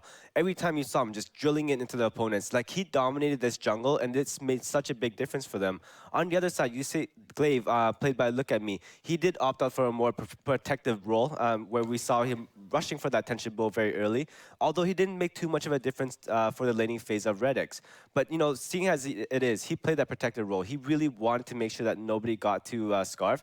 And on multiple occasions, he did an excellent job doing so. But it was that last fight where he did get caught out, baited out, and into forced the cord coming out of Finn, and that costed him the game. Yeah, lots of afterburns back toward the Scarf, being ready to peel if people came to the Scarf. Some smart play there. Didn't work out. One other thing that was interesting, though, that did work out for Tsunami in this match, they were all over the Finn hooks with reflex blocks. If you can just break down for me a little bit like how someone like Mowgli is having success with those hooks, where Dingo wasn't hitting those hooks in this game. I think the way Mowgli uses his forced accord is, it's very unique. So I think when Dingo was using them, they're quite well projected. You can anticipate it coming, and I think when that happens, it's very easy to block. But when you've got Mowgli who's using those force cords through walls, it's very instantaneous. You don't really have much time to react, and I think that's what makes Mowgli such a successful Finn. Yeah, so a little bit more telegraphing there when you're just sitting in lane, trying to throw those out and pick somebody off. So here we go, Rome. This is going to be quite a battle. If you were to anticipate what types of comps we see, are we again going to see kind of classic EU meta, or is someone going to pull out a trick? Yeah, and this just relates to what Zekan said earlier, that we will be seeing probably 2 Krolls running out of both sides. We do know that both Dark Potato and Look At Me are excellent Kroll players, and seeing that this is the current meta and how strong he is, he's not very goal dependent. He doesn't need too much actually to ramp up, and he plays such a pivotal role in actually maintaining and zoning out for his carries. Now, if it was going to be #Rome is wrong, what would happen in this game that would make that the case? Well, honestly, I do think that this will be a mirror match based on the fact that both sides favor compositions built around Kroll. There is that one instance where we won't see Redix on that Scarf. He does play Scarf very well, but like lately, we haven't seen too much coming out of him. Most likely, he probably will be grabbing up a Vox. Okay, so we'll keep an eye out for that. So we take a look at some of the highlights from this game and get ready for this pivotal final match. It is best of 5. The final decisive game in any series is blind pick, so it will be these teams. They can take whatever they want. And as the casters were saying, we can see some very interesting battles when, say, a crawl goes head-to-head into another crawl and just make each other super weak and unhappy and, until other people come and do things. We don't put the blind pick on the screen just to make sure in this environment that absolutely nothing is telegraphed, but the draft is happening right now as we speak. One of the teams seems like they know what they want to do. The other one is getting ready to lock in. And this is it now. We're going to determine what our grand final is. The final match of this semifinal. It's going to be underway. We've got a Fortress Vox crawl into a Krull Scarf Arden. It's going to be fun. Let's go to Forecourt Jester and Zekent for the final match. Hashtag Rome is right. Hashtag Zekent is right. He gets the Vox. We have the double Krull. And, you know, who's going to move on? We have Team Secret waiting in the finals for one of these two teams. This is the last opportunity for these guys to get into those finals. Yeah, it's going to be a very exciting match because we have seen this before. The Vox coming out against the Scarf is just so effective. If Scarf isn't able to keep his distance and stay away from Redix, PT Lamb is going to go down very quickly come to mid-late game. Now, I'm not going to say that PT Lamb had the best of games last round with this Scarf, but now that they have what you know, we call a lot here the EU meta. I mean, this is like the strongest comp that statistically has really proven. I'm curious to see how different he will be in this lane and in this matchup. Yeah, however, this is something G2 has played against before. They were up against the EU meta last time, and they were able to take it out. They were able to clutch it out. They were able to just explode all the members of the opposing squad. All right, so Dingo is actually going to be our, well, I almost called him the carry Fortress, but it's going to be the roaming Fortress. He does have a crystal bit early, though. Yeah, it's going to be... This is something he did last time. The last time we saw him play Fortress, he did get the crystal bit. And Fortress has decent crystal ratios, but I'm still a little bit questioning why he did that. All right, so Siska is going to actually be on our Arden, and so far just kind of business as normal. Look at me, just looking around for, well, anything that he can. No early invades, you see. Not a lot of areas of contest in and around the item shop. There's nobody really going up to lane for these ganks. You can see Dingo here, but, you know, this is what Dingo does. He lets Dark Potato really do everything that he wants by himself, and that's a big factor of why Dark Potato has always been able to accelerate his levels. Yeah, Dark Potato is almost always the first one to level 12 in these games. He's level 3 already, and everyone else in the game is too. And so right now, PT Lamb farming up what he can. He knows, he's pretty sure that Dingo's around just because that is a very common strategy for G2. And right now, we do see Siska come up too. Yep, so babysitters here for our 2 laning carries. Redix is up to 16. We got 13 there for PT Lamb. So traditionally, we have been seeing, at least in this series, PT Lamb coming ahead in farm early, but Redix really doing a good job in terms of catching up. This time, though, he's staying pretty much on par. Yeah, Redix taking up a little jungle camps right there. Not going to be worried too much. They're going to be able to steal a little of the gold of Snow Tsunami's side. And right now, we do see Look at Me and Siska backing off. They did return, but that was a little bit risky. They are giving up a little bit of farm for themselves. Now, we've also been seeing a lot of G2. I mean, they'll rotate up to this lane, they'll push up, and then they'll go straight down and try to deny 2 jungle camps. It's a big reason, again, why Dark Potato is really able to kind of accelerate his farm. Not only is he getting his own solo camps, but they're able to take away from their opponents. So we'll have to see if those rotations will hold a little bit more. Right now, though, Snow Tsunami does have mastery of their own jungle. Again, at least for now. So he's go down up to level 2. PT Lamb, there's 3, but again, Dark Potato's sitting at 4. Yeah, one thing that continuously impresses me of the G2 squad is how much they rely on the vision. They're able to get those scout traps just absolutely everywhere. In fact, Redix is even helping with buying the scout traps and dropping one in the top of the lane. Yep, I mean, how many times have we actually been surprising Redix by a gank from there? At least twice in this series. Yeah, Slave worked out pretty well, but this time around, we have a little bit of a brawl. All right, so Look at Me is going to be the brunt of the damage right there, but it's a little bit too early to kind of take anybody out yet. Both teams are coming up here for these engages, but the Pulse is going to find Look at Me there in that bush. Doesn't matter. Look at Me thinks that he can make something happen here. He's actually really going to make something happen at the 300 damage Spectral by the end of it, but now we return it. The Krull for the Krull. It's Krull aside, but at the end of it all, it will be a 2-1 going in favor of Tsunami. And of course, Dark Potato is the highest level in the game. He's almost almost level 6. Well, he's about halfway there to level 6, doing pretty well for himself. PT Lamb on that Scarf, level 4, and look at me, he does go down, and this does give a little bit of advantage in that Cruel versus Cruel matchup. If Dark Potato gets 6 in that lane, could he actually just throw out the Hell's Heart and just instantly kill a Scarf? I don't think he has quite that much damage. It's possible if he gets a perfect max range sword, but it's unlikely. All right, so he's going to rotate around. Redix, though, he's going to be pushing up. Now, as you said, there's no glaive for him to worry about, but look at me just really proved that it doesn't matter how far back you are. If he can get the jump on you, he can take you to town. Yeah, it's going to be very, very dangerous for him. And right now, Redix, he does have the Blazing Salve. He's going to be doing some decent amounts of damage. But the main thing for G2 is they have to hold out for the Alternating Current and the Broken Myth. And once Redix hits that point, he is going to be absolutely terrifying. All right, there's the Hell's Heart ready to go for Dark Potato. Look at me, though, did just pick up their minion mine. At the same time, G2 Kingwin picking up theirs as well. It's a little bit of cash now in their pocket, but they're not that level 6. So I'm a little curious if they were looking just for purely the cash or they're looking for that push. Either way, I'm not seeing the spike for them. Yeah, it's going to be very, very interesting. Right now, Dark Potato, he is level 6. He might be going for this gank.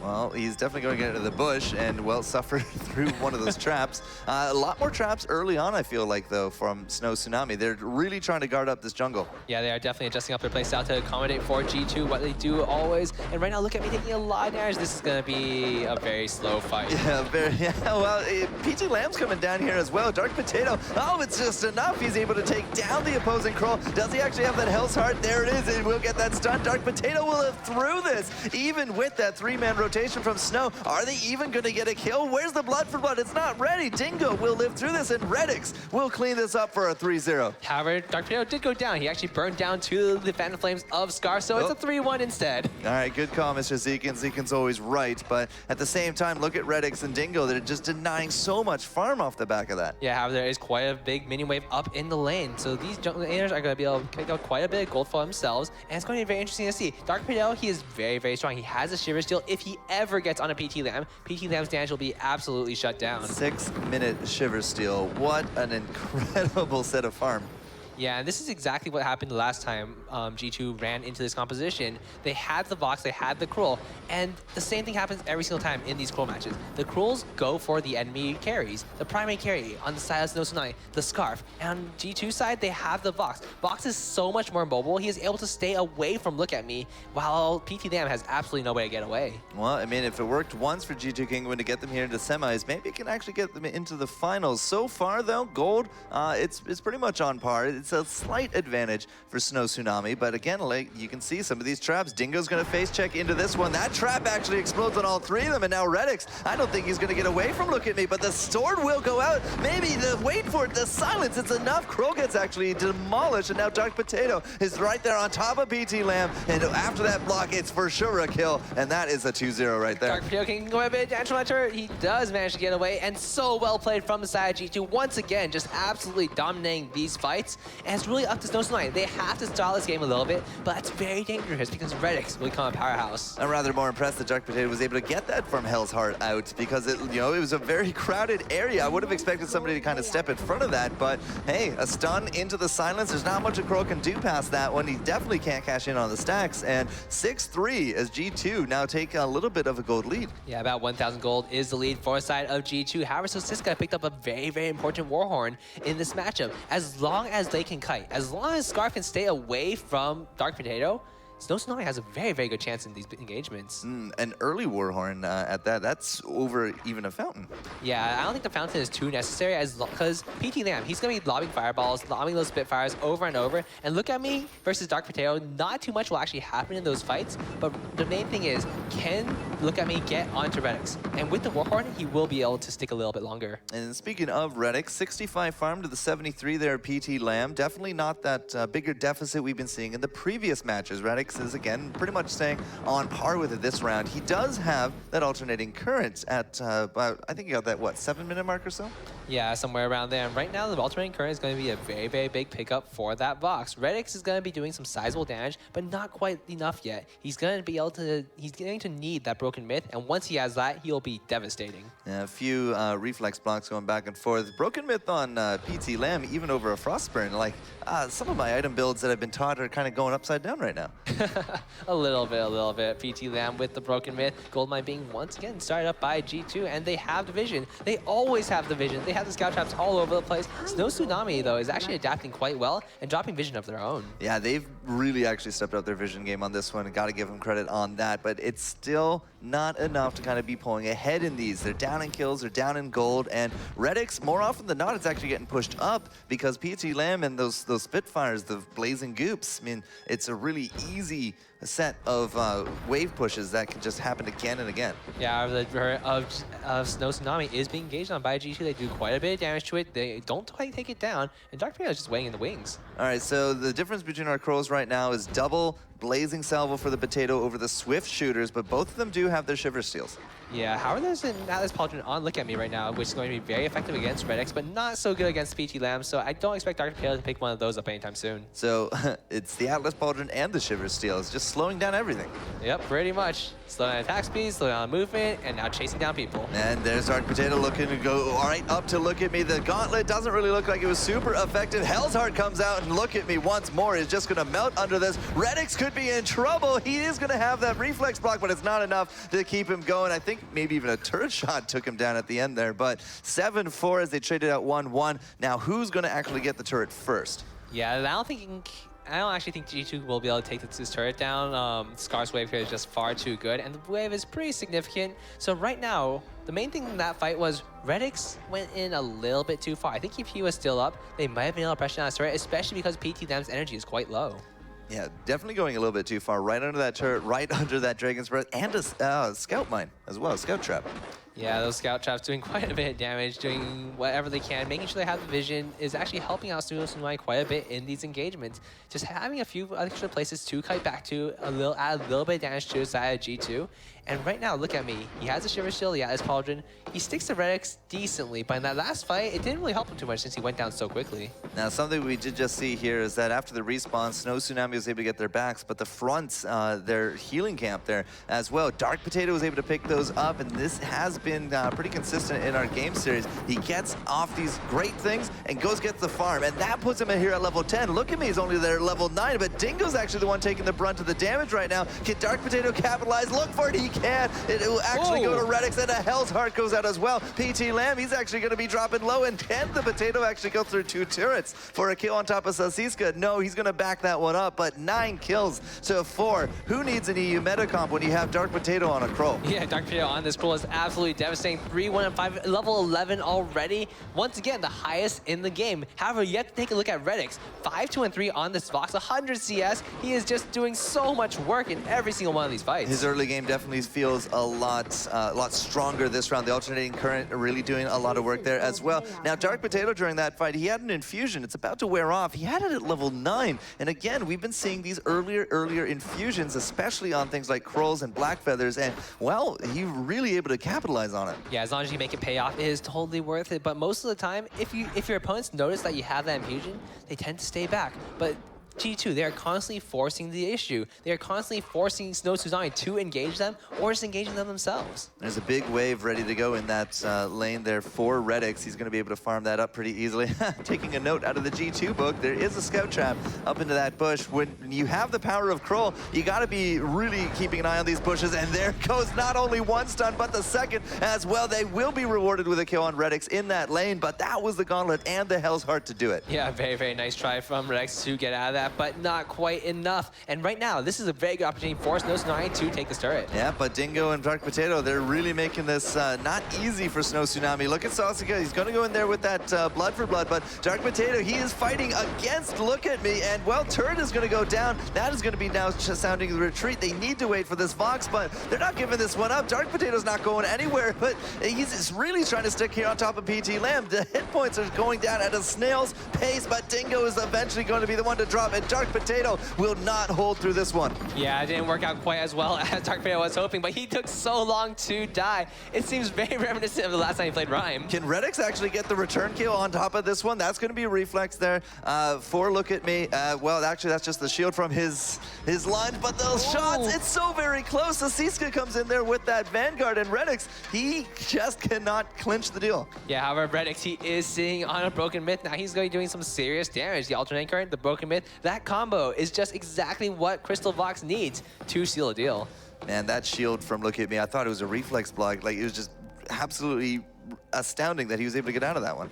Yeah, however, PT Lamb, he does have the Frostburn, he does have the Broken Myth, and he will be able to kite out fairly well. He has to use the goop very, very well, make sure he places it in position to, one, keep Dark Potato away. That's very difficult, but if he can block the From Hell's Heart, he should be okay. Now, we do actually have a weapon infusion just sitting idly there on top of Redix. He does have the crystal ticking down. He had it at the level 11 mark. And the vision game is actually not as strong right now for G2 Kinguin. They've actually been cleared out quite a bit, but we do got the flares out there. It's still an easy gold payout going their way, as PT Lamb is also showing himself here in lane, picking up a lot of farm there in the mid. So 126 to 116 of Redix, but Dark Potato, just look at him charge out. There's the stun, but the defensive gauntlet will deter any more chase. Yeah, I don't think G2 is going to be able to do too much off of this one. However, the Kraken is spying in 15 seconds, and the gauntlet of Sosiska is down. This is very dangerous for the side of Snow Tsunami. Now, G2, if they are going to be looking to put up more of that vision game, this could be a very safe Kraken coming into it, because as you said, 5 seconds and counting, and she will be introduced here into the fold. And here she comes. Now, we do actually have Snow Tsunami picking up some infusions. We got double crystal there for PT Lamb, and Look At Me trying to just max out the damage there on those Spectrals. But in Redix, I don't think he can really stand there in too much safety. Not only is Look At Me right there in front of him, but he can't take those Spitfires, and Dingo and crew are actually going to try to chase this one off. And this is a lot of damage coming out onto the side of G2. That was a huge amount of damage. PT Lamb, he channels the Dragon's Breath, and this huge amount of damage comes out. Dingo, he might be going down. Dark Potato is the last one remaining. Will he be able to do the 2v1? It does, maybe. It's very, very close. Dark Potato, the barrier comes out, and Look At Me is fighting. Dark Potato, will he get the Spectral Smite down? This is very, very close. Dark Potato, this, I don't even know what's going on anymore. The Wet Noodles are really showing their colors right here, but we do got a Blood for Blood and a Vanguard, and that is going to be that, as Look At Me can finally take down that for the ace. Well done, Zekin, well done. That was absolutely ridiculous. I thought that fight was going to end about 10 seconds earlier than that.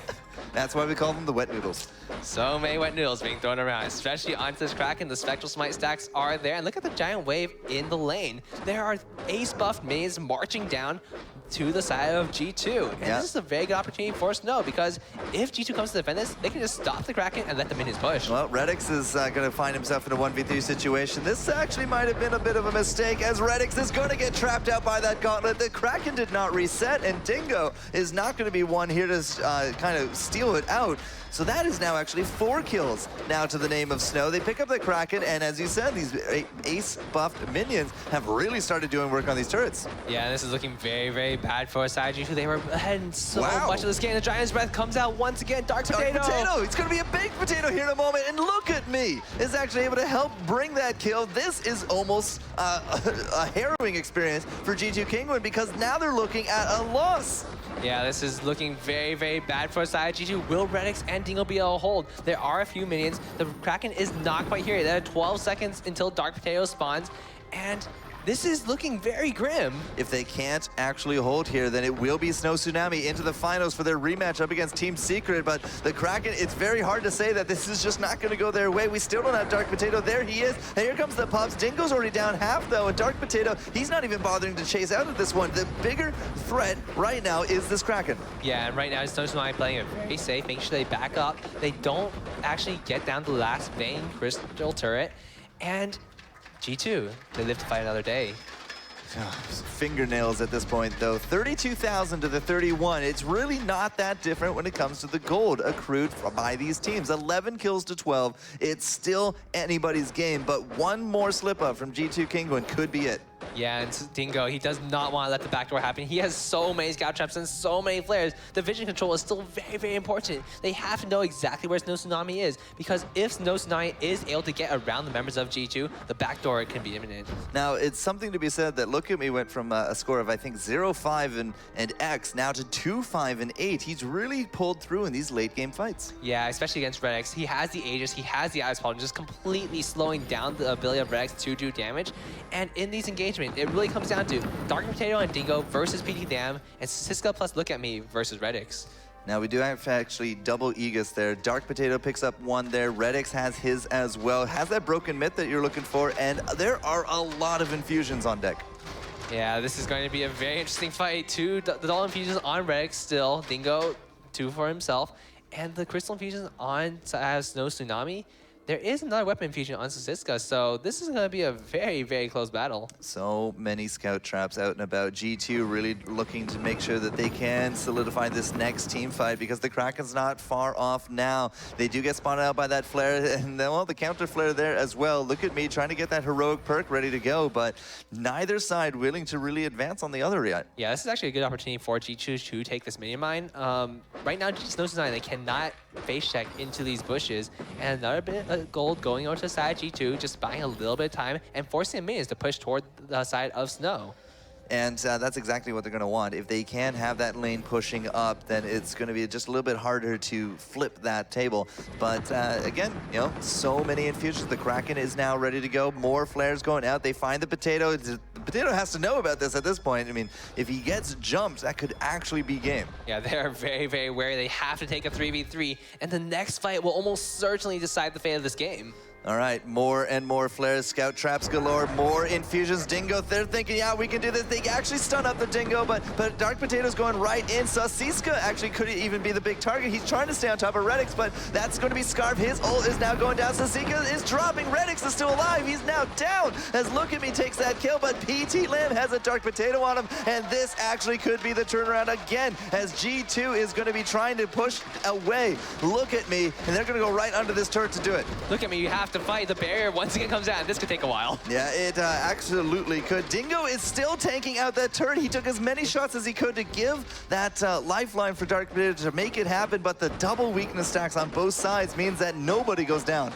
Yeah, and both sides, the damage dealers are down. They will not be able to take any turns. The Kraken will not be taken. And right now, this is absolutely ridiculous. The gold is incredibly even. 20 minutes into this match, and this is a nail-biter. And can Kroll solo out Kraken? That's what I'm wondering right now. Dark Potato at this level 12 mark with double infusions. He's going to be starting it up. And we still have so many more infusions now coming out. At this point of the game, gold is really only used for them. Yeah, right now, the double minion mines are forcing the lane minions to push onto the side of Snow Tsunami. However, they are coming toward this Kraken, but they are going for the check, and this might be another engagement. Well, now Redix is here as well. We got the pups now going out. That's just trying to make enough space. Yes, the Kraken will go to G2, but they had to use Dingo's pups to make that one happen. Dark Potato, though, is going right there on top of Look At Me. Here comes the Scarf damage, and Potato is going to be dropping low. Here comes so many blocks. The health, it's actually enough. Dingo is now onto the back of PT Lamb, but that is it for the Fortress, and they trade it out for Look At Me.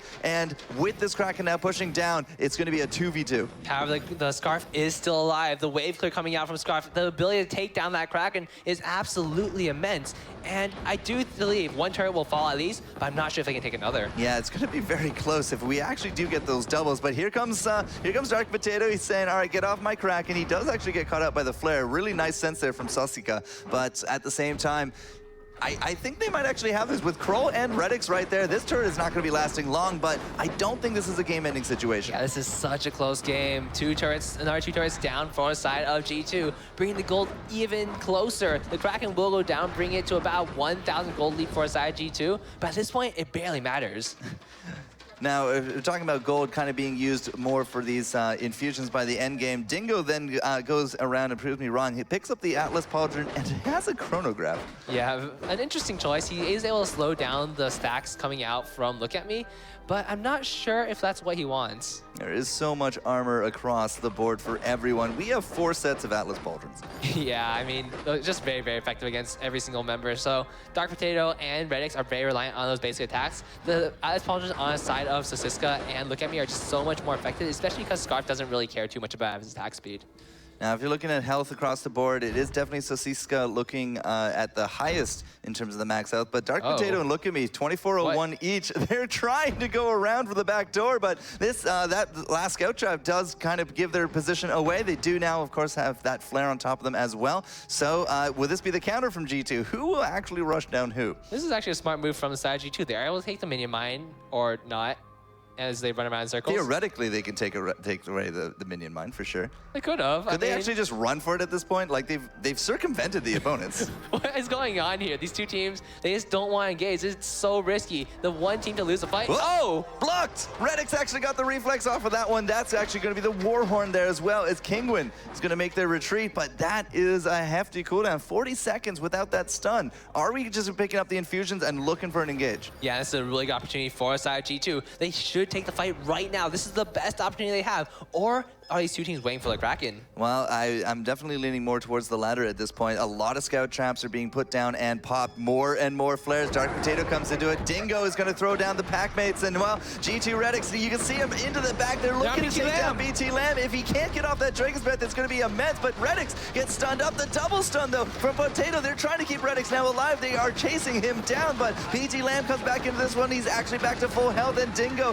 is now going to be the one dropping. But it's Look at Me. He's out. We've traded out 2 for 1 now, though, for Snow Tsunami, and Dingo does not have the health to do anything about this. The Spitfire will hit! That's a 500 damage dead dog. And now at the score of 17-15 with only 1 turret left, I think PT Lamb and Sosiska have a good chance of ending this. Sosiska and PT Lamb definitely are able to end this game. 40 seconds are the death timers, and this turret is incredibly low. Yeah, it's already down and not looking on its best day. Sosiska gets in there. He's going to tank the sub. Not even a problem. And PT Lamb on this Scarf, the deciding factor by the end of it, 10-6-6. There's nobody left to defend, and they are going to go to the finals to rematch up against Team Secret here for the EU Winter Championships. And this was such an incredible set of matches. Team Snow is just, oh wow, that was such a nail-biter down to the wire, and they clutch it out at the last moment. They get the kills that they need to end the game. PT Lamb is just overflowing with excitement right there. He cannot contain himself in that wool, but you know, Snow, it did not look good for them early. I mean, Look at Me went something like 0-5 in the first 5-10 minutes or so. Every engage, the Kroll was definitely the big target, but Dark Potato, by the end of it, just looks like he couldn't bring it to bear. Yeah, and Dark Potato did so well in that match. He was able to close down onto that Scarf so many times, but PT Lamb at the very end just able to dodge away so well, and it just came down to the Krolls, I think. One Look at Me was able to stick to Redix so well. On the other side, PT Lamb is very slippery. Oh, it's super slippery, and I commented this a bit earlier. His earlier games did not look as solid, but I mean, he pulled it out there when it really mattered. Yeah, it was very close. Just an incredible set of matches, and I really want to see what happens in these finals. So it's really fun to see that one of our semis went all the way to Game 5. We're going to give the players a little bit of a break because Team Secret now is going to take on Team Snow Tsunami once more here for our best-of-5 finals. And to set all that up, we're going to give it to Playoff Beard, Rome, and Zinye. Thank you very much, Forecourt. Wow, so 5 full games and a last one that was an absolute nail-biter. Both these teams deserve a round of applause for that performance. Rome, it was so close. Let's get the items on the screen and let's get your breakdown of what made the difference ultimately in the end. Yeah, just quickly to note, like, when I was looking at the compositions that were coming out during the blind pick, I didn't have to favor the side of G2 due to the fact that they did have that Vox who did an excellent job of just evading all the skill shots coming out. But then again, like, we see Look at Me on this Kroll. He has that Atlas Pauldron. He got a very early one, in fact. That Shiver Steel and an Aegis. He pretty much played a very strong protector role, making sure that he was getting as much stacks off as he can. And in doing so, PT Lamb was the star of this game.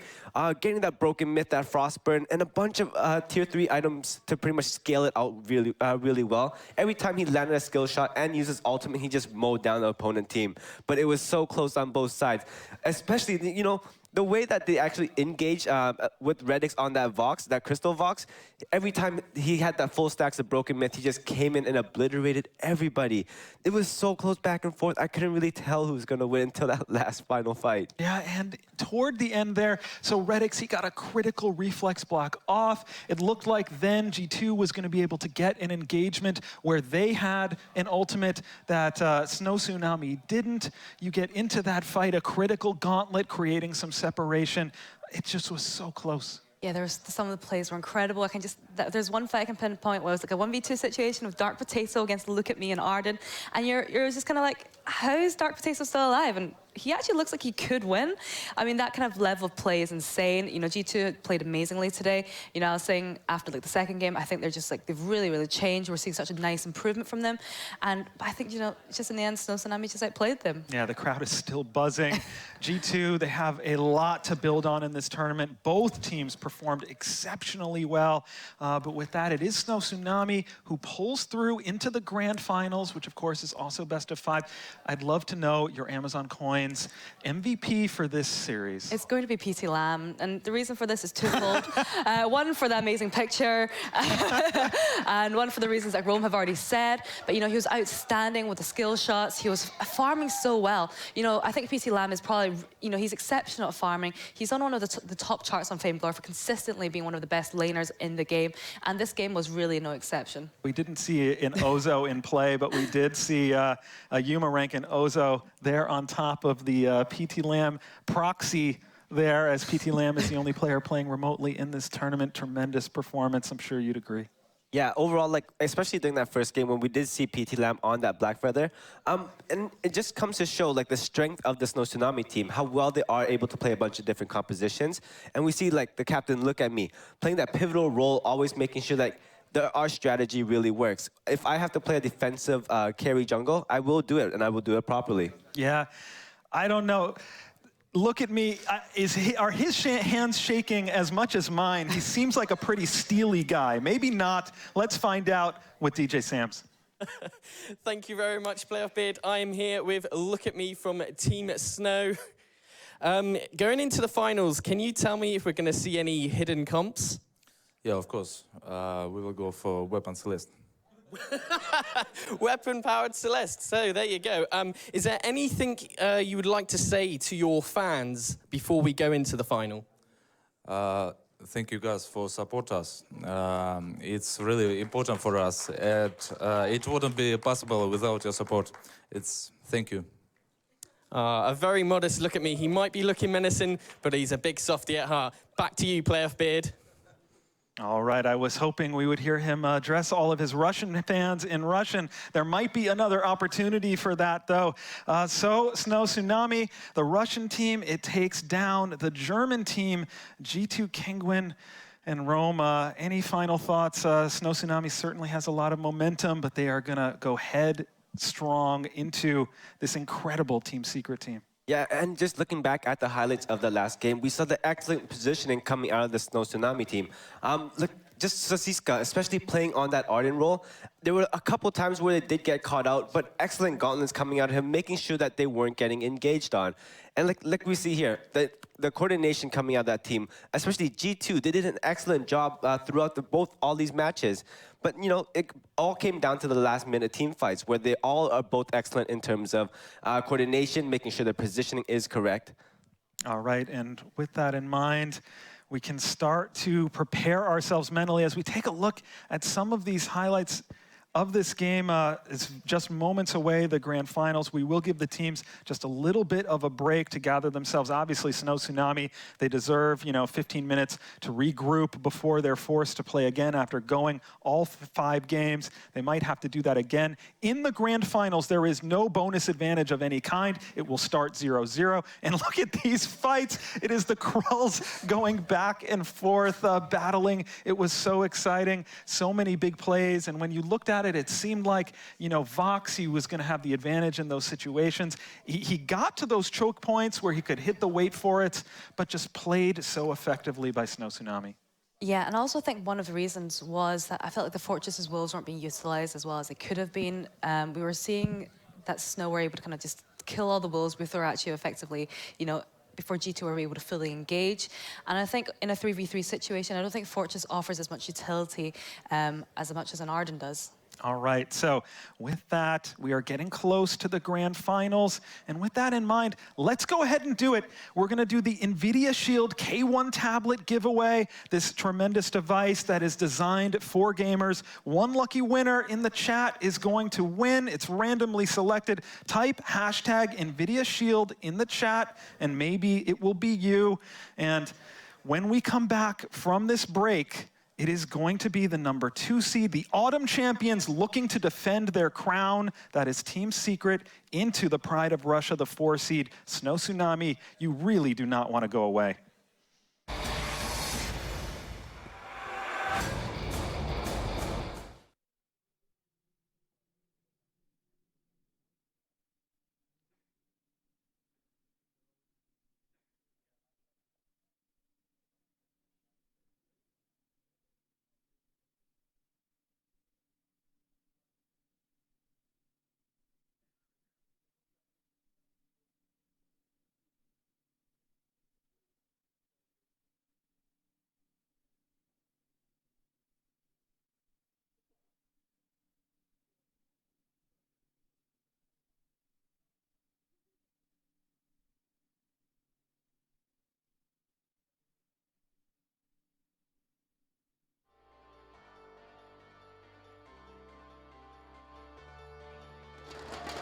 Welcome to the 2016 North America Winter Championships, live from the Red Bull eSports studio in Santa Monica, California. This is the culmination of the entire winter season, and we have the 8 best teams in North America. Welcome to the floor, ladies and gentlemen, where the energy is electric. So many fans have come out. I think everyone has the same potential going into the match. TSM, coming into this with a lot of momentum. The world champions now signed to a major label. Some people would definitely take it on as a lot of pressure. I think it's something that is actually motivating us. And this is going to be TSM taking a 2-0 over the Fingers. The Dark Horse, unfortunately, not able to take a game from now the reigning world champions. Just jumped right on into it for Gangstar Series up against Vertigo Black. This is our crystal, our game, and our time to shine. Oh, Gangstars, that is just such a good performance coming out from their entire team. You feel that you have completely synergized now? I think we're finding a pretty nice group. In many ways, Halcyon Hammer's Velocity has stolen all of Liberation X's thunder. Liberation X, for the sake of their honor, they need to defend this title. Try and keep the Vein Crystal alive, but it's not going to be enough. Velocity take the series 2-0. Spawn, oh my god, Nemesis Hydra, they turn it around in a crazy game up against Kinetic. They were behind the entire time. That's gotta be heartbreaking for Kinetic. It was their game to win. Teams are going to keep playing until either they're knocked out or they're into the best-of-5 semifinals. Things not looking good right now for the Rage Pingers. Last turret going down. That is going to be game, and that will be Liberation X. The dream is still alive. Halcyon Hammer's Kinetic against Vertigo Black. Has so much damage. And fan favorites, Halcyon Hammers, right now. They pick up the win. The Cinderella story continues. You might think Team Silver Mid coming in at first seed has a very big edge, but we've heard before that Halcyon Hammer's Velocity did actually come very close to taking a win off of them before, so they've got what it takes. Cienzio finds himself the kill. This guy is on fire. Velocity demonstrating that they are here to play. Ladies and gentlemen, Velocity are going to take down the world champions. Nemesis Hydra versus Gangstar Sirius. Come on, give it up for Gangstar Sirius taking home this series. This live championship has 8 amazing teams. NA champions now up against a world-class team, and TSM are now fighting for their tournament lives here. And TSM, they come out with a dominating victory. The TSM early bird special don't even need the Kraken, but they take the fights, they take the turrets, and now the crowd has their support. The TSM chants coming out. Nemesis Hydra against Halcyon Hammer's Kinetic. That's a 2-0, and Nemesis Hydra will go on to face off against Velocity tomorrow in the semifinals. We're down to the final 4 teams. If you lose today, your tournament is over. And Halcyon Hammers are going to secure a spot in the finals, beating the Kraken, beating Nemesis versus Hydra. I think it's huge that we proved to the community that we can compete here and that we're here to stay. Team Solo Mid, the current world champions, against their arch rivals, Gangstar's Sirius. Yeah, I'm very surprised. This is a matchup that I think most players expected to see in the finals, not the semis. This is disastrous for Gangsters. At the very last moment, TSM going to take down this last turret. They are going to take down the Vayne Crystal, and they are going to take this series. And now it's the rematch, them versus Velocity in the finals. So we're very ready to take revenge on Halcyon Hammer's Velocity. Give them some fuel, make some noise. This could be your last game of the Winter Championships. Team Solo Mid versus Halcyon Hammer's Velocity. And it's certainly going to be a good one. They might just go right in for the win. Velocity, this is really, really bad news. The Kraken still full health, only one turn.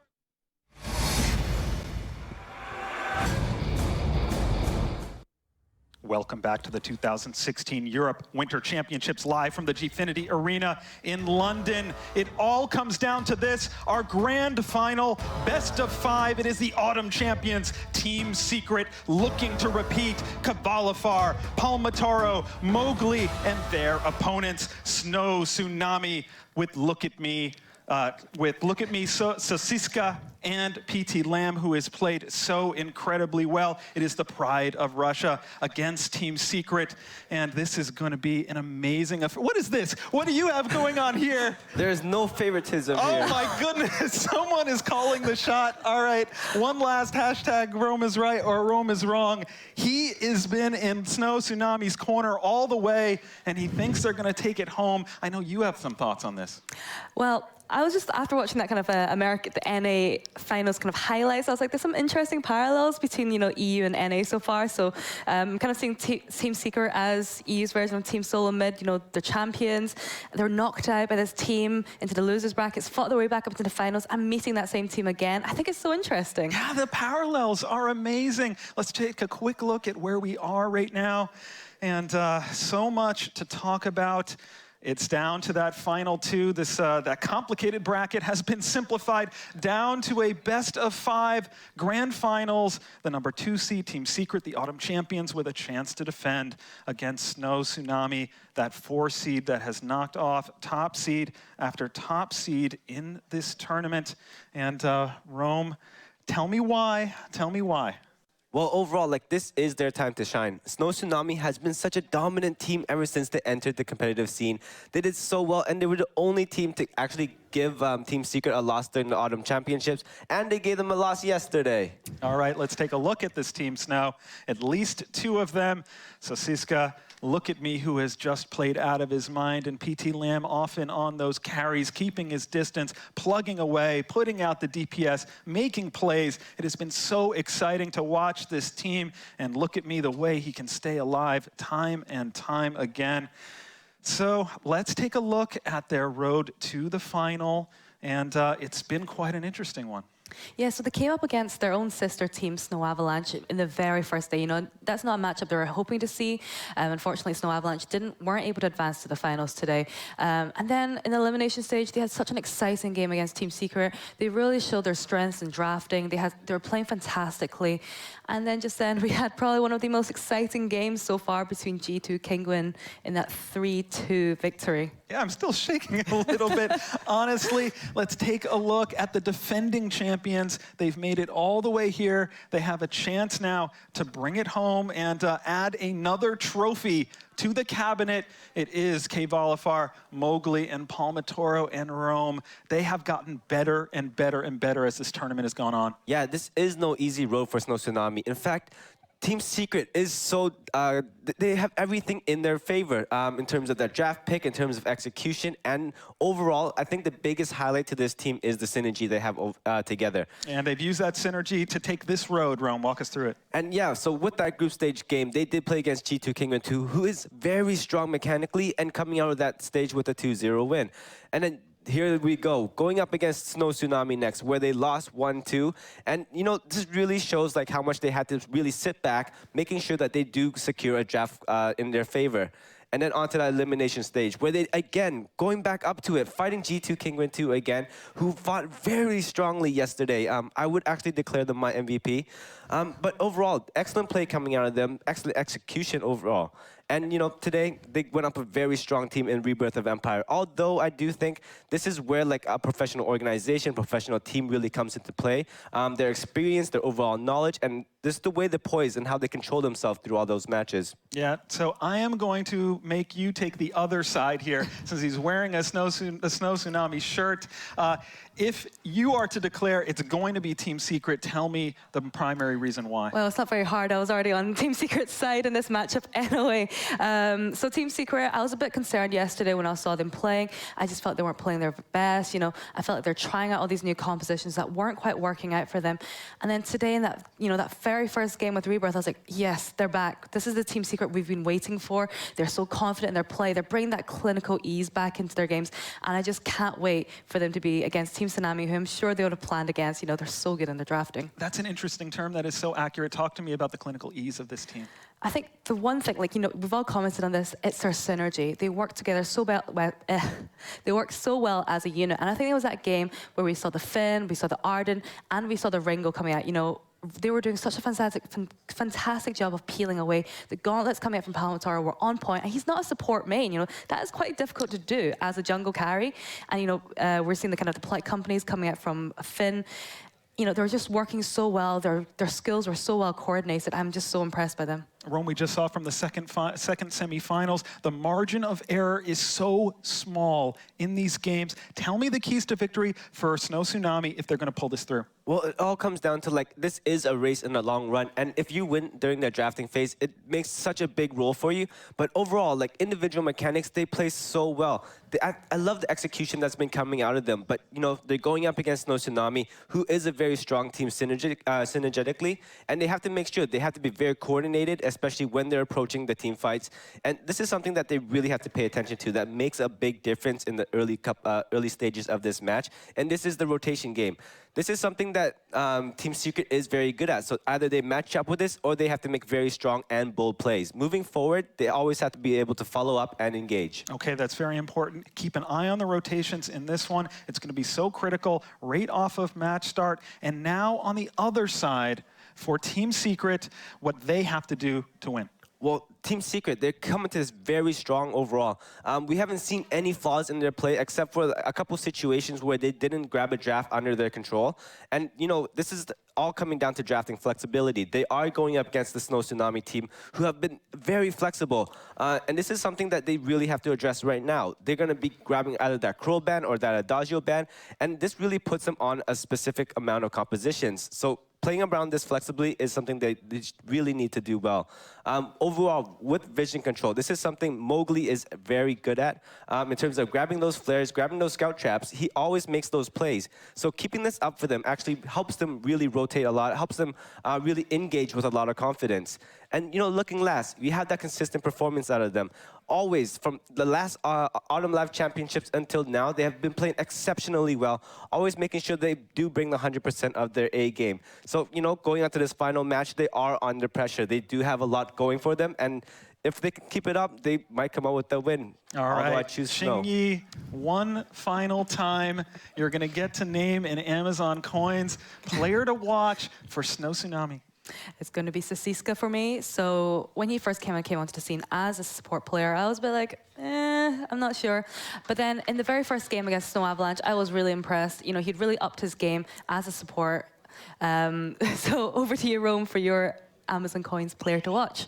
I will be betting a lot of things for this Team Secret team, and it is going to have to be Palmatoro, due to the fact that if he is not stepping up his game and making sure that he is playing outside his comfort zone, Team Snow will make a tsunami run over them. All right, and that's an interesting comment. What does it mean for him to play outside of his comfort zone? Why is that important? So you do know there's a couple compositions that they've been playing out very well, and especially based around that Cruel.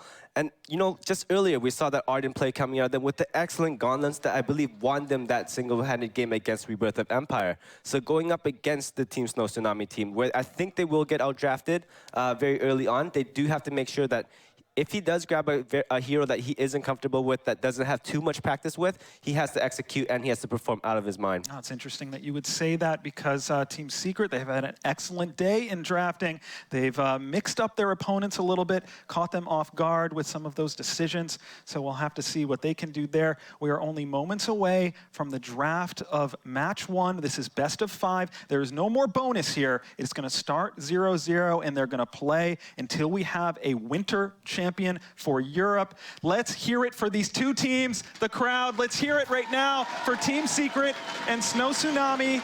It is going to be an incredible match, and we got a bunch of them coming. So if it's anything like our semifinals today, it is going to be exciting. You see signs in the crowd for both teams. Large contingents here supporting both. We're into the draft of match 1 of 5 in our grand finals to determine the Vainglory Europe Winter Champion. And it's a Black Feather Kroll coming off the board, leaving the Adagio open for Team Secret. They're so good with this Adagio. Yeah, and this is something I actually wouldn't have done. I would have actually banned that Adagio, instead leaving that Kroll open into hopes of that me being able to outplay them or outpick them in that composition round. Oh, Xingyi, this PT Lamb on this Ringo has been just nasty. Yeah, he's got such powerful mechanics, and I think he could give K-Valfar a run for his money when he's playing Ringo. And this is coming in fast and furious. Rome, your thoughts? Yeah, so with this Vox buff composition coming out of Team Secret, they are excellent in it. So we have to look at Kvalifar on this Vox up in lane. He has to make sure that he doesn't lose that early game, and he has to make sure his positioning is always on point. All right, Snow Tsunami, they clearly wanted to take Mowgli off of the Finn, and now are staring into a comp that is incredibly dangerous. They rounded out with a glaive. It's been interesting to see those glaives so far. We'll have to see if they can make it work with the call for the first time today. Let's welcome in Action Jackson and Vedius. Thank you very much, guys. We are so excited to be casting the finals of this awesome tournament. It's been a long road for these teams, but we've got some great ones here in the finals for the Winter Championships. Team Secret and Snow Tsunami. Yes, we do. Snow Tsunami said at the very beginning of this competition, we want to meet Team Secret in the final and prove that we are the better team, and they have gotten their wish. So we are in for a bloodbath between these two teams. Absolutely, and they did meet yesterday. We saw that mirror match in the blind pick of Game 3. It was absolutely crazy, very hard fought. Guys, give it up for your finalists, Team Secret and Snow Tsunami. All right, ladies and gentlemen, so now that we're into game, let's have a quick look at the compositions that we have coming out from both these teams. Starting with Snow Tsunami, they did go for the Finn pick to take it away from Team Secret. This is something that we've seen from Snow Tsunami the last time that they played up against Team Secret, and it worked wonders. It was so good at catching Kvalifar out of position, and just so much pressure went down onto him in the lane, and it wouldn't surprise me if Snow Tsunami stuck to a similar strategy, and already you can see the rotation up into the lane. Yeah, they are going to be trying to make Kavalifar's life a little bit difficult. This guy has an inhuman ability to farm in these games, so if you can keep him dead and away from those minions, you want to do it. Something worth noting here, though, is that Palmatoro is playing the Vox, Kvalifar is playing the Adagio. A bit of a swap up from what we're used to. Yeah, and that moves us nicely on to Team Secret's composition. They are very much playing around this Vox, but it is actually Palmatoro on the Vox, as you identified, and this is a little bit of a change-up that we're seeing from Team Secret. Typically, when you think of the carry for Team Secret, it is Kvalifar, this monster when it comes to farming, this guy that is just so reliable in the lane that you can always count on him to be the hyper carry if he's allowed to get to that point. But this time, the pressure is being moved on to Palmatoro. He's going to be sitting in the jungle. He's going to be free farming, pretty much, assuming that not too much early aggression comes out from Snow. Yeah, this actually reminds me of a conversation we had with the guys from Team Secret where Kvalifar said, you know, Palmatoro gets focused so much that it allows for him to carry. Sometimes it's the other way around. This time, you know, definitely Kvalifar, with all of the farm that he has, is going to be able to keep healing up Palmatoro and give him that chance to shine. Certainly will be. It looks like Palmatoro is going to be working towards that weapon power Vox, which I personally love to see because his basic attacks just do so much damage. It is absolutely insane what he can do once he completes that Sorrow Blade and once he completes that second item. We've often seen some variability in what people actually decide to go for, whether that be the Tyrant's Monocle or the Tornado Trigger. We'll just have to keep an eye on what Palmatoro decides is his personal preference.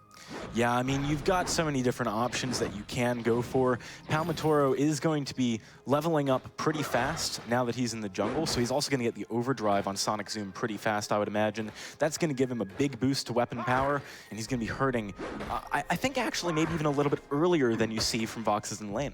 Typically, yeah, once you hit that the Sorrow Blade item pickup, it does give you a nice chunk because of the bonus weapon power that you do get from his A ability, as we do see a bit of a trade in the lane. Yeah, Kvalifar, he did miss one auto attack there as PT Lamb moved just out of range, so it was a fairly even trade. If Kvalifar had the same number of attacks, I actually think he would have come out ahead. But you can see Snow Tsunami, they're still trying to put this pressure down in the lane. Kvalifar does get stunned up. First blood of the finals going the way of Snow Tsunami.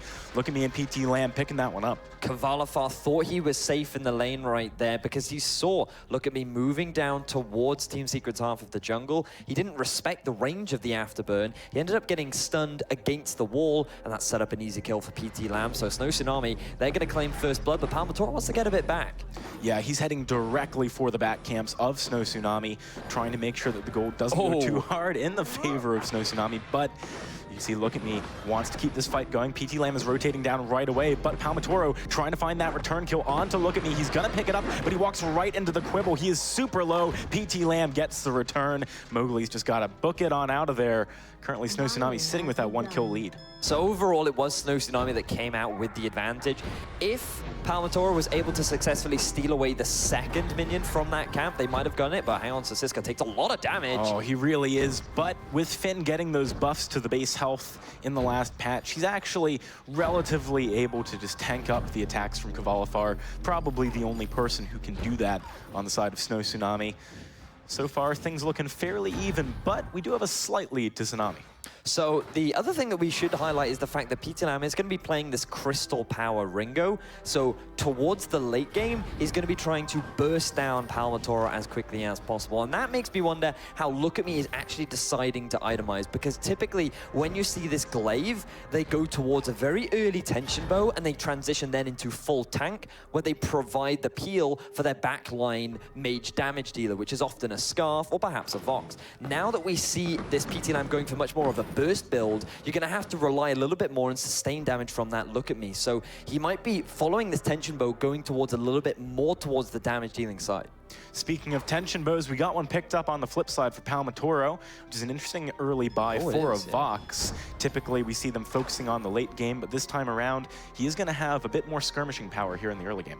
Well, Team Secret typically tend to be more towards team fighting in the mid to late game, and as a team overall, they like to play a lot around the lane. They love to shove it up. We've seen them do so well with the Kestrel in the past, where they just poke down their opponents and quickly take those turrets. They're very well known for the sword push comp, and as a team, they're just very much about playing around Kvalifar and playing around the lane. But now that Palmatoro is here on the main carry, I'm really interested to see how Team Secret have adapted and changed their playstyle.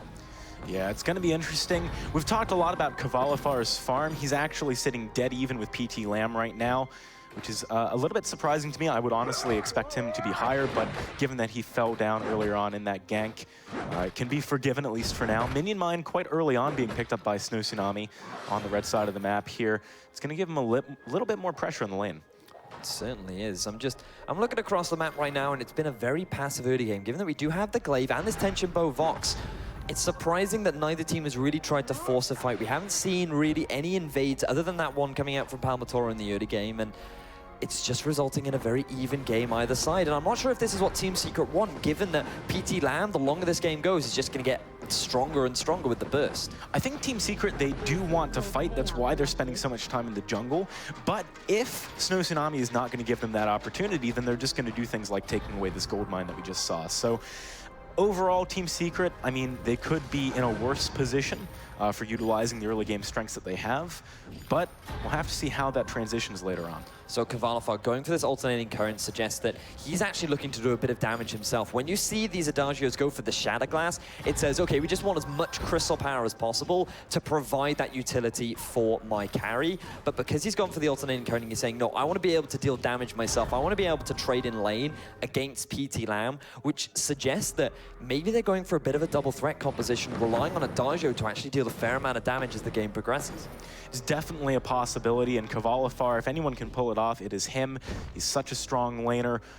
You know, you actually heard PT Lamb in an interview talking about how strong Kvalifar is and wondering which of them is going to come out ahead here. So Sasiska just about to hit level 6 with that forced accord could be the moment that Snow Tsunami have been waiting for to set up for these plays during the early game. You can see PT Lamb hasn't quite finished any major item yet, likely working towards the very early Shatterglass to get as much burst potential as early as possible.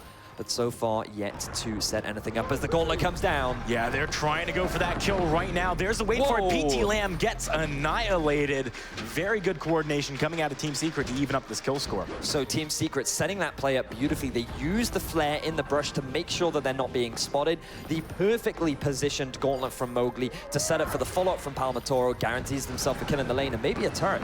Yeah, the turret already down to about half health, so they do have a lot of pressure here, but look at me doing a good job of zoning them away. Sasiska also, having hit 6 now, has the forced accord available.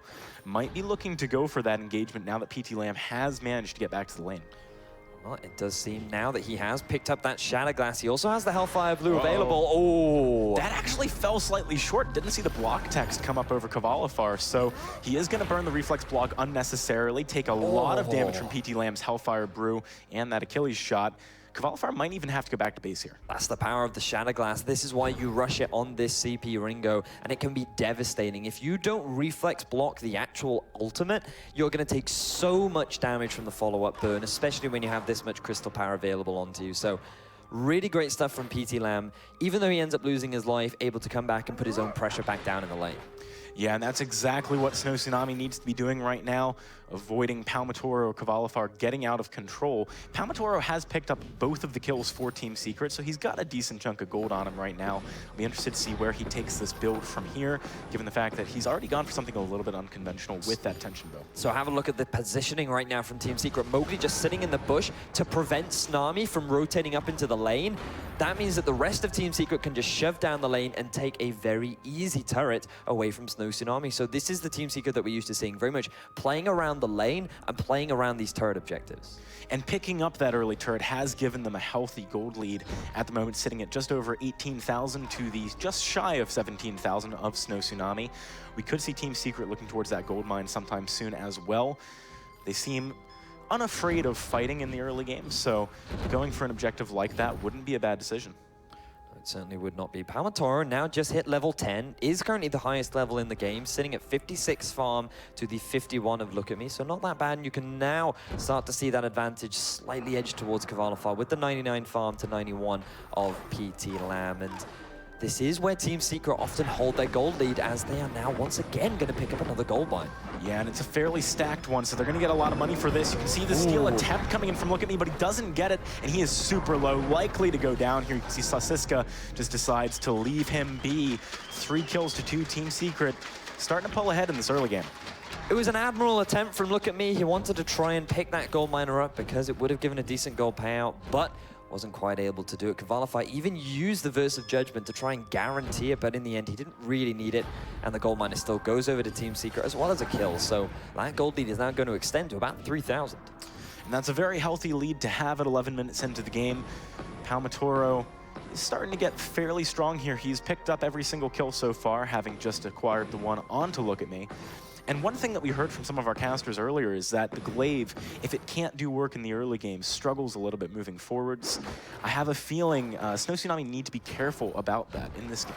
Well, Glaive, come the mid-game, he's going to be working towards that tanky itemization that we talked about earlier. He's going to be trying to provide as much peel for PT Lamb as possible. They realize that they need to rely on PT Lamb at this point. Snow Tsunami have a ridiculously strong front line that is so good at protecting their backline carry with the Glaive, with the Finn, and Team Secret in general are just going to have to hit through that front line before they have any chance of getting to the backline. Yeah, that is a very, very good point. That said, you know, the longer that a fight goes on, I feel like Palmatoro and Kvalifar are going to be very threatening. And Snow Tsunami, the onus is kind of on them to pick up the carries of Team Secret. If they just try and sit there, Palmatoro can easily shred through tanks in the later stages of the game. Speaking of Palmatoro, he's just hit level 12. 12 minutes into the game. He's a level a minute. Yeah, a level a minute. That is insane. we haven't even really reached the mid-game. He hasn't even completed a second major item, and already he is doing so well in terms of experience. Mowgli has been spending so much time with Kvalifar because they know how much Snow Tsunami like to emphasize shutting Kvalifar down, and that's just allowed Palmatoro to get to a position where he's going to be doing a lot of damage in the next team fight. I mean, the small reprieve for Snow Tsunami is that Vox is a character that scales better with gold than with levels, but at the same time, he has just picked up his Sorrow Blade. Having picked up these 2 major items, he is going to be so scary in the next fight. We actually see a weapon infusion going on to Look At Me. He knows that the next fight could be critical. Could very well be. He is going to hold on to that one until the fight actually kicks off, but it does feel like Team Secret currently hold control over the map. They've managed to extend their vision lineup towards the entrances of Snow Tsunami's jungle, and this just feels like they have just a little bit more control right now. Snow Tsunami are struggling to know what to do. If they try and force a fight, they're worried that they're just playing into the kite ability that Palmatoro has and the buff potential that Kvalifar can provide for Palmatoro. So Snow Tsunami very hesitant. They're pretty much waiting for Secret to make a mistake. You know, I find this whole composition from Team Secret actually very interesting. We heard it from Rome in the Keys to Victory earlier on. The flexibility that they have in draft phases is extremely important for this team, but it reminds me actually of the blind pick game between Team Solo Mid and Halcyon Hammer's Velocity over in NA last week. We saw Kvalifar taking this Adagio to lane, which is something very similar to what happened in that game where they put the carry in the jungle, and that was to help with the matchup. Team Secret, I feel like they've done something similar here, and it shows just how cerebral a team they are. It certainly does. I personally am a big fan of rotating out the carry from the lane into the jungle because it is slightly safer farm and experience, and we saw it a lot with the Ringo in particular when the buff comp was put around the Ringo, and it even allowed you to play aggressively in towards the enemy jungle because Ringo is such a powerhouse in the early game. When you pair that up with an Arden or a Fortress, you are free to just walk into the enemy side of the map and just force these plays, steal away some of the early camps, and that is how we saw a lot of objectives gained. And you did see that from Palmatoro in the very early game. It didn't quite work out as planned, but the fact that he's been able to get so much free farm and get to this level 12, as well as so much free farm, is exactly where Team Secret want to be.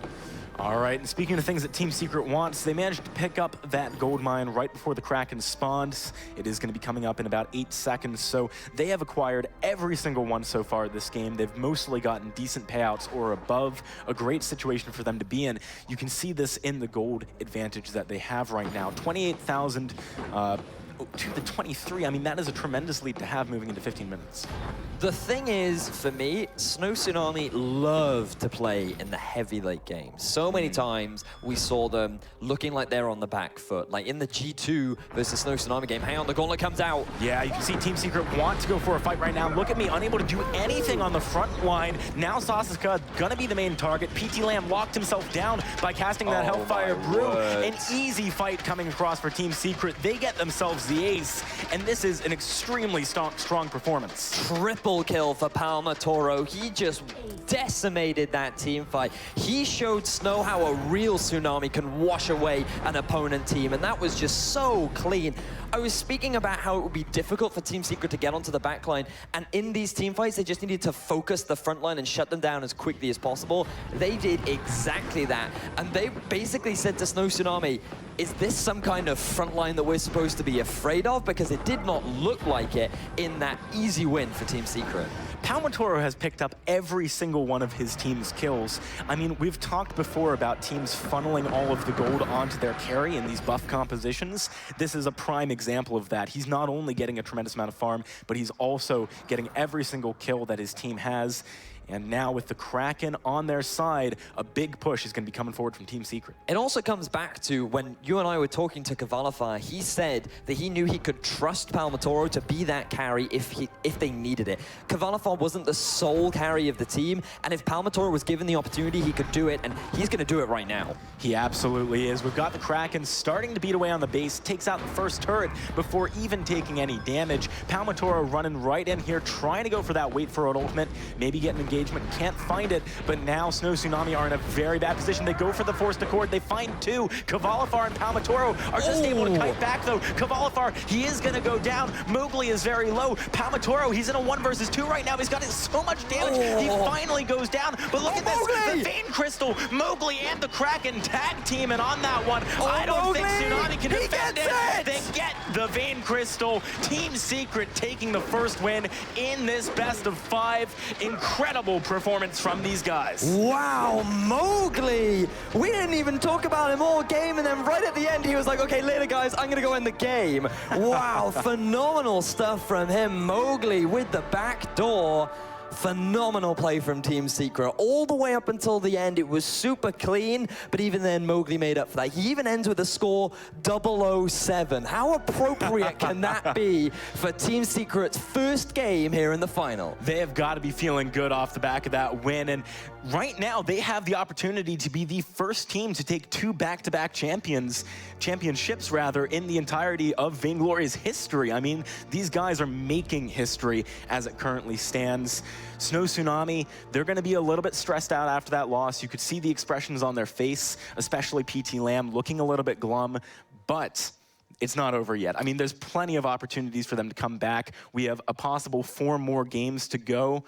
They got to be careful with these drafts, though. We have to remember that Snow Tsunami have just come off the back of a 5-game slugfest against G2. Oh, yeah. This is probably, you know, they did have a 10-minute break. They were allowed to recuperate, gather themselves. And yes, they've been preparing a long time for Team Secret, but in this first game, it didn't feel like the Snow Tsunami that we're used to seeing. So maybe it's just a warm-up game, and they can readjust and be better in the second. All right, well, to break that one down a little bit more, we're going to be passing off to our analyst desk. Playoff Beard, take it away. Thank you very much, Axon Jackson.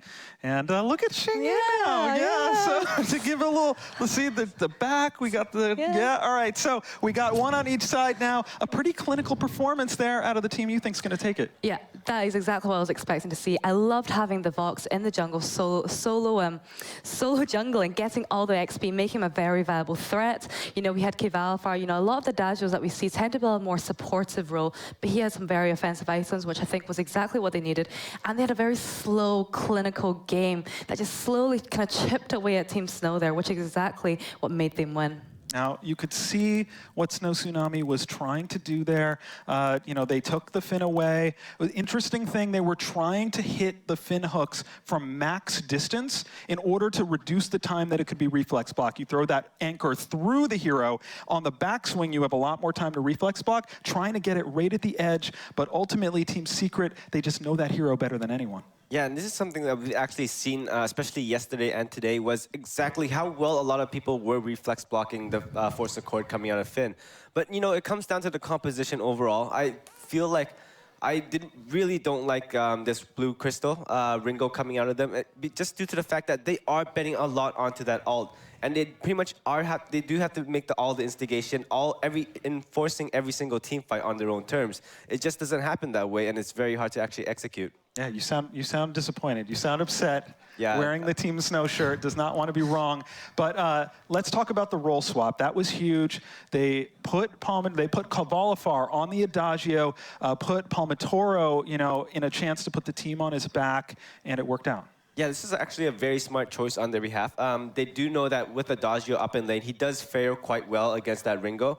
And then you throw down this Vox down in that jungle where he can actually solo farm by himself, making sure that I think, like the casters did say, he did grab up to level 12 by the 12-minute mark, which makes a big difference because once you have like a 2-level head start over your opponents, this is where the infusions really play a big part.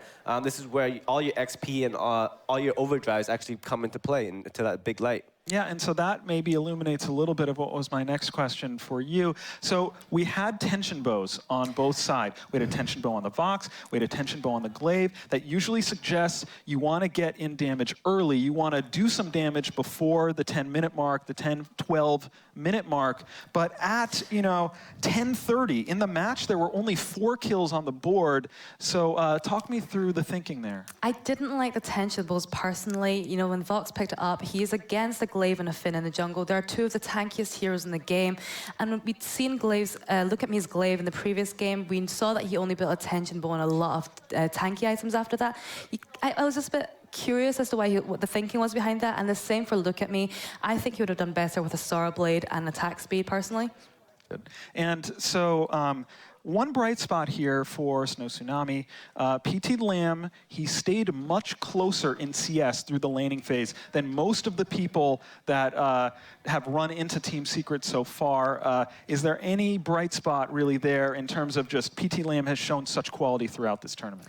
Well, I think there's a reason for that. You know, Kvalifar and PT Lam are consistently on the top kind of laner boards on Vainglory. You know, they're absolutely excellent on the farm. And I think Kvalifar just pretty much kind of hogs that top spot all the time. But PT Lam gives him like a run for his money. He's very strong. And I think if they kind of focus a lot more of their play onto PT Lam, you know, I do like it when Look At Me plays more supportive roles like Cruel and, you know, Glaive. I think that didn't work out so well that time. All right, so that was only the first game in this best of 5. Plenty of time for Snow Tsunami to regroup. As we take a look at Team Secret, this professional organization, they have some members of their wider team there working with them, making sure that they have everything ready for this next match. And Rome, talk me through, now you've seen a game, there's a game under our belts, what you noticed there, what that suggests for the rest of this series. Yeah, coming to like the match now and then for the ones right after that, I do think that Snow Tsunami, they do have a lot of adjustments they have to make up in that lane. They have to make sure that PT Lam rotates a lot. I don't really care how much CS he has, as long as he rotates down. We saw on multiple occasions, Kvalifar, always running down to that jungle, making sure he helped out his opponent, his allies, setting up that vision. And I think they took like the gold mine 5 times, one after the other, and this makes a really big difference for their team. All right, so with that, you know, if it's going to be a different result for Snow Tsunami, what are you going to be looking for? Well, I think Snow Tsunami, you know, their bright spot is in their drafting, and in their last matchup with Team Secret, you know, they did so well, and I think this time they weren't expecting the kind of the switch up between Adagio and the Vox. I think they were thinking Vox would be the Kvalifar, but it was a very nice kind of thinking there from Team Secret, and I think if they just kind of focus a little bit more, and then, like I said, focus on PT Lam. He is their star. Yeah, so interesting. Maybe could take a page out of G2's book with what they did with Taizuki-san earlier. You know, really emphasize this player that has shown such incredible quality throughout this tournament. And Rome, for you, you've really been on point with kind of, you know, what's going to be important throughout the various phases of the match. Walk me through kind of early, mid, late game in terms of the strengths and weaknesses of each team. Well, the thing here is, like, it seems every single team that does go up against Team Secret, for the first game, they never ban out that Adagio, and instead they ban out a Cruel, and then they learn their lesson.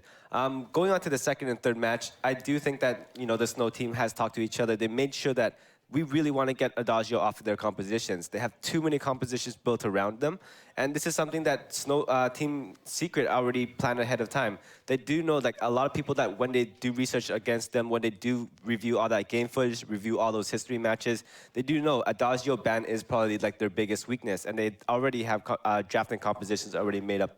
All right, we're getting ready for this pivotal second match. We have just a minute for these teams to gather themselves. And while that's happening, thanks to NVIDIA Shield, that K1 tablet, let's take a look at Kvalifar's journey from Team Secret.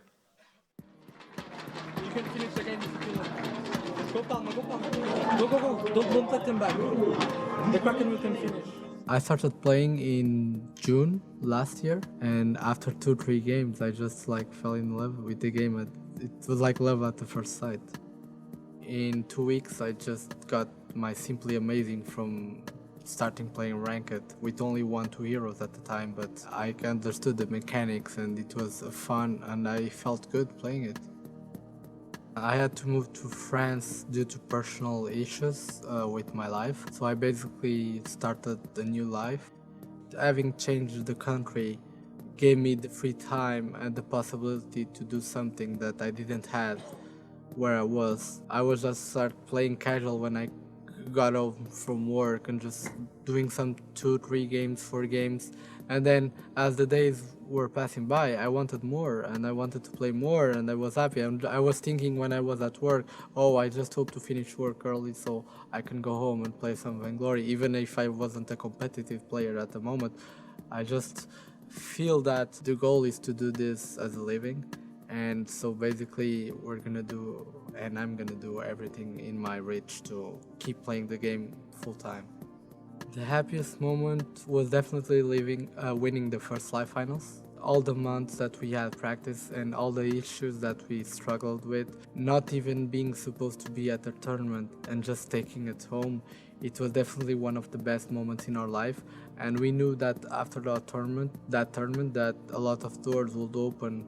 If that didn't happen, I probably wouldn't be today here. It gave us projection to the Vainglory community, and everyone started to know us and everyone started to respect us, not only as persons but as players as well. My life changed a lot in terms of my feelings and what's going on through my mind. The most important thing in life is having a situation that you can live and do what you want. So people struggle with that every day, just to be able to do the things they love and being able to live and by their account. Now, since Vainglory is growing even more, I think teams like us are going to be the role models for the next generation of players that's going to arrive. So people would just look at us and think, yeah, I want to be like Team Secret, or I want to be like SK, or I want to be like G2. So we have a really big opportunity to grow with the game, and that's what we want to do. Vainglory there. He might have started off simply amazing, but he is certainly vainglorious now. We are ready for the draft in this pivotal second game. We'll get that up on the screen in just a second. We already have the standard Krull and Adagio bands in, and Rome, you've been on point all day long. What do you expect to see here? Well, here, I do believe that Snow Tsunami will be trying to pick up that Black Feather, who they played so well, but then they don't. Well, you know, they take that puzzle piece pick. Arden, it leaves every option open. It gives them a chance to see what Team Secret is going to do and respond. Clearly, they were made a little uncomfortable by the role swap that Team Secret employed last time. Maybe they want to just gain maximum information, and it is Team Secret now on the clock, and their first pick will give an early indication of what they're thinking, and it looks like they don't want PT Lamb on that Ringo anymore. Yeah, and they do know that with Ringo, especially like how strong he is in those early games, it does help set the pace for how they want to transition to that mid to late game scaling. And so we can watch here, like, they will grab like a fairly strong scaling jungle carry just to make it all work out very well. All right, and it is a Rhyme.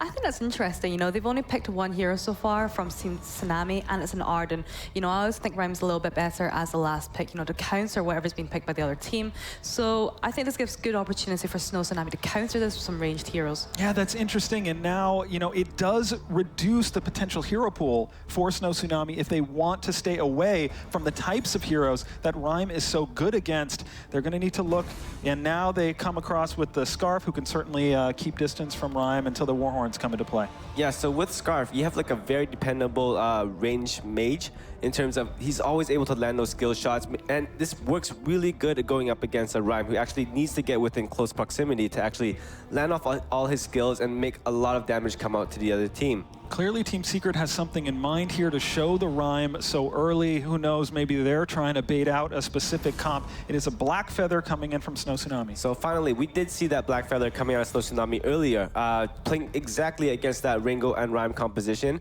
So, but the thing here is, you have to make sure that your positioning is very well. With Scarf always being in that back line, Black Feather has to make the right decision when to dive deep or not. On its face, you see Black Feather beats Ringo.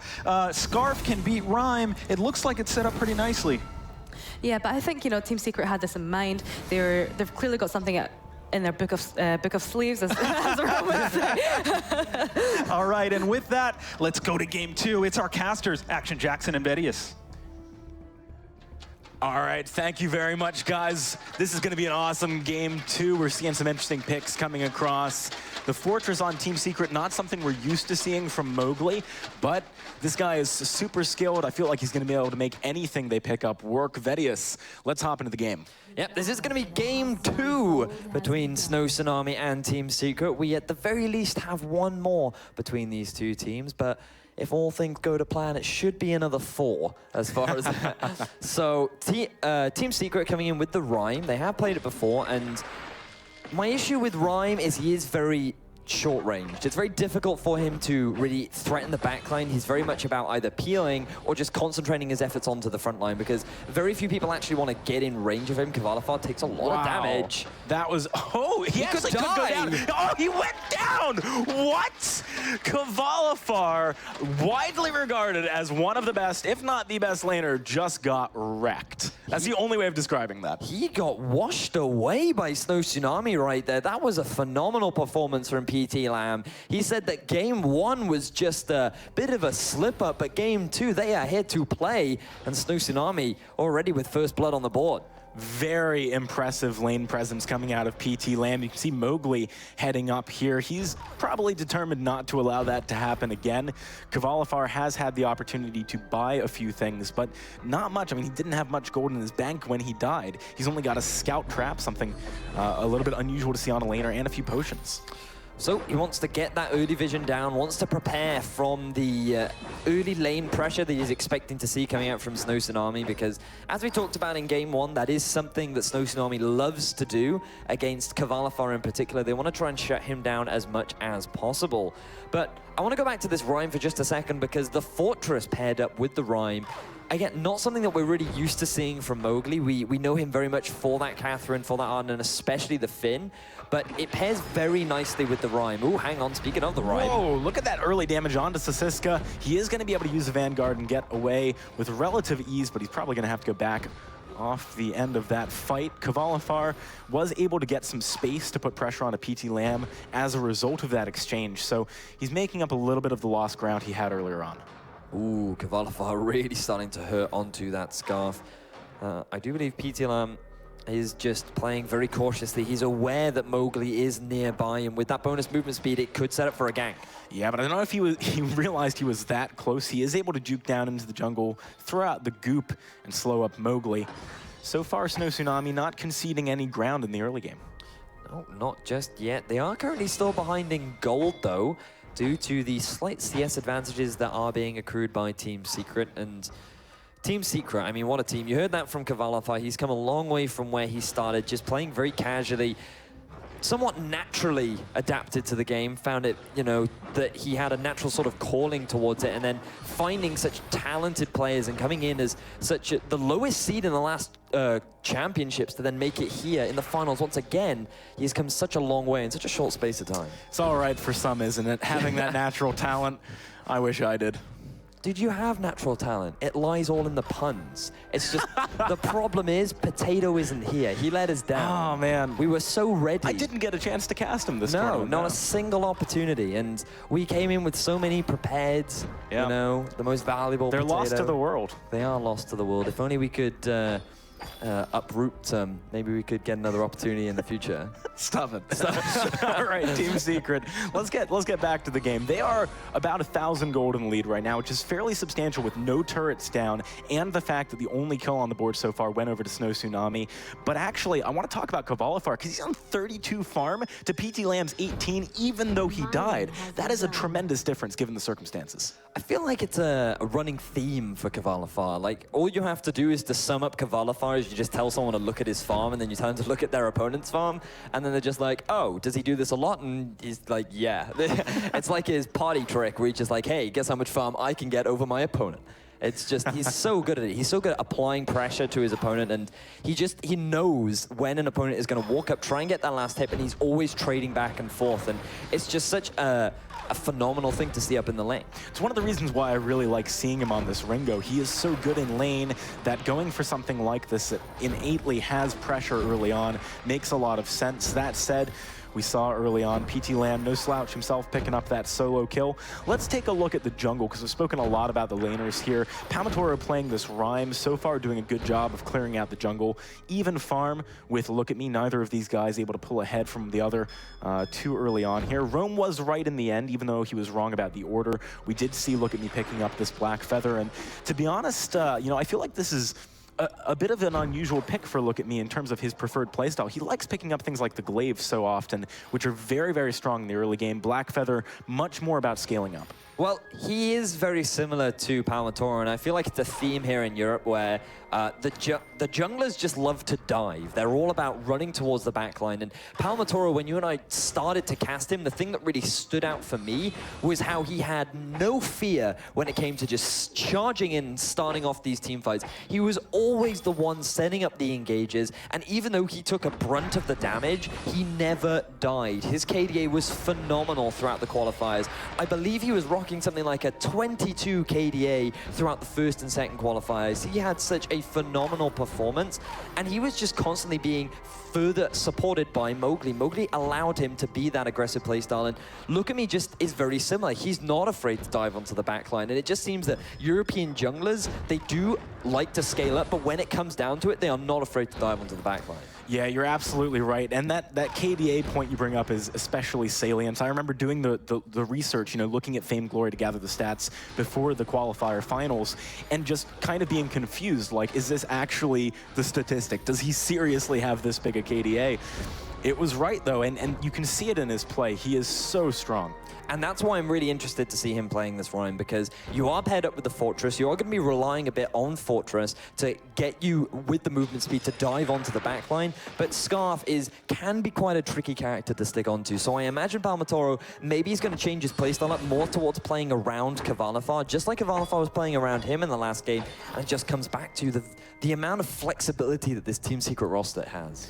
All right, so let's talk items for a second. With a now slightly over 1.5K lead, Team Secret have acquired a lot of big-ticket power spike items. We've got the Sorrow Blade on Kvalifar. We've got Eve of Harvest picked up for Palmatoro. We've seen some slight divergences in build paths for the Rhymes so far this tournament, but Eve of Harvest does seem to be winning out a little bit. On the flip side, Snow Tsunami hasn't been able to get any of their big items yet. So if a team fight breaks out anytime soon, Team Secret do have a big edge. I imagine Snow Tsunami wants to be careful, but they're actually going to face check the push. Wow. Look at the annihilation coming through.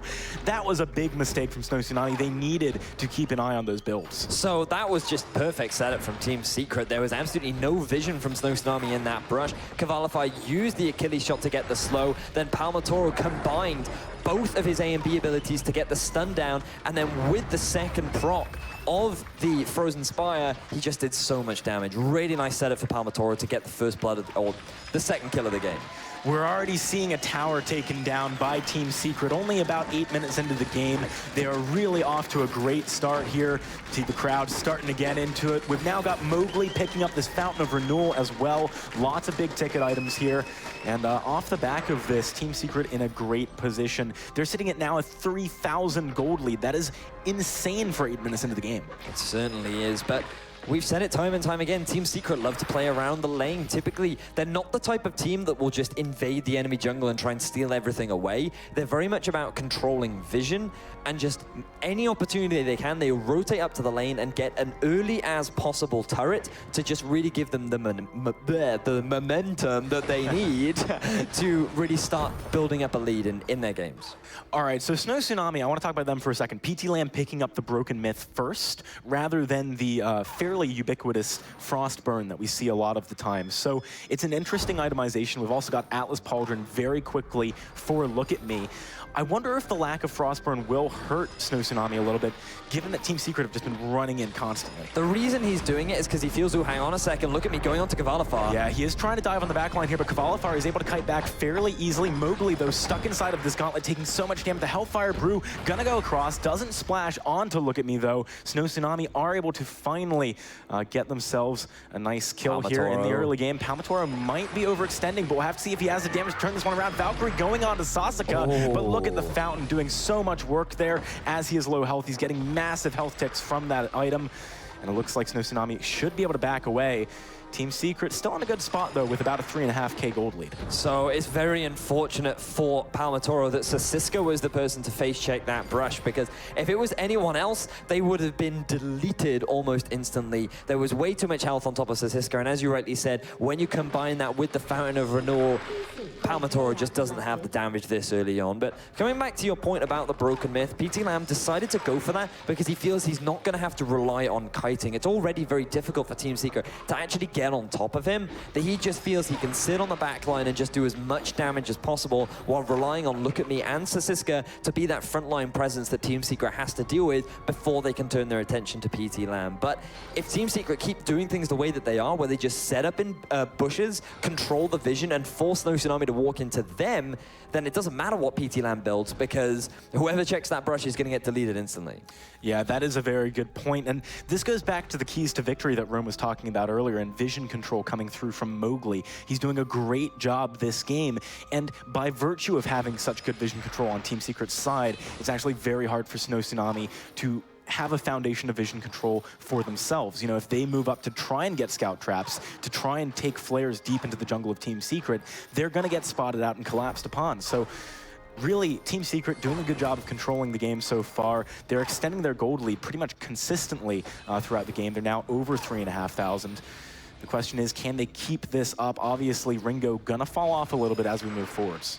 Kvalifar doing what he does best, 10 CS per minute, 114 at 11 minutes and 14 seconds. I mean, you can't be any more on point with that. It is absolutely insane. Warhorn now picked up for Mowgli, so that ability to engage is just that much stronger now for Team Secret. Palmatoro, he's about halfway towards level 12. This guy is just getting so much farm. Mowgli spends a lot of time trying to assist Kvalifar, again, because so much pressure from Snow Tsunami loves to come down onto Kvalifar. And Team Secret, given the control that they have over the map, they're going to pick themselves up another gold mine. Palmatoro is close to having 2 games in a row where he hits level 12 by 12 minutes. It's not quite going to be 12 minutes this time, but it is extremely close to that. So gold mine again going the way of Team Secret. They're doing a great job of applying pressure on the map, taking every objective that they can. Snow Tsunami, though, they're not, you know, in too bad a position moving forwards. They have got some great late game opportunities. The big thing for Team Secret is they're not winning through forcing fights. They're just winning because they control the map better. And this is what you'll start to see with Vainglory. As it grows as an esport, both these teams are just getting better at understanding the game. They know when to and when not to fight. And it becomes very much a map rotation and control game. And at this point in time, when you compare the two teams, Team Secret just have the better affinity to knowing where to be at the right place at the right time to guarantee themselves these early objectives and build this sort of an early gold lead. All right, so let's take a step back and talk about the items again, because we're seeing a few interesting things come out here. Palmatoro, very early Aegis, rather than more damage, which I think is pretty interesting. Given the fact that PT Lamb has rushed for that Broken Myth, it might make some sense, though. He's going for that off-tank sort of itemization that you will often see with the Rhyme. The Eve of Harvest is really good on him because it helps him sustain in these long, drawn-out team fights, and it gives him some nice energy regeneration that a Rhyme typically relies on pretty heavily. So it is a very good item to get early on Palmatoro, and it just makes you that beefy frontline mage that Rhyme is so well known for. Mowgli now has found Look At Me. He's just going to Rose Offensive out of that one. Yeah, the Rose Offensive, honestly, I think in a lot of these games, you could make a case for the renaming of it to Rose Defensive. It seems like 90% of the time, that's what it's being used for. Not if you're me. Not if you're me. I'm always about that Rose Offensive. I'm like, you either go in or you're playing the game wrong. Note that you didn't say you die, though. And I think don't you do die. die a lot when you go in. I don't understand death. It is a concept that I'm not familiar with. The only time I ever see it is, you mean when the enemy team is CC'd? You mean like that? Because I don't know what it's like to be CC'd or die. It's not a word that's in my vocabulary. All right, well, we'll have to see about that. Maybe next championships, you'll be up here on the screen and I'll be behind the desk again, but I think it's unlikely. Right now, Team Secret going to guarantee themselves another gold miner, so exactly the same as we saw in the past, or in the previous game, where they pretty much have full control over every single objective in Snow Tsunami. With PT Lamb getting that first blood very early on, I felt like that they had come back to this powerhouse Russian team that we were so used to seeing, and it just feels like they're allowing Team Secret to do whatever they want. What is the record for farm? Because Kvalifar, I swear he's close to breaking it. 158 at 14.5 minutes. I mean, it's not even that close to 15. The record is something like 200 at 14 minutes. I believe it was Taisuki-san who, when all of the farm, literally both the jungle and the lane was funneled into him, and it was very much built around Taisuki-san. But even then, really interesting statistic, even with Taisuki-san having compositions built around him, where he has all of the farm filled into him, Kvalifar still has more CS per minute. It's crazy, isn't it?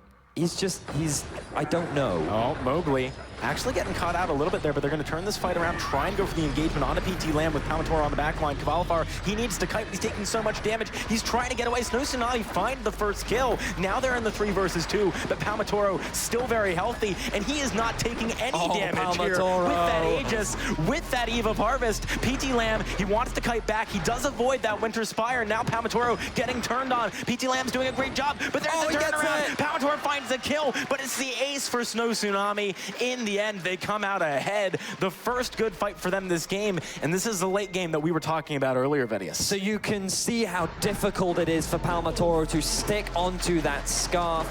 It was simply a matter of both Mowgli and Palmatoro dive straight on top of PT Lamb. The gauntlet comes down. PT Lamb uses his boots, runs through the gauntlet, and is like, okay, see you guys. And then it becomes a 3 versus 1 against Cavalifar. And because now Mowgli and Palmatoro have no way to return to their backline, Cavalifar is left out to dry, and he gets eviscerated by Snow Tsunami. It was a very well played team fight from Snow Tsunami, and this is the Russian team that we are used to seeing. They are so good at team fighting, especially in the mid to late game. They've now completed some major items, and if they keep playing fights the way that they are, there is no reason why they can't close that goal gap. Oh, they absolutely can. I mean, we were seeing close to a 6,000 gold lead just a moment ago. Now more like 3,000, but here comes the initiation from Team Secret. They go for the Hellfire Brew. Look at me, very low on the backside, but he's sticking on a Cavalifar like glue.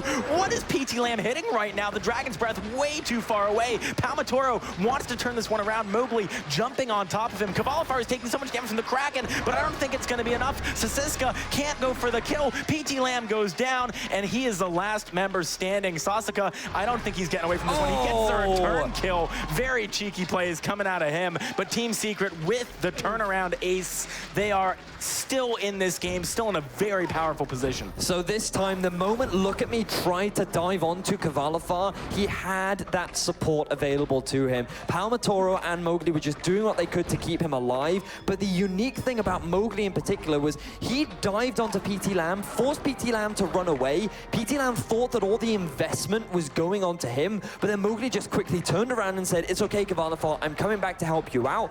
And then with the 3 members, they just quickly collapsed down onto Look At Me, shut him down, and PT Lamb couldn't do anything. He then gets chased upon. Snow Tsunami able to get a cheeky return kill, as you said, but Team Secret still overall come out ahead with the 3 for 1, and they get themselves the Kraken. Yeah, and now they're building that gold lead back up, close to the 5,000 mark at this point, after reducing it to 3,000. Snow Tsunami, they're going to be trying to defend their base from the Kraken right now. We've got over 30 seconds on Sasiska's Gauntlet. That could be a key factor here. All of the ultimates available for Team Secret. They've got all the resources they need to try and win a fight here. The question is, are they going to be able to take very many towers, or maybe just 1? Have a look at this Cavalifar. He is now at 3 items. He's got the Tyrant's Monocle, he's got the Tornado Trigger and the Sorrow Blade, and they are just shredding through this turret. Yeah, this is going down extremely quickly. PT Lamb is doing a nice job of stopping the Kraken, but here comes the Hellfire Brew. It's going to land onto Look At Me. Does get blocked by the end of that reflex, so the burn damage not going to happen. But because Look At Me's forced back, that's another turret going down. PT Lamb, Snow Tsunami, they need to defend right now. Look At Me, he's going to be trying to get onto Cavalifar. He's doing a good job. PT Lamb is still alive. Snow Tsunami managed to pick up 2 kills. But Palmatoro, he wants to go for the back door. The Vein Crystal, it's fairly low right now. Palmatoro, he's still alive. The Kraken hitting the crystal. He's done it. Team Secret take 2 quick games over Snow Tsunami. They are 1 win away from defending their championship title. And they've done it again. They've literally done exactly the same thing. They get themselves a Kraken. They go to the base. They force Snow Tsunami into the fight. And then they're just like, we don't care about the fight. We're just going to take your Vein Crystal. And they just walk straight past him in game 1. It was Mowgli. In game 2, it was Palmatoro. And now they're just setting Cavalifar up for game 3 for him to do it next. Oh man, I mean, this is starting to get pretty scary for Snow Tsunami. They have their backs against the wall. 1 more loss and it's over for them. They're taking home number 2. And it would be, you know, very interesting to see that happen after they took such a strong win against Team Secret yesterday. We saw the same thing happen in NA though. I mean, it's kind of a repeat of that, where we actually saw Halcyon Hammer's Velocity winning over Team Solo Mid and then losing in the finals. it's got to feel very, very stressful. Yeah, I'm just quickly looking over at the analyst desk, and I can see Rome trying to hide his shirt as quickly as he can, because I think the hashtag Rome is wrong is suddenly starting to fill up the Twitch chat. All right, well, speaking of Rome, speaking of the analysts, we're going to be thrown back to them to break down that game. It might be one of the last opportunities we have. Guys, what just happened? Thank you very much, Action Jackson. Let's get Rome is wrong trending. Yeah, let's try to do it. It's Xingyi who's on the right side of this right now. That rhyme is so tanky, so fun to watch, and it really feels like so far, Team Secret, they've come in with a plan, and they have made Snow Tsunami uncomfortable with their role swaps, with their compositions, and they've been on, and it's been Team Secret on the front foot, pressing the advantage in these first two games. Yeah, you said to me when we were watching the games, it just feels like Team Secret in control, and that is definitely what was happening. You know, there weren't many kills going down in the game, but we could see was that Team Secret were just slowly taking the advantage, just creeping up. Valifar's farm was amazing throughout. Yeah, and so walk us through, Rome, the items, the comps. It was interesting to see a Fortress with a rhyme, something they've held in their back pocket, possibly, getting rhyme accelerated by Fortress. Yeah, pretty much like excellent job coming out of the Team Secret side. We do see that with a combination of rhyme together with Fortress, they have a lot of coming out in terms of getting those auto attacks off, combining that with the damage coming out of that bleed proc. But the thing that I really want to highlight here is PT Lamb opting out and going for that Broken Myth first. Although it does work quite well, he doesn't have enough time to actually get those stacks off. But, you know, just looking back at that last game, there are a lot of things that did go wrong for the Snow Tsunami side that they should have worked on. And primarily, like, learning from that first game where they did lose, vision control. This played such a big deal for their composition overall, where they didn't have anything, and on multiple instances, instead of trying to go down to that jungle, trying to own out their tri-brush, they just teleported back to base due to not having any vision control at all. But then again, it also comes down to synergy and how well Team Secret, the synergy between the team, it just overwhelms the Snow Tsunami side. And this is something that they really have to coordinate on, or they will lose this third match. We did see like PT Lamb standing back on that scarf multiple times. He used his ultimate when nobody was around, and this was not a good move. Yeah, it's so comfortable, so confident from this Team Secret side. One other thing that perhaps people in the chat are asking about that I'd like to get your take. So we saw, you know, Scarf in lane into the Ringo and Blackfeather in jungle into the Rhyme. Was that because of the heroes that these Snow Tsunami players are comfortable on? Because Original Instinct, you would think, hey, move Scarf to jungle going into that Rhyme and have Blackfeather have a field day in lane against a Ringo. Yeah, overall, the Snow Tsunami side, they are able to play a lot of different compositions and make it work. However, it all comes down to their main positions and how comfortable they are playing those heroes. Yeah. So for this instance, it would be look at me running up to that lane, playing Blackfeather, and then, you know, they're just not too used to it. And PT Lamb, I'm pretty sure he's a very strong laner. He just has to make sure that he is communicating with the team, making sure his positioning and how they engage as a group of three is on point. Yeah, Cavalifar too with that CS just off the charts. Maybe for the last time now, let's go down to the Pocket Gamer sideline report with Rick. Thanks very much. I just want to say what a fantastic game, guys. Let's just give it up for both teams. That was absolutely wonderful. Come on. Amazing final so far. So, talking to Snow Tsunami, it's, you know, obviously disappointed with losing, but they feel like they're actually lulling Team Secret into a false sense of security. Tried to have a chat with PT Lamb, but typical stoic, you know, keeping a straight face, cool head, if you will. So we'll see how it goes in the next match, but they reckon they could pull it back. Thanks, back to you at the desk. Thank you very much, Rick. One more thing while we have a moment as these teams prepare for what could be an elimination game here. Snow Tsunami really prioritizing early boots. Is that about disengage? What was that about? I think it's from personal experience from playing against them. You know, they've used it very well. We saw how well they can defend themselves. And I think that's why they like to prioritize boots as well. Sorry, that's why they like to prioritize their boots. But also, I think it was a good kind of counter against the Rhyme and the Fortress combo. You know, Fortress has that gap closer, and it also increases Rhyme's movement speed, so I think that was a good combination in general. All right, so we'll keep our eye on that. At this point, Rome, it is Team Secret, the Autumn Champions. They're looking to defend. They just need one more match, and then they are the Winter Champions as well. If Snow Tsunami is going to prolong this, what are their keys now? Well, overall, like, just looking at the last draft, for example, I didn't really agree with what they did. Primarily just they were going first. And I think banning out Adagio or banning out Crow was a bad move on their part. Instead, leaving both of them open and primarily like just forcing Team Secret to either pick one or the other or ban none at all. Just grabbing Adagio on their end first, they can outplay any Crow. Just those buff compositions like we did see coming out of G2 King Win 2 yesterday, where they pretty much ran that Ringo, that Adagio, and they overpowered that Crow later on in that late game. Okay, and on the other side, Team Secret, if they're going to kind of, put their foot on the throat and close this out, what are the key for them? Relax on that vision control a little bit. You're being a little bit harsh. What does that mean? They just controlled the vision control last game so well. Having all that mind vision up, making sure that they controlled everything in that tri-brush and that gold mine. So, this is a little stompy. I do hope that they ease up a little bit. Oh, I see what you mean. You're telling them to ease off the vision control, do a little worse on it. That's what, all right, I hear what you're saying. All right, so it is a pivotal draft. It is a draft that Snow Tsunami must come out ahead on, and it will be neither Adagio nor Krull banned, which means Team Secret gets the Adagio. Likely, Snow Tsunami will get the Krull. Yeah, and this is what I really wanted Snow Tsunami to do last match. It really much put you're able to take up this Adagio first. You put your opponents on that Krull, and then you can really add Ringo to that. So then now you'll see they're going to be grabbing somebody very strong up for that carry, and they're going to try and make this buff composition work really well. Okay, well, fill out Team Secret's all in there. This was my exact composition that I wanted Snow Tsunami to do last game. Unfortunately, they weren't able to make it work out too well.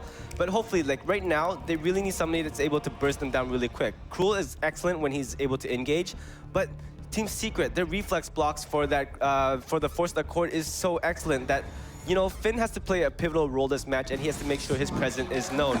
It's the first Celeste of the tournament. Now is the time to do something that no one would expect. There's only one hero left, that's Rona, who hasn't been played. Can Snow Tsunami make this work? It's a Krull, a Finn, and a Celeste with the call. It's Action Jackson and Vedius.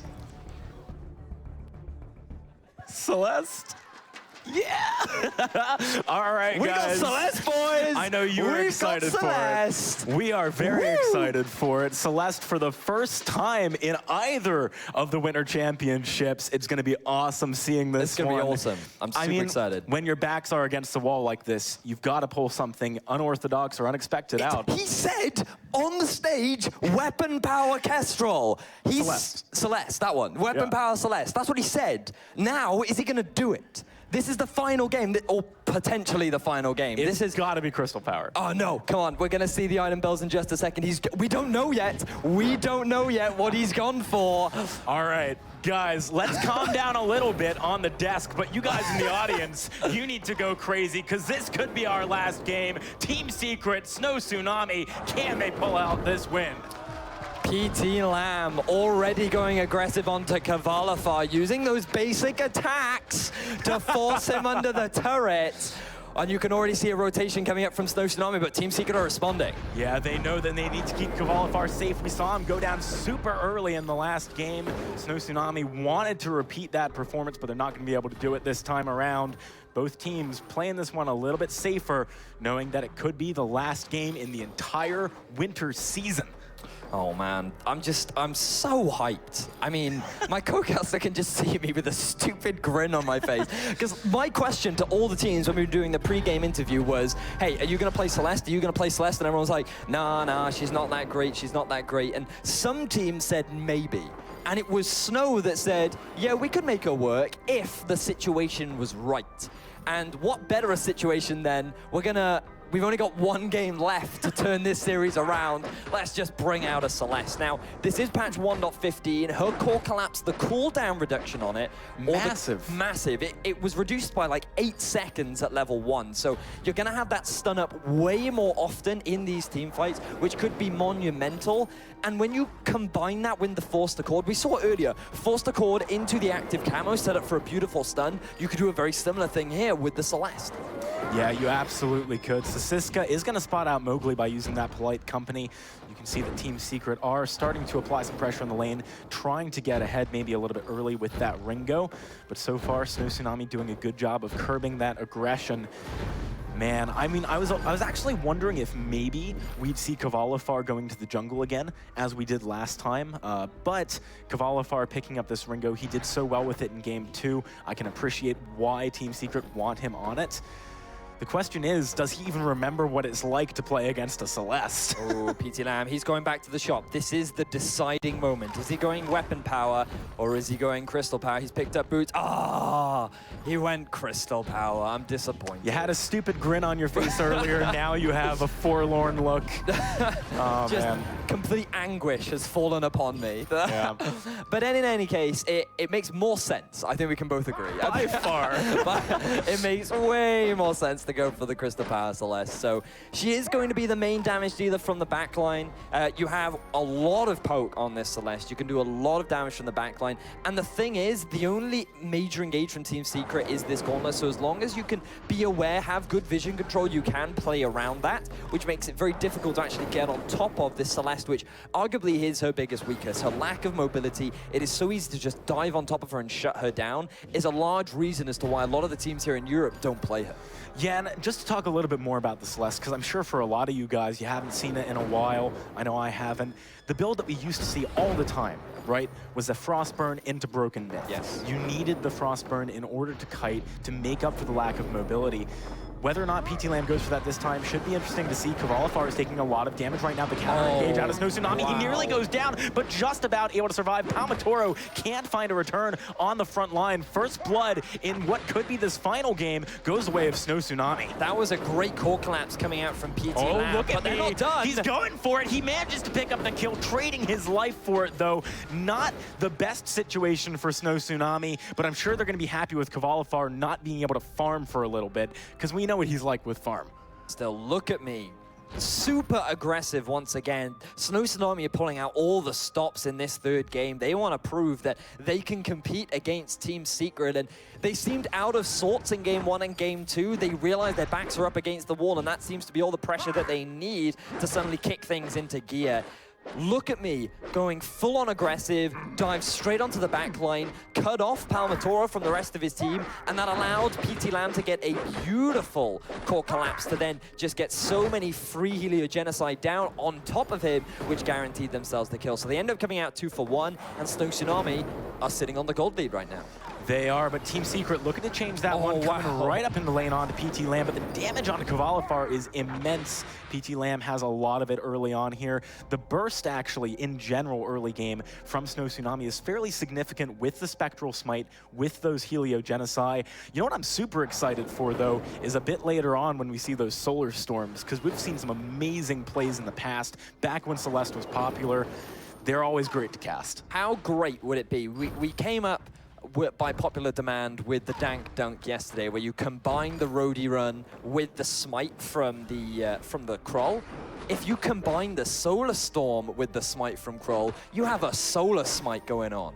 So that actually, that's got a nice ring to it. But how great is the Solar Smite? That would be so good. It's almost like the sun or the heavens have opened up to smite you down. Yeah, I mean, that's pretty legit. That's why in a lot of games, you know, you get like priests and clerics with smite abilities. Exactly. It's just, that has now become the dream for me. That is what I'm looking for, to call out the Solar Smite combo. So that's something to look forward to as the game progresses. But right now, things have slowed down a little bit. The gold gap has closed. We're certainly sitting at about that standard 400 to 300 that you do often see in the early game. PT Lamb has just reached that level 6 and has actually gone for a very early Broken Myth. He has found Mowgli, but he's just going to force him back. Doesn't land the core collapse. If that had hit, Mowgli would have been in a much dicier position. Potentially even having to use the gauntlet away. So it's big for Team Secret that he was able to just walk away unscathed. Right now, Kvalifar has caught up in farm. I want to highlight that because earlier he was actually pretty far behind, but there comes the arrow from Hell's Heart. Core collapse as well. The stun combo. That's what you were looking for. Mowgli gonna be chased under his turret here. He's very tanky, able to get away, but Snow Tsunami, they're making this Celeste work. That is so cool. I love that so much. You throw the From Hell's Heart out, you follow it up with the core collapse. Look at me's able to get some smite stacks down, and then you combine it to have the Smolar Smite combo. Now they're going to go for the gold mine. PT Lamb's pretty low here. He's got the fortified health from that Polite company. I think it might be a good idea for Snow Tsunami to back away from the gold mine. That is what they are going to do. PT Lamb, one thing we got to talk about as well, Celeste is super energy hungry. Yes. So the fact that she was in that fight for so long meant that she had to back away and has actually conceded the gold mine to Team Secret. So they're going to get a little bit of a consolation prize and actually take a gold lead off the back of that immense payout. They are by no means out of this game. Snow Tsunami are yet to take a gold mine in this series. They had an advantage right there, but they weren't able to quickly capitalize on it because PT Lamb stayed a little bit too long up in the lane.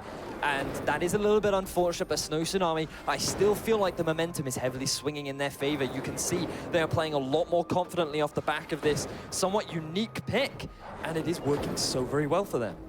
Yeah, I mean, you have to be so bold to hold your pocket pick for literally the potentially the last game that you have in the entire tournament.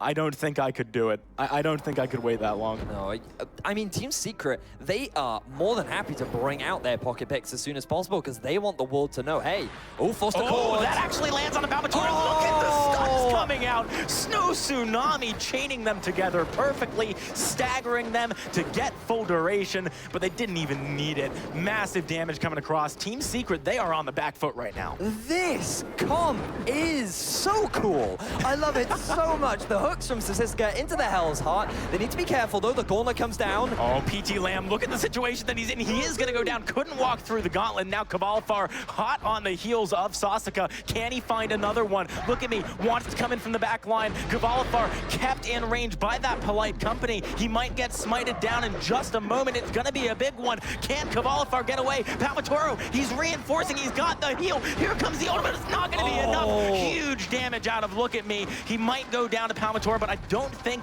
that Palmatoro has the ability to chase in far enough here. Sasiska, he's going to be the sacrificial lamb. Look at Me, able to get out of there. Very messy fight from the two teams. And look at how close the gold is still. This game is ridiculous. So that all started with Palmatoro getting hooked into the warm embrace of Snow Tsunami where he got destroyed. But PT Lamb ended up overstaying. He actually took a couple tower shots, which he didn't even realize, and ended up taking so much damage that the gauntlet was actually what secured the kill.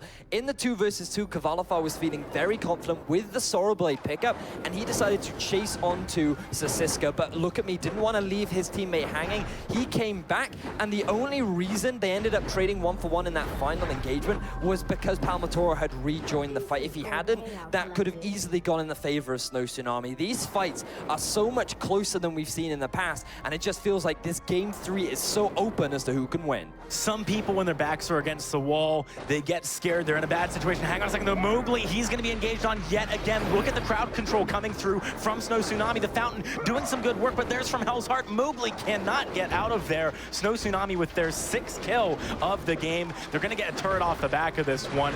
Really solid performance. Forced to Cord, not quite going to land. They can't snowball this into even more. Snow Tsunami finally get themselves a turret in this series. Team Secret don't quite have the same control that they've had in the past. Snow Tsunami are really stepping up their performance, and they are making Team Secret work and saying, hey, if you want to be the best in Europe, you're going to have to go through our Celeste, because this Celeste is phenomenal from what we've seen so far. It really is. She has now picked up the Broken Myth and the Frostburn, got that core itemization that we were talking about from back when she used to be popular. Where she goes from here is a little bit more luxury-based. It's very likely to be that Eve of Harvest. As you were saying earlier on, she needs that energy regeneration. She's very much about spamming those Heliogenocide, using the spell rotation as often as possible, and you need energy for that. So Eve of Harvest is a great substitute, and it gives you a little bit of extra sustain in these long, drawn-out fights. So wouldn't surprise me if that is the next item of choice, and then rounding things off with that heavy Crystal Power item in the form of that Shatter Glass, which Palmatoro has already got. So by going for that, he is telling the team, we are building around Kavalfar, and we are relying on him in this game 3. You know, I love this draft coming out from Snow Tsunami, because the thing is, as well, as they're against a Ringo buff composition, it's going to be super hard in the later stages of the game for Kvalifar to rip through the front line, and you've got to do that before you get onto PT Lamb. Whereas if they had something like a Vox, maybe that would be a doable task. Snow Tsunami, they've managed to do very well so far. Mowgli gets hooked in. He's not getting away from this crowd control, or is he? Gauntlet comes through. Kvalifar eats from Hell's Heart, but he's going to be able to get out of there with the Vanguard. Team Secret, they played around a little bit with the idea of re-engaging, but I think smartly backing away. So great reflex block coming out from Kvalifar, as well as the Crucible coming out from Mowgli to mitigate some of that heavy crowd control that is coming out from Snow Tsunami. And they are finally going to get themselves their first gold miner of the series. Snow Tsunami have come out of their shell, and they are performing phenomenally in this third game. They really have. I started to mention it earlier, but you know, it's hard when your backs are against the wall. In order to perform, it can be a very stressful situation, but some people just perform under that duress. And right now, this is a good example. Look at me. He's going to be trying to go in onto Mowgli right now. Some good damage onto him already. Kvalifar, he's forced to cord it in. He can't reflex block everything. He goes down. What do you do when the guy you want to buff up is down? Not very much. Team Secret, they're going to run away with their tails behind them to the turret. Snow Tsunami are on fire right now. Holy moly, who knew that Sasiska was such a good fisherman? Landing that onto Kvalifar through all that mess and setting him up to get the kill was just phenomenal. Look at me, taking a lot of damage though. But he's got the sustain from that smite. He's able to back away. Mowgli still hovering around, maybe wants to go for some kind of engage with PT Lamb being so low on energy. Palmator does have a lot of damage right now. PT Lamb, the reflex block at the last second keeps him healthy, and now Look At Me wants to go into the back line. There's a burst of judgment. It is going to stun out Look At Me. He is going to go down. Team Secret finding their first return kill in quite some time, but that bought enough time for PT Lamb to get back to base. Can Team Secret finally take a turret here? Oh, wow. Ooh. So, Snow Tsunami, they overstayed a little bit after the turret. They should have just immediately disengaged, realized that they couldn't fight in this drawn-out engagement, but they end up getting punished off the back of Team Secret's force with Mowgli. He still has the gauntlet available to him, so that's going to be available in the next engagement. Look At Me does a good job. Given that he's 6-2-1, he decides, yeah, I can afford to try and keep my team alive, but he is going to give away that shutdown gold. So off the back of that, the gold is so even still, and this gold mine is going to go in the favor of Team Secret. Wow, we're seeing clockworks picked up for both Sasiska and Look At Me. Interesting itemization here. It should be extremely useful in an extended fight. We'll have to see how that one pans out for them. So the cooldown speed that it does provide is absolutely phenomenal for Sasiska in particular, because he scales insanely well with Crystal Power. We saw the changes to him on patch 1.15 where his ratios got a bit of a buff. I think we can both agree, and he can do a lot of damage with just a bit of Crystal Power, but also it means that those hooks are going to be available so much more often, as well as that Quibble. So this is basically just more utility for PT Lamb to get the damage off. He now has that Broken Myth, as you were talking about earlier. The more stacks that he can get on that, the powerhouse that he can become. So Snow Tsunami, they're very much building around PT Lamb to be the carry for Snow Tsunami. And you can even see this in the overdrives too. Sasiska picking up an overdrive. Oh, what's that hook? 3 people over the wall. Palmator is right in the thick of things, but the first kill actually goes to Kvalifar. He finds PT Lamb. He's kiting backwards. Look At Me, can't get on top of him. This could be a fight for Team Secret. Sasiska, what just happened? Oh no! Oh my God! Snow Tsunami with the phenomenal forced accord with the setup, but they just couldn't shut down Kvalifar. If you're gonna make that play, you cannot be dragging the entire enemy team within range of PT Lamb. He wasn't even able to use his reflex block because I don't think he was expecting that. That was just an in-the-moment play that Sasiska tried to make, and it backfired horribly for Snow Tsunami. Team Secret are going to get the Kraken off the back of that, and based on their track record, they could look to end the game right now. You know that Mowgli is sitting there right now and thinking, this is why I'm the Finn player here. I mean, that was a little bit too over-eager from Sasiska. It was cool to watch. It was cool to watch, but I think Snow Tsunami are going to feel quite bad about that engagement. This is, like you said, though, something that Team Secret have been able to capitalize on in such a tremendous way. 2 games in a row. Snow Tsunami, they're going to be stressed after that fight. Look at how quickly the turret goes down. Crack is still very healthy. Fourth core does not land. PT Lamb actually taking a bit of damage here. Look at me. Wants to start a fight, but his team is nowhere near. There's the Solar Storm. Power gets melted, but it doesn't matter. One already down for Snow Tsunami. Kavalifar, he is so far away from PT Lamb. No damage really going down onto him unless he walks in to the Solar Storms as he currently is. Sasiska going to follow PT Lamb right in the thick of things. I don't know if he's going to be able to find this one. He might be able to kite back. There's a slow burn over, but it's not going to be enough. Kavalifar finds it. This could be game, Venius. This is Team Secret. The reigning European champions are going to do it again. They're going to take the Vein Crystal. What a play from Team Secret. That game was over in a flash. These guys are the kept secret of Europe. They are back-to-back champions. Snow Tsunami, they played admirably, but we saw a repeat of NA where in the finals, the team that lost in the semis clean sweeps it. Guys, give it up for your winner champions, Team Secret!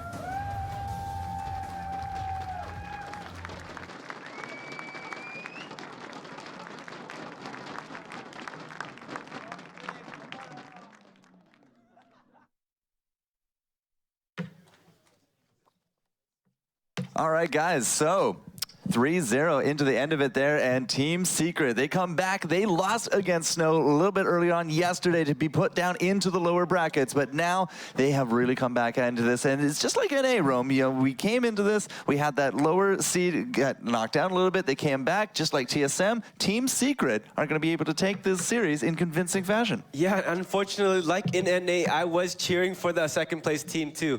But great play overall by both of these teams. Excellent performance throughout the entire tournament. I do feel like, you know, moving forward into the future, they do have a couple things that they need to work on for the Snow Tsunami side. But, you know, Team Secret, they came in this as the powerhouse, as that team to beat, and they definitely showed everybody here today. Well, something else to be shown here is hashtag Rome is wrong is going to prevail. By the end of it, it's like you got some kind of caster curse now going on that. You wear Team Snow, they don't wink it out. Jinyi had a better of ideas, it seems. No, everybody's always cheering for their favorite team. You know, I have to come in there for the underdogs due to the fact that they have that potential to actually make those big moves down the future. As long as they keep going at it, making sure that they work on those, minimizing those mistakes. All right, so we are going to be just looking forward to picking up here a trophy for our teams as we get that ready. I got to ask you, Rome, I mean, who was your MVP in this? My MVP this match, this entire and whole event has to be Kavalifar, due to the fact that he was their main, the statistics leader. He dominated every single chart down the board, and this just comes to show, like, usually we see Team Secret, we see how strong they are as a group in terms of synergy-wise, in terms of how they play together.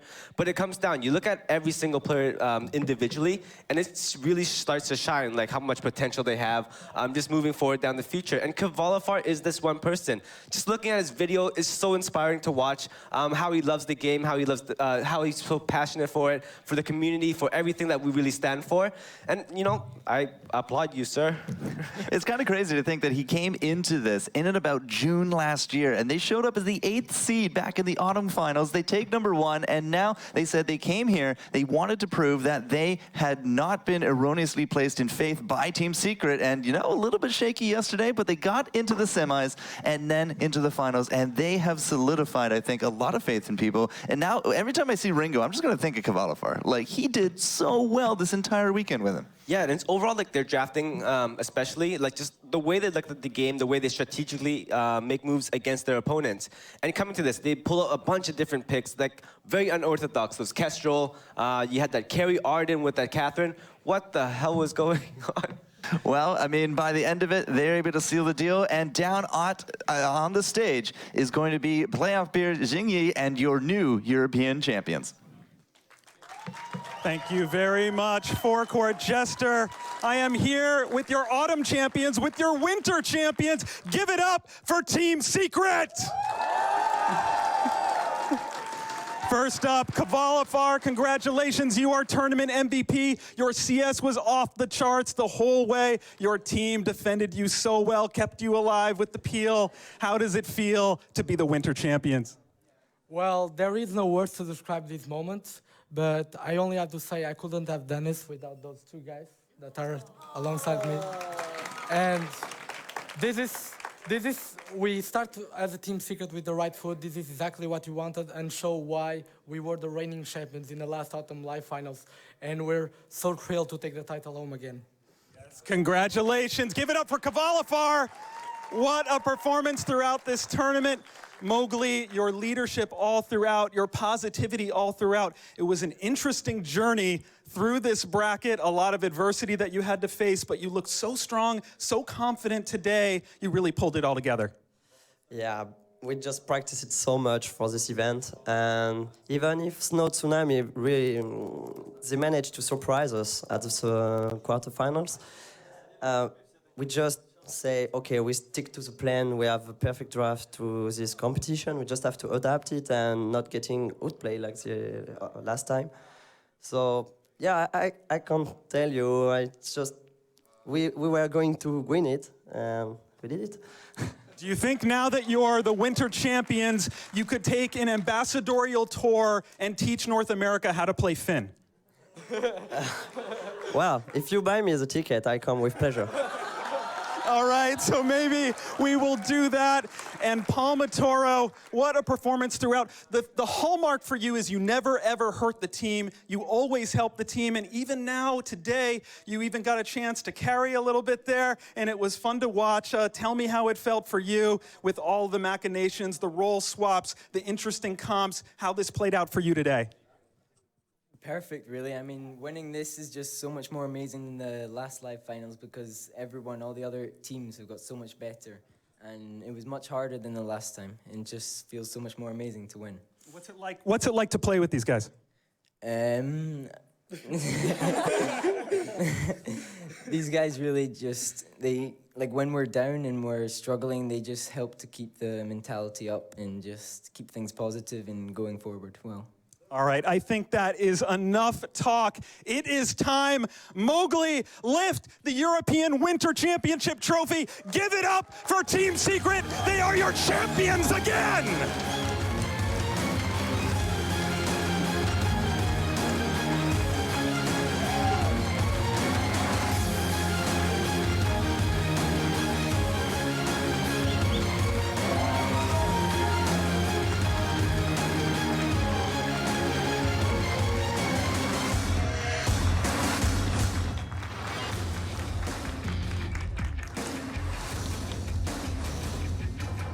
That's right, Kvalifar. Take a moment. Yes, you can touch it now. You're allowed. You've defended your title. All right, with that, this has been such an extraordinary tournament for the players who are still here, for the team here, for the community. Come on, file in behind us. Let's have a moment all together so that we can say hello to the camera and send this off right. Of course you can say something, Kvalifar MVP. We would like to thank to our director, Mr. Kemal, because of this opportunity that he gave to us, and to the entire Team Secret organization to make this possible, and to be with us and help us achieve what we got today. Yes, Team Secret, a famed Dota 2 organization. They took a leap entering this world's largest touchscreen esport. They came here and acquired then Media Pixel Esport, showed a lot of faith in this team, and they have proved it now. Congratulations once again to Team Secret. Everyone, if we could, let's look into the camera and give me a big Vainglory. Vainglory! All right, with that, we have our winter champions. Congratulations to Team Secret. It won't be long now until we come back for spring season. Update 116 is right around the corner with a new hero, with a new map, with all sorts of changes. Stay tuned for that, and we'll be back, of course, with the spring season eSports season. Lots of changes across the world, roster moves, teams that are going to be ready to compete and try to take now the two-time champions down, but I think they're going to have something to say about that. We'll see you in spring for qualifiers. Until then, thank you for watching. Goodbye.